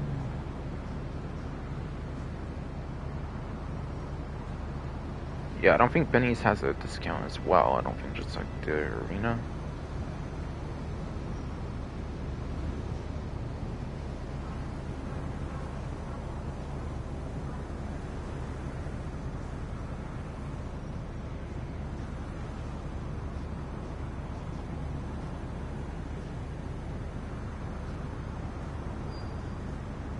Yeah.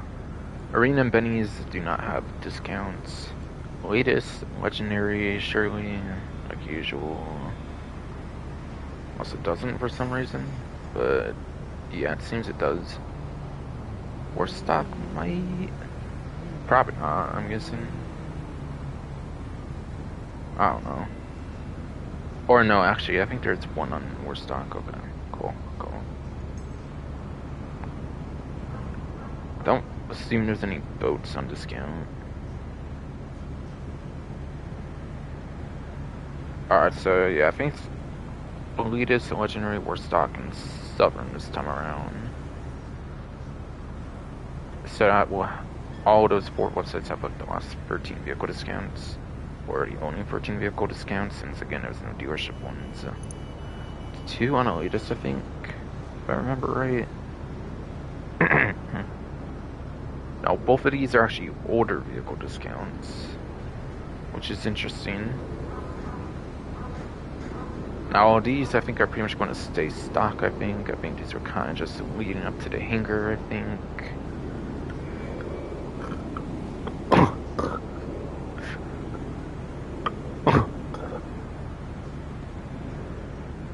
I think these, like, basic hangar discounts are kind of just leading up to the inevitable new content that they didn't mention at the time, obviously, but anybody that followed the leaks pretty much knew was happening. So the Vestra back from the business DLC back from like 2014 apparently, which does mean it is a plane that's also available in the story mode of the game. Goes from $950,000 over to $665,000 to like $285,000 off. It looks like not much. Not much. I guess for those that want to know the performance, I guess I can go over that. But before that, I will check on my stream, make sure that's still going fine, of course. I have not checked that in like a long time. Yes, it is still showing fine on the stream and everything. It looks like.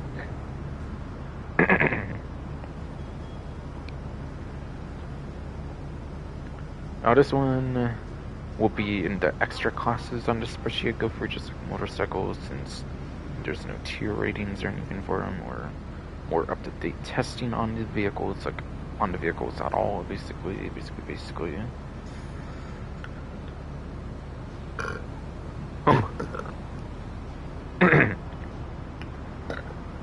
Yes. Apparently the Vestra is 13th place for lap time, and then also 17th place for top speed for the planes class.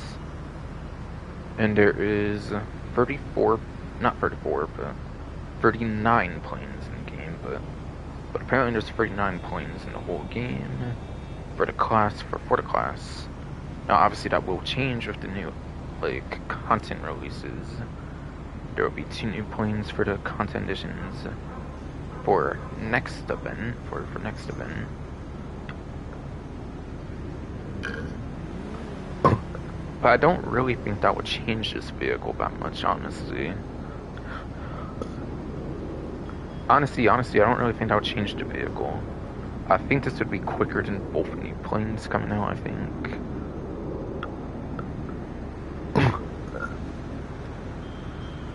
I think this is definitely very likely to be quicker than the 2 new planes that come out, like, March 4th, basically.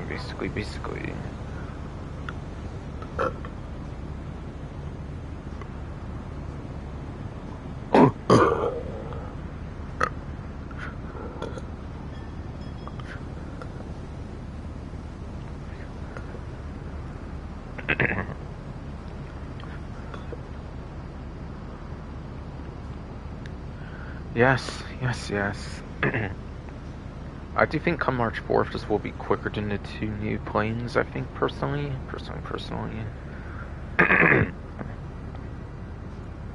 Since it's like another Duster, and it's also like another Titan, basically, so like, those aren't, it's actually the quickest as they are currently for the ones currently in the game, so I do not really see that changing at all, basically.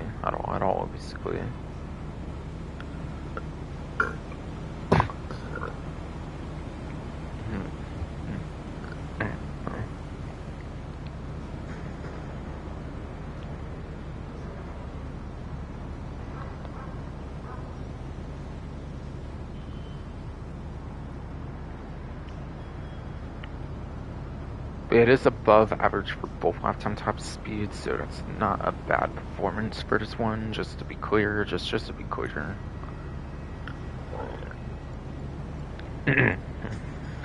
and then, kind of a funny discount since you actually get one for free with the hanger you buy, but honestly, since a lot of like old owners of hangers probably got rid of their Cuban 800, I'm guessing like myself, it's a fine discount.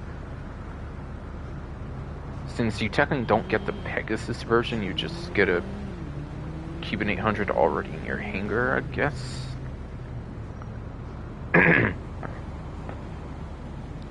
Yeah, technically you don't actually get the Pegasus one with the purchase of the hanger. You technically just get one that's already in your hanger, so like it's fine, I guess. That's on discount. I guess it is fine to be on discount.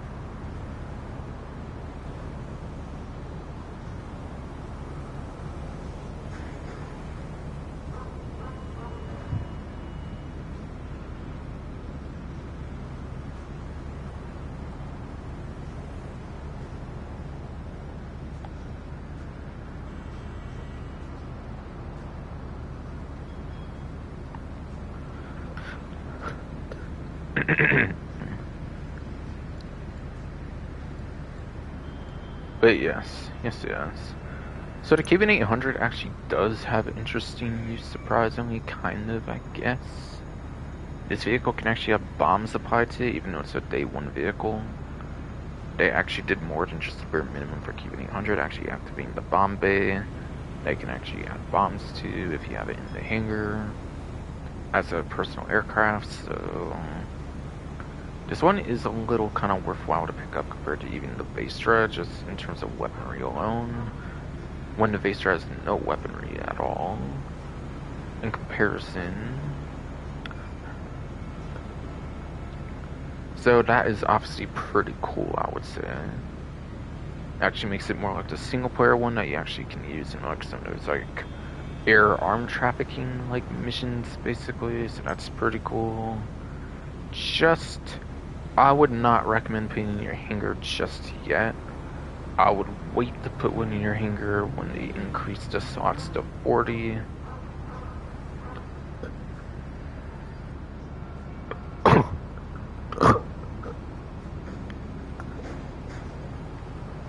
I would. Yeah, I would recommend buying this on Pegasus. I just would not recommend putting it in the hangar. I would, yes, recommend buying this from Pegasus. I would just not recommend putting it in the hangar quite yet. And because you can get unlimited Cuban 800s from Pegasus, there's no worry of putting it in the hangar yet anyways, to be fair. Anyways, to be fair. So just be aware, just be aware of that, basically.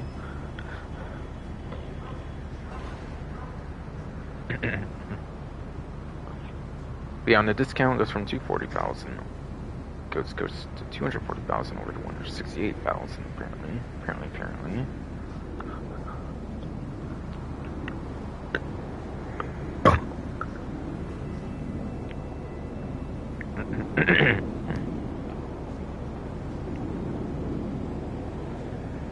And yeah, every vehicle discount, by the way, is 30% off. Every vehicle discount, by the way, is a 30%. There's only like the animal masks and like a single gun discount or two that is basically better than 30%. That is basically better than 30%, by the way.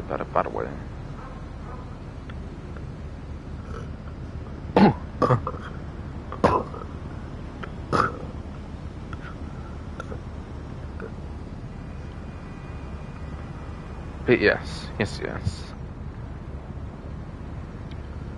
You can buy unlimited Pegasus vehicles, by the way. There's no worry of running out of storage on Pegasus vehicles.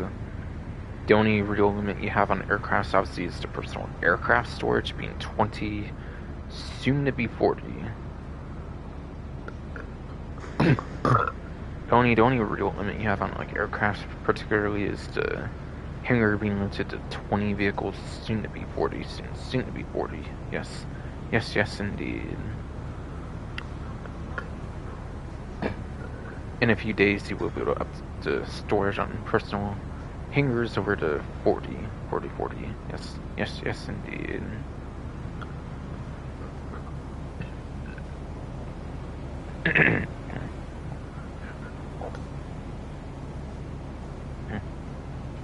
But yeah, the bombs. There's like the basic bombs, which are apparently kind of the best bombs in a way. It's the basic bombs, as far as I've heard. Far as I've heard. And you have like the gas bombs. Yeah, if you have the gas bombs or like the tear gas, basically, which do have use, I guess, technically speaking, if you need a room clear, basically. Kind of depends on the missions, how useful that would be. Like, depends on what mission you're using the Cuban 800 or any other aircraft with like bomb capabilities, like how useful that would be. And particularly with gas, I feel a helicopter would be better with gas bombs, honestly, personally. Since if you're trying to room clear for like a certain mission, you could probably spend your time. If you are room clearing for like a certain mission, you could probably spend much more of your time to do the mission in like a more chill manner or something. If you're going to be doing like gas bombs for certain missions, anyways.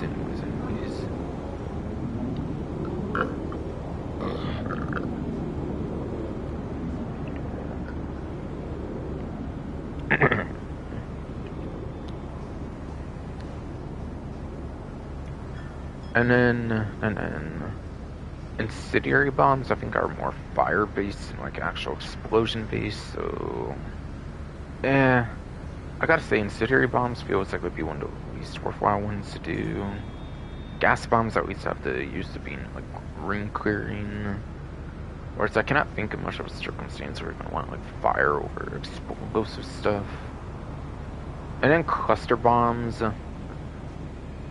kind of increases like the spread of it, but the overall like explosion power, you have to like be more dead on with your explosives. I mean, I do think you have to be more dead on with your explosives over the actual basic explosive like bombs, basically in the game. For like your more traditional explosive bombs, or for your more traditional explosive bombs, yes, indeed.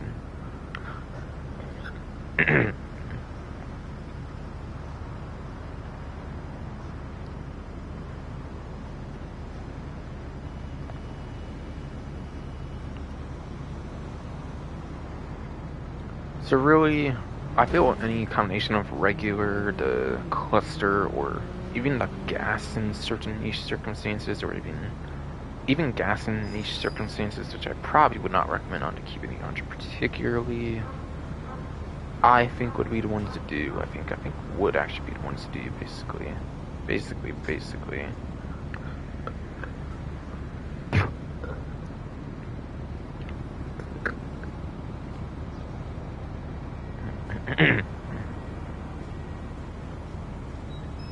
And honestly, I don't know if it's worth going over performance on this one. It does have the bombs to it, but I guess I will.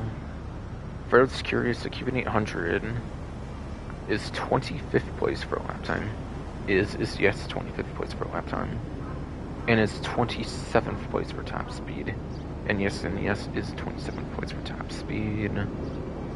And again, since planes is an extra class for roughly 1322 spreadsheet, no tiers to go over for the base or the Cuban 800.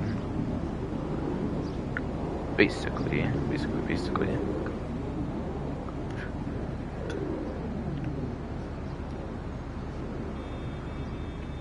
Alright, so that's the two vehicles for the latest website.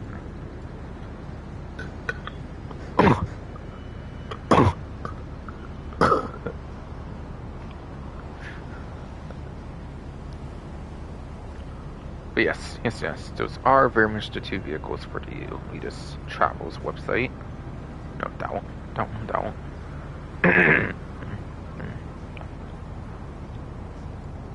On to Electric Motorsports, see if there's anything there. Basically. Should at least be one vehicle, I think, for Elitist. I think Blurry has eyes. I feel like Blurry hurt and bullshit and everything, but whatever. I think there's at least one here. I think for four-door at least. Okay, there's actually the manufacturer's Schlagen GT, which funny enough is also a vehicle on like the robberies right now.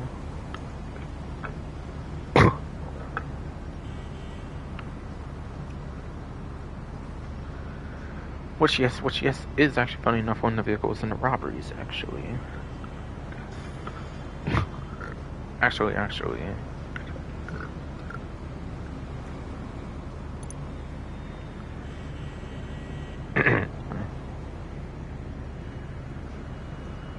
I think it was the one in the middle, I think. So I think it was the one for the gangbanger robbery, I think it was. I think it was the gangbanger robbery, which I think I said for that one earlier. But yeah, on 30% off, it goes from $1.3 million over to $910,000 for 30% off. Putting it from 7 digits over to 6 digits, which is pretty nice, which yes, is definitely pretty nice. And for the sports class, this one is a sports car. I don't think it has a trade price as well. I don't believe it does have some sort of trade price whatsoever. I don't believe, do not believe so. I think this one's better on top speed, by the way, as well, if I remember right. But regardless, we'll go over those numbers, obviously, since it is on a discount.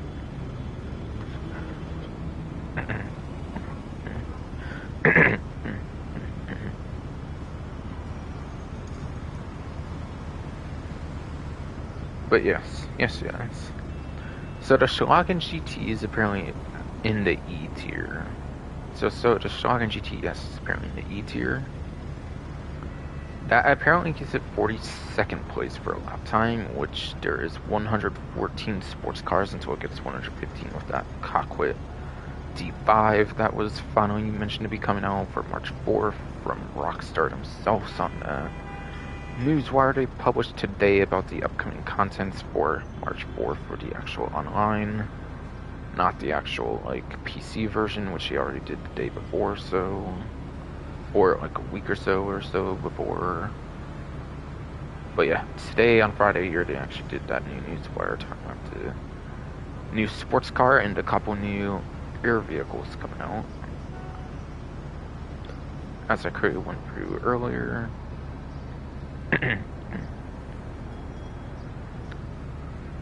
But yeah, of 114 to 115 sports cars, it is 42nd place apparently for a lap time. It is 42nd place for a lap time.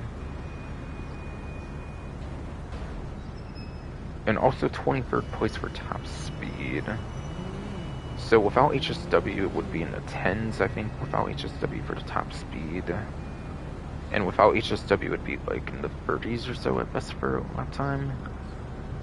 It is above average for the class for both the lap time and the top speed, so that's something. Just there is definitely much better options to be choosing if you're going for like an actual like competitive option for like top 10, I would say would kind of be a cutoff or something like that, maybe. If you're not even just purely going off the tier system, if you're not even just purely going off the S tier system in the first place, basically, or whatever's the best tier for like 8th gen, really, which this definitely would not be part of that, surely.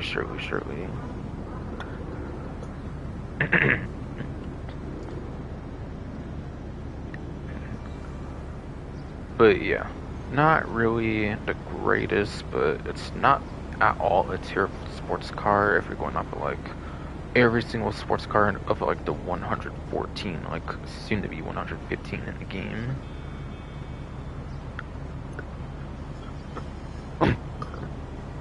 So it could be worth considering, I guess. It could be worth considering, I guess, if you want. If you want.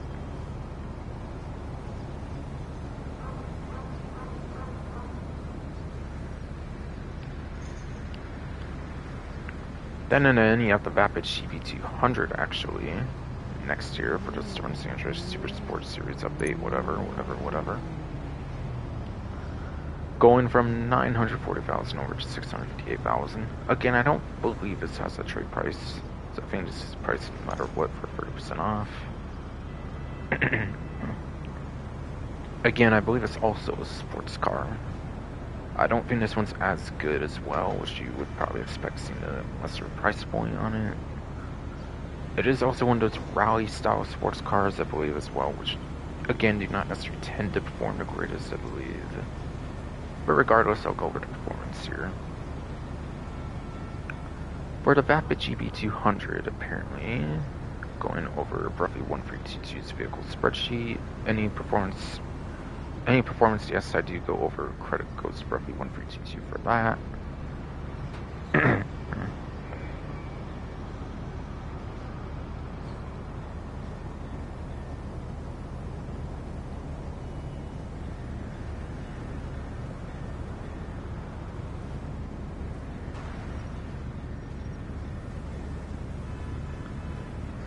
But yeah, GB200 is in the J tier apparently.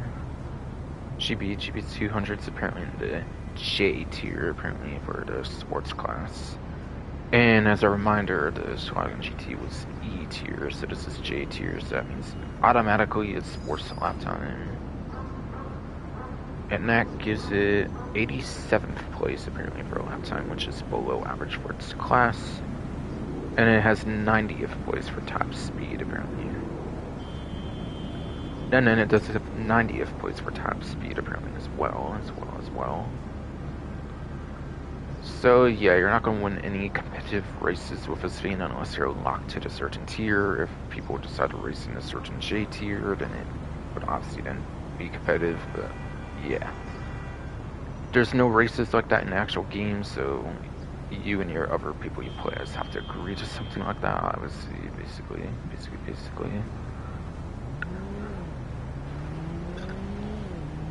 But yeah, it's below average for both lap time top speed. I probably just would not go for this one. Unless you're getting it for personal preference, customization reasons, that'd be like the only reason to get something like that, really.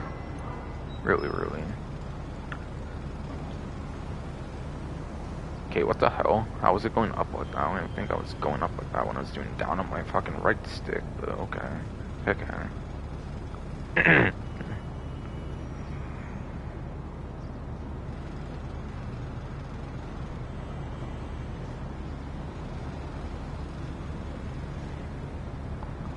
And that was it for two-door for Legendary Motorsport. There's definitely at least one for four-door, I think, as well. Being the P-Fister Astron. Not to be confused with the Astron Custom, so it's not the HSW eligible version. It's the contract DLC version. That's not HSW whatsoever. So on 30% off, this goes from 1,580,000 over to 1,106,000. Again, I don't believe this has a trade price, so this is the same price for everybody. So, it's a pretty speedy SUV, not gonna lie, so this one is actually pretty good, I would probably say. At least for PS4, Xbox One, I probably wouldn't even get it for PC at this point, since that new version's coming out in just a few days now.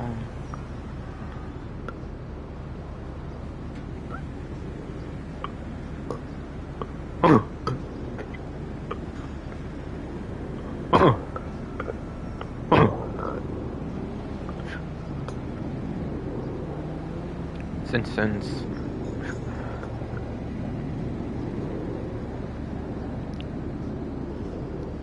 yeah, I probably need to get this on PC even as well at this point, since that new version's coming out in a few days.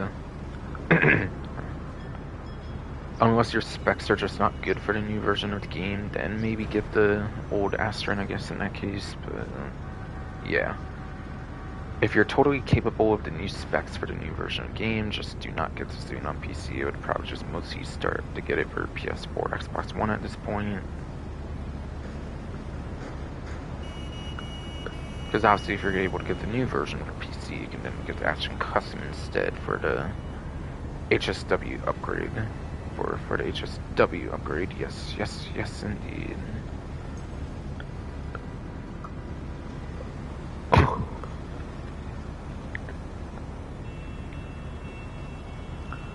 But anyways, for the SUVs class for the regular version of the Astron,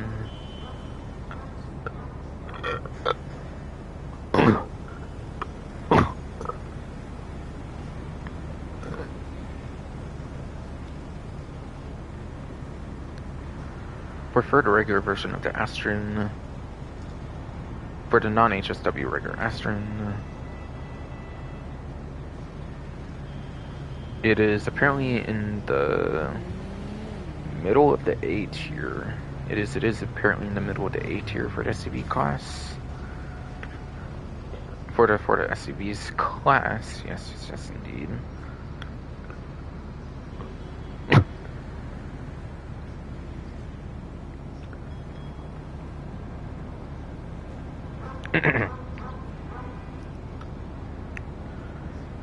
Which apparently gives it 8th place for lap time, which yes, apparently gives it 8th place for lap time and top speed as well, and top speed as well as 8th place. And for the amount of HSW vehicles that are above the Astron, all 3 HSW SUVs are actually above it for lap time, which probably means the same thing for top speed. I'm guessing being that HSW prioritizes top speed. Basically. Yes. So it'd be 5th place for lap time and top speed without HSW into account as well. So it's pretty good. It's pretty good being up to 5th place for lap time and top speed currently in the game. But even in at worst, it's like 8th place, which is still pretty decent. Which is still, I would say, pretty decent.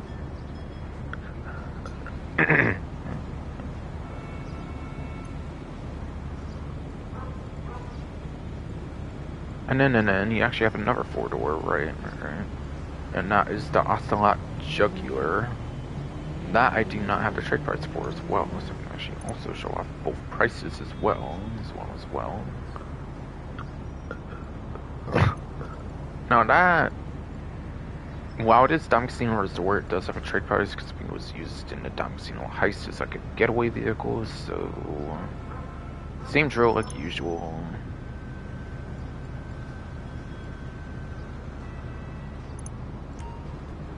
You have to complete that Dom Casino Heist finale as a leader with the vehicle selected to unlock the trade price. Again, pay attention to that, selected. That means you just have to select it. You don't have to actually drive the vehicle in the finale, which I do not recommend. It's better just to usually steal a police car and like escape from like the back of the casino, pretty much I think usually.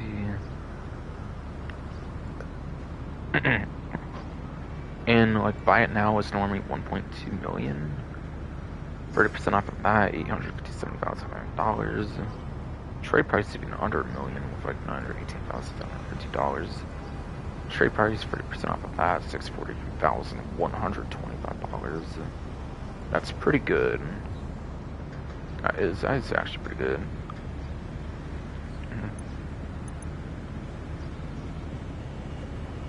And then this vehicle fucking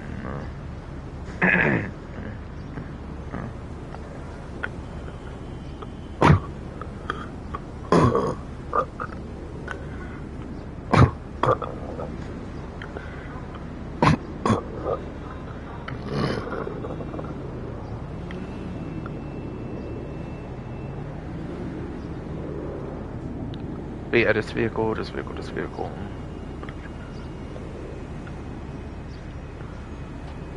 It's also a retro nostalgic vehicle. It's actually also a retro nostalgic vehicle that appears in Grand Theft Auto 1, the first GTA game in the game, like series. But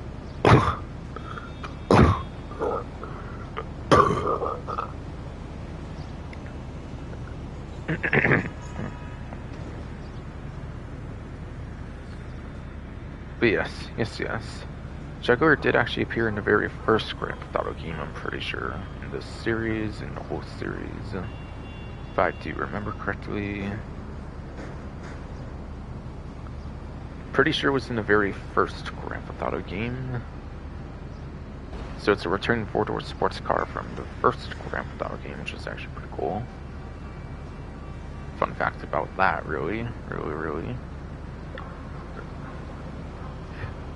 So it finally made its reappearance in Grand Theft Auto Online, finally at the Dom Casino Resort DLC, which is definitely pretty tight, which was definitely pretty tight, no doubt.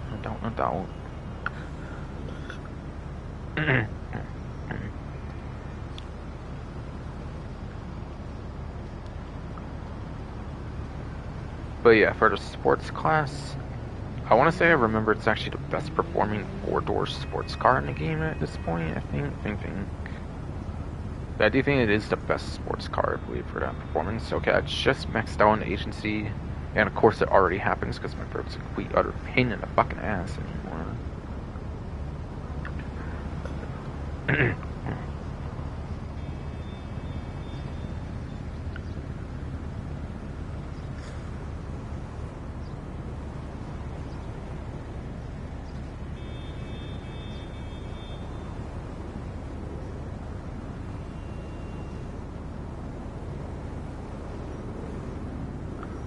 Yeah, I do believe this is the best four-door sports car in the game currently for lap time, I think. Lap time, I think. So if you need those extra 2 seats on a sports car, it's actually pretty good for lap time. Kind of. Just keep in mind it's a four-door, that's why the performance will not be as good here, but... Yes.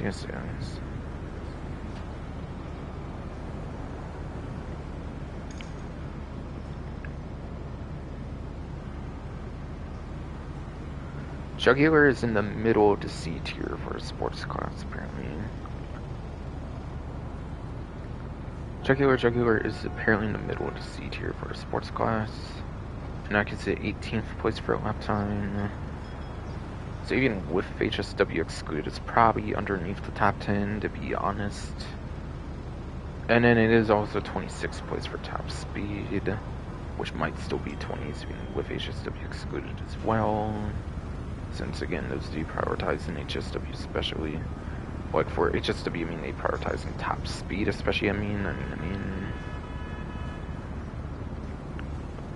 So regardless, it's not going to get over top 10. I think regardless of anything. So yeah, not really the greatest, but to be fair, it is a four-door sports car. There's not many of those, and being like the best of the four-door sports cars does kind of say a lot, basically. So it is pretty good for what it is. It is pretty good for what it is if you're understanding the fact it's a four-door, not a two-door for its class. So really thinking of it like that, it's actually pretty decent. And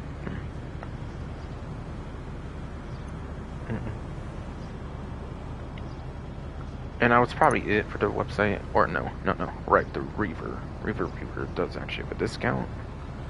I actually mentioned Reaver earlier, and it's actually the #1 top speed for a motorcycle, even past the HSW version of the Hokchow Drag, which is how crazy that top speed is for the Western Reaver.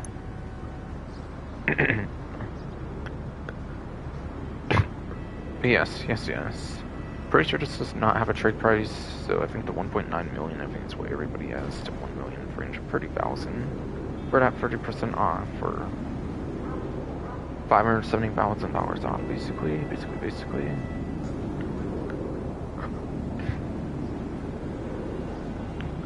And this one is a motorcycle, so there's no tier to go over for.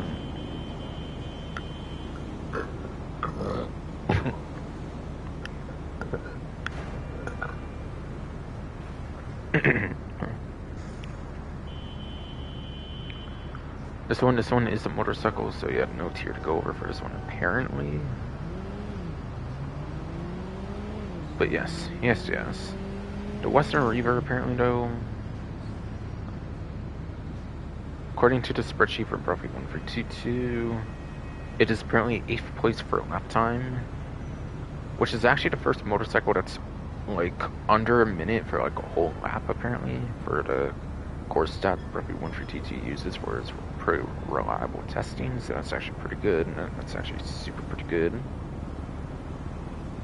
And then it is the #1 top speed, as I did say previously, is #1 top speed. Only by like 5-ish miles per hour or something, I think.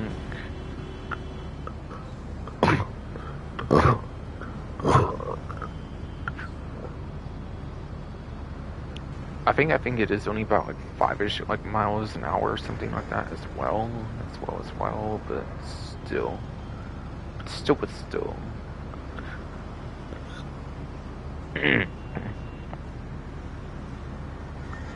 It is regardless the best top speed of the game, basically, for a motorcycle in particular, for a motorcycle particularly. Yes, yes, yes, indeed.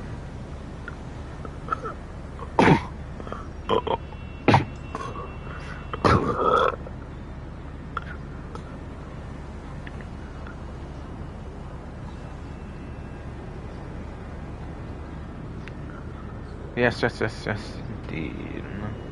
Yes, yes, yes, indeed. This is the best top speed motorcycle, which is definitely pretty huge.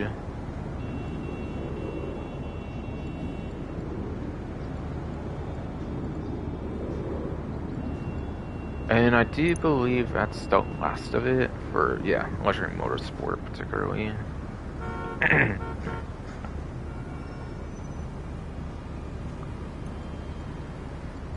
I feel there's like 6 vehicles at most, I feel, at this point for discounts left, I think. But yes, yes, yes.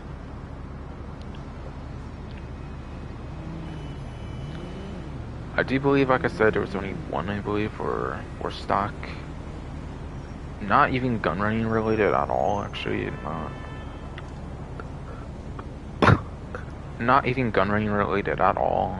So there's no property discount for gun running or vehicle discounts, I think. Ironically, I guess the prolonged hanger stuff, I guess they want people to focus on like hanger, smugglers run stuff kind of, or something. Something.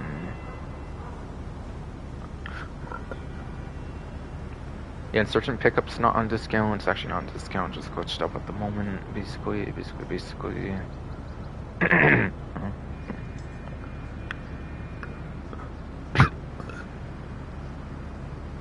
But yes.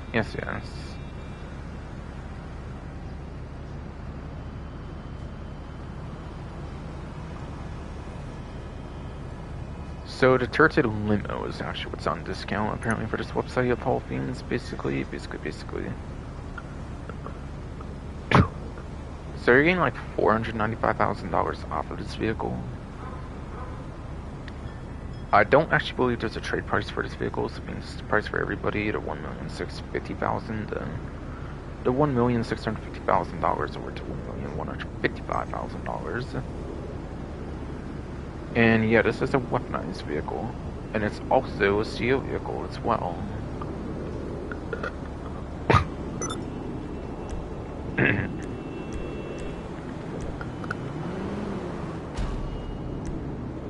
It is just like the Super Diamond that was in the Simeon's Premium Deluxe Motorsport, whatever, fuck all, I cannot think of much because my throat's dying, of course, fucking a CO vehicle. So, I think you have to pay like a massive like 30K or something each time you spawn this, I think, normally, but I bought it and it's free because of that. So you could buy the vehicle and it actually becomes a free CO vehicle spawn, which is nice. And I do think it's actually one of the better CO vehicle spawns, I think, personally, since it has a gun on top and it's armored. Depends on your circumstance, really, how good of a CO spawn it is. If you're looking for a land vehicle, especially, it's pretty good. If you're looking for aircraft, obviously, then it's obviously not going to be as good in that kind of circumstance. But I think it's one of the top couple spawns I would have to say personally for a CO vehicle, I would say. No doubt. It is also at the top of the list, so it is one of the quicker ones to spawn as well, which is actually something kind of to. So it might be one of the easier vehicles to spawn in the game because being at the top of the CO menu, CO menu is always put on the top when you are CO. When you are CO at the current moment too. So there's some nice spawn communities to be had with it, so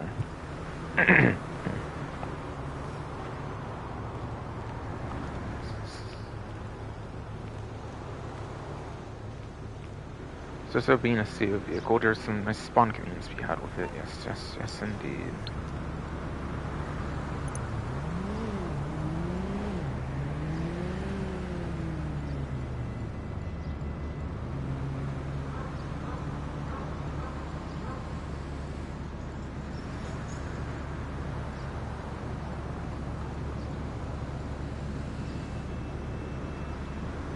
But yeah, turret to the limit is pretty good.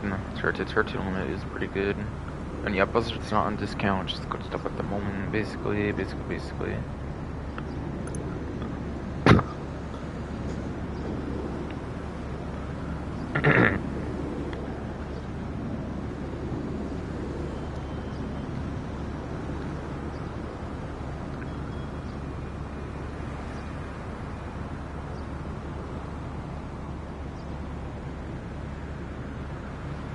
Honestly, if there's just one vehicle I don't go over for performance, it's going to be the turret to the windmill, I think.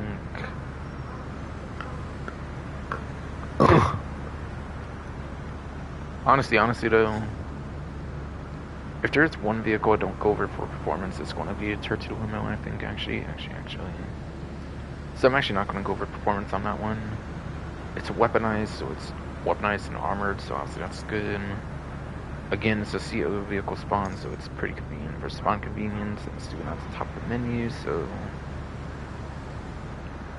If you just need to spawn something like really quick, it is something pretty nice to have. So I think it would be tight as hell to get. And also, it is a Pegasus vehicle, so it cannot be stored in a garage. You cannot customize this vehicle. You cannot customize this vehicle. Yes, indeed. You very much cannot customize the vehicle.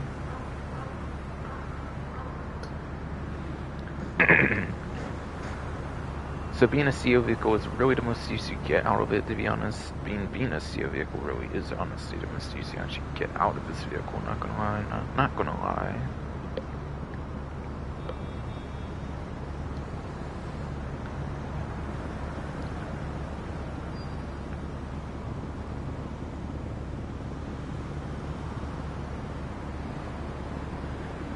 Seems there's only 4 vehicle discounts left at this point versus 7 San Andreas.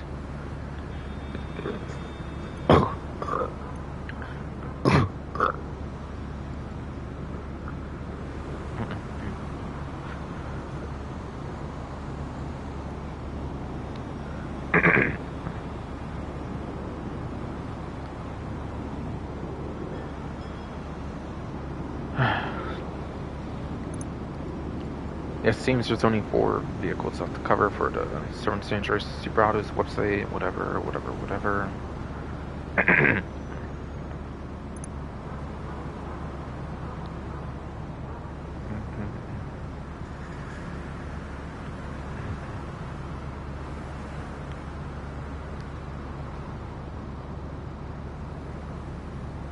Yeah, I'm just gonna make sure that there was not a 2-door to go over, basically. Don't think there was up to that current point, basically.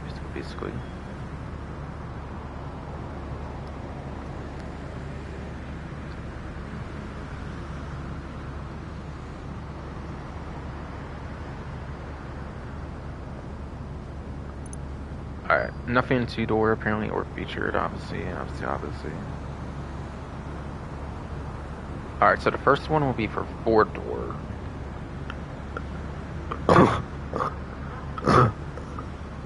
Okay, so first one will be for 4-door on the San Andreas Super Autos website. One that I accidentally showed off when I was trying to find that ever and ever on, and like 4-door, off-road, all that kind of stuff, all that kind of stuff. For it to just end up being in the luxury section, for it to just be in the luxury section somehow.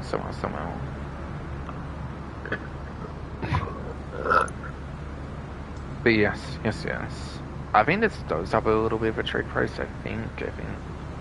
I want to say I think this actually does have a trade price, but like, it's still a 6-digit price, I'm pretty sure.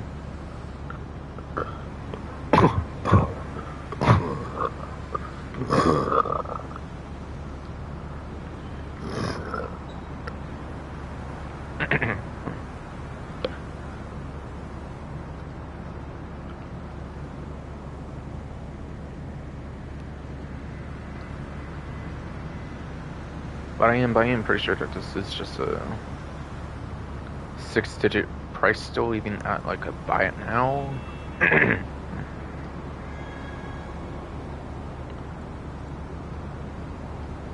But yes.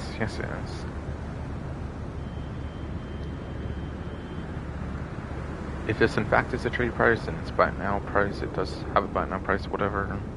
Definitely still a 6-digit price, no doubt, no doubt.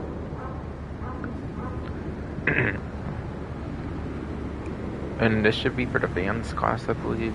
This should be for the pretty niche Vans class, I believe. So it is in a pretty interesting classing, but surely it's not going to be that good, I would have to imagine. I would have to imagine.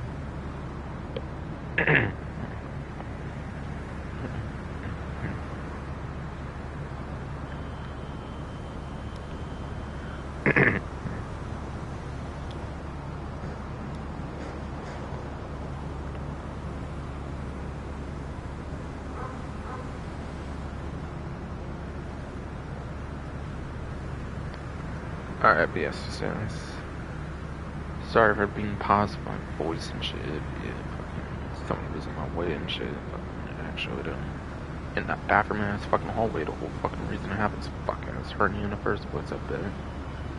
With their ass stumbling around in that bathroom on the fucking stuff. Yes, it is.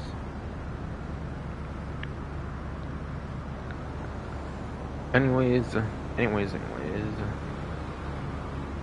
The Journey 2, obviously, with the name, as you would expect, would obviously perform better than the first Journey, which it does, obviously. It even has its own tier, actually, as well.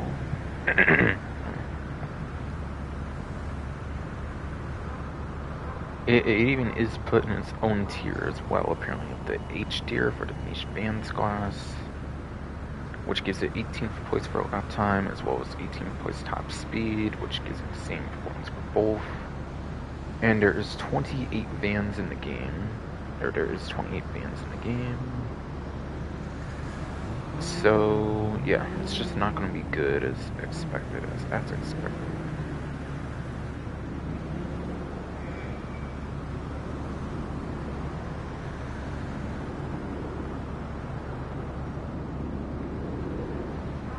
Yeah, it's basically like the basic journey, the one from day one, but it's like customizable and whatnot. Really, it's not that amazing.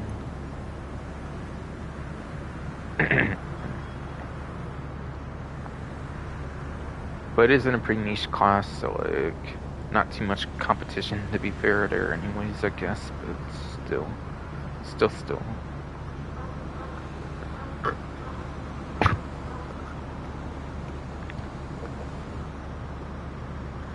There is also the Karen Sort of class I got 30% off apparently as well.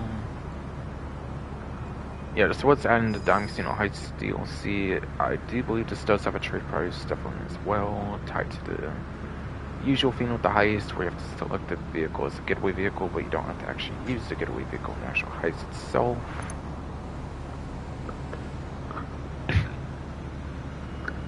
And it's almost $400,000 off.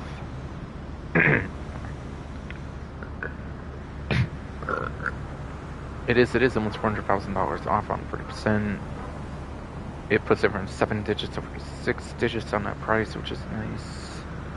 It is a 4-door and sports car, so it's probably worse lap time wise than the Jugular. I could probably say that, since I said Jugular was since I said Jugular was already basically the best 4-door in the game for sports cars, or for sports cars particularly. Yes, indeed.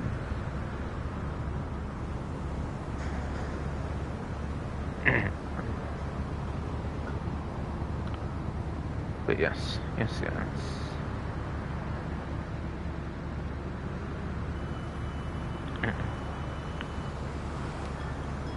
So the Sultan Classic, apparently.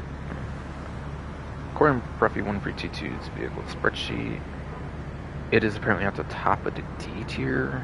So it's not actually too far off of the Jugular, which was like middle of the C tier. This one's actually at the top of the D tier.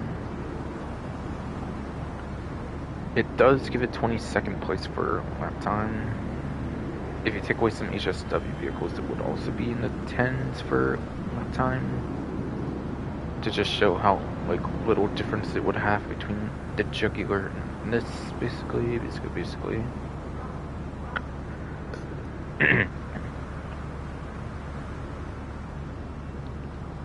And it does also have 75th place for top speed. It does actually also have 75th place top speed.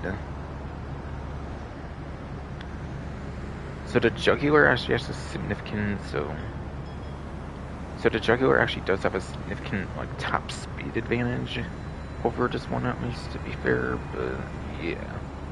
This might be like second or like third best or something for like a four-door for sports class. So it's not too far behind the jugular, especially for lap times, so that's something. And then plus, on the plus side, this might be based on the Grand Theft Auto San Andreas version of Sultan.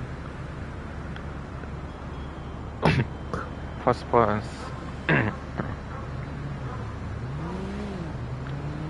On the plus side, this might actually be based on the, like, San Andreas, Grand Theft Auto San Andreas version of the Sultan, which is pretty cool, which is pretty cool.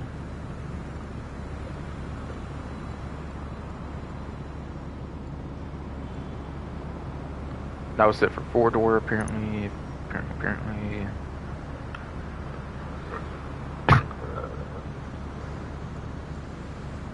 Then, in the off-road section of the BF Dune Buggy, apparently on discount.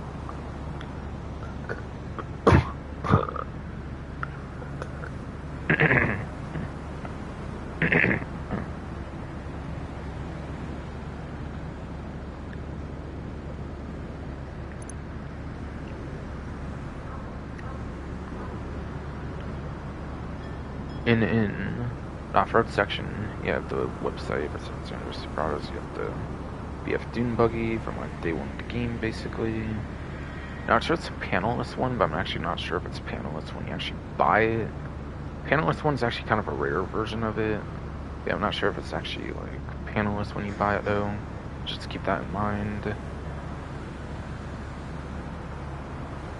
So that might actually be a misleading like image for all these that might not actually be panelless. Well, 2D images anyways. I show like the front part that would have a rare panelless version or something. Whatever. Yes. Even though it says Beach Bum, it wasn't day one of the game, by the way. Even though it does say Beach Bum, this was a day one vehicle for the game, basically. So just be aware of that.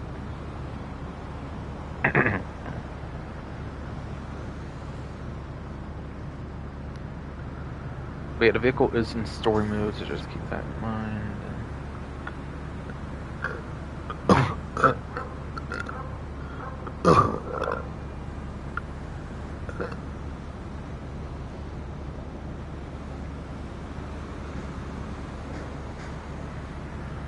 The vehicle is in story mode, so just keep that in mind. And then it is apparently at the top of the F tier. It is actually apparently at the top of the F tier, which is ironic actually, because the Everon from earlier was actually at the bottom of the F tier, apparently. The Dune Buggy is actually at the top of that same tier, F tier, which gives it better lap time of 17th place, compared to like the reminder of 22nd place for the Everon, whatever, for that lap time.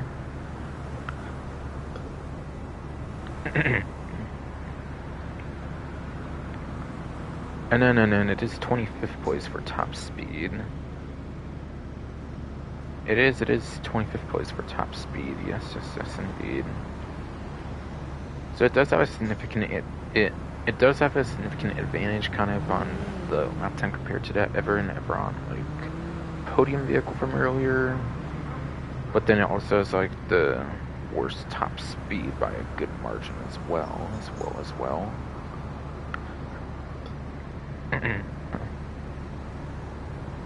But yeah, technically, when it comes to just the raceable options for the class, since there's only 47 of those as a reminder, it does have above average for that lap time, and then it does have below average for the top speed. It does have below average for that top speed. Yes, indeed.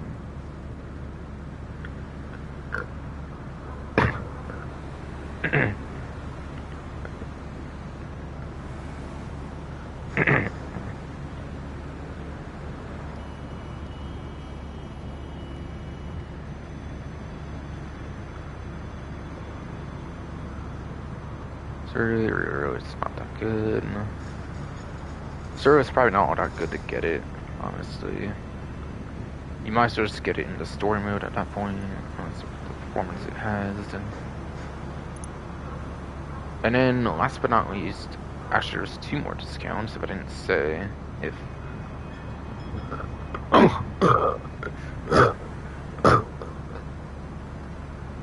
If I didn't say there was 2 more vehicle discounts, it's actually 2 more, not 1 more. Starting with probably the more exciting of the 2, the Obey I-Wagon, I guess, technically speaking. Going from 1,720,000 over to 1,204,000.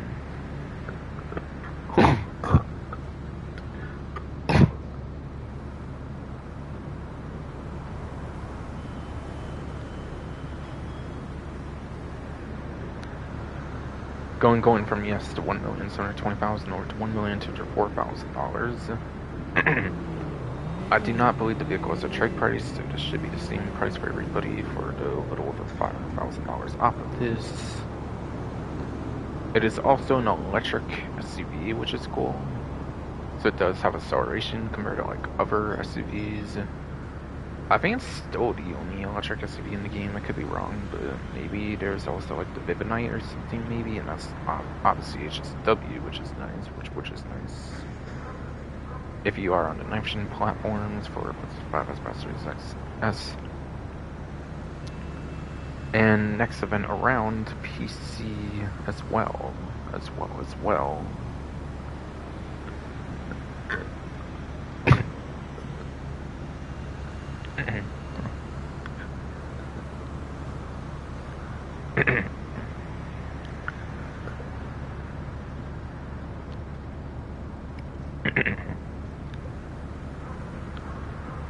But yes. Appearing the I-Wagon is at the top of the C tier for the SUVs class, by the way. By the way, for the SUVs class, I-Wagon is appearing at the top of C tier. Which apparently gives it 14th place for lap time, which sadly is 11th place at like best, even without HSW into account. So it is out of top 10, basically locked in already.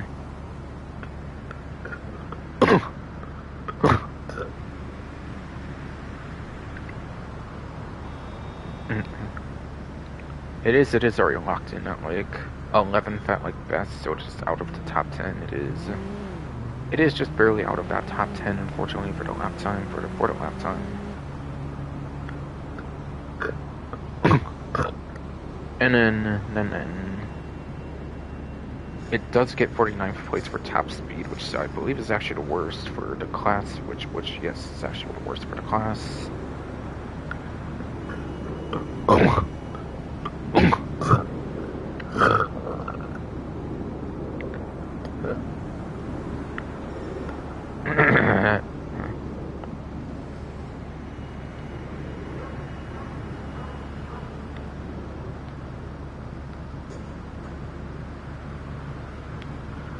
But yes. It obviously has above average for the class for lap time at least, which is nice. Just 1 placement out of the top 10 at like best, which is unfortunate, but it's not terrible, at least for that, I would say. It does have the worst top speed though, because it is like the only electric SUV in the game. It is it is like the only SUV, like electric SUV in the game, so it does pretty much solidify as like the worst top speed for the class. Again, it might be electric like Kieran Vibonite, that might be electric too, but it is HSW, so that's obviously better off there.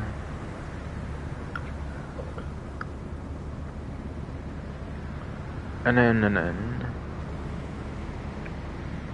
yeah, acceleration obviously being electric could be pretty good, so it does have acceleration going for it, at least for the SUV class.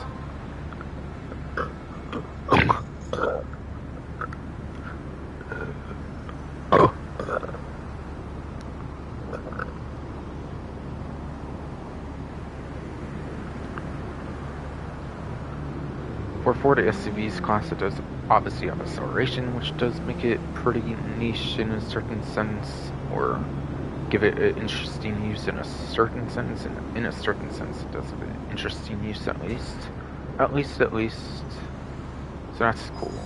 That's cool. Obviously.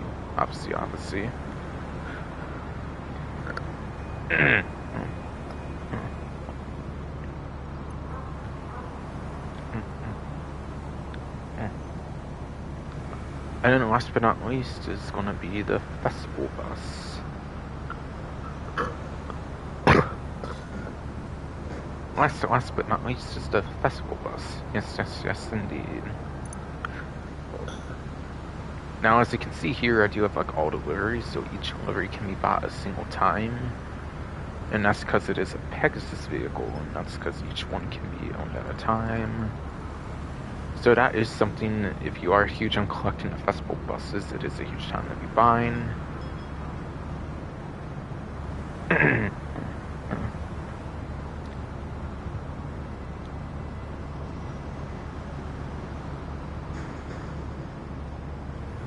Oh, this one's actually 50% off. Okay.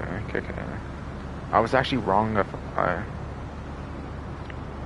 I was actually wrong. I thought there was no 50% off discount for vehicles, but no, there was a half off discount for the festival bus apparently.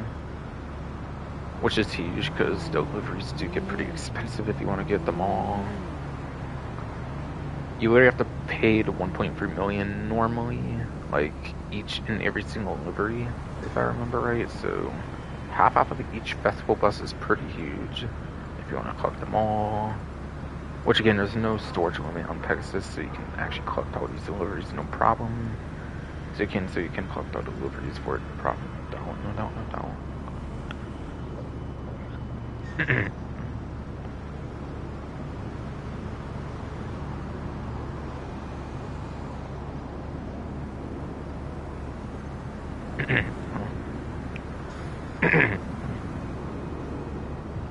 But really, that's the most interesting thing about the festival bus is you have a lot of deliveries they can buy, and obviously it has the music gimmicks with like the speakers on the side.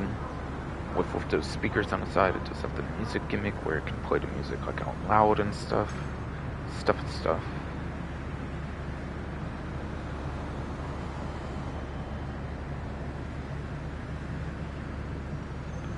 And I guess I can go over performance on this one's a civilian vehicle, so I guess I'll go over performance on it too. I think it's in the service class if I remember right, which is pretty niche, obviously. Yeah, yes, it is in the service class. It is in fact very much in that service class. It is actually the worst one for a lap time, and it actually does not have a tier system, apparently, for the service class, for the spreadsheet. So it is 13th place for lap time, as well as 13th place for top speed. It is the worst performing service vehicle in the game. It is the worst performing service vehicle in the game that you can buy, like, 10 fucking times, basically, for each delivery as well, which is kind of crazy, which is kind of crazy. And I have actually managed to pull that off as well in the California Heist days. In the California Heist days, I actually bought every single delivery for it too, I think. So I do actually have all 10, so I do actually have all 10 as an option. Though I probably only use like one of them when I do use them, so. Though I do only use like one of them when I do actually use them, basically.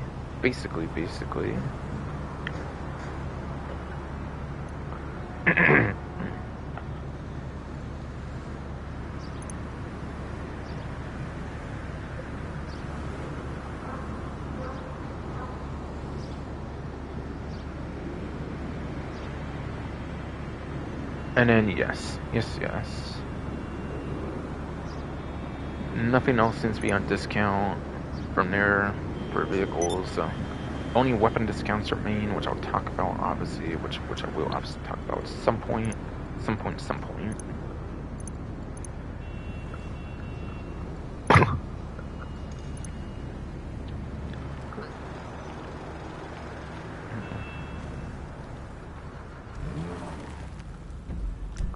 So I'll go to the stash house, I think, right now, and then go to HSW time trial.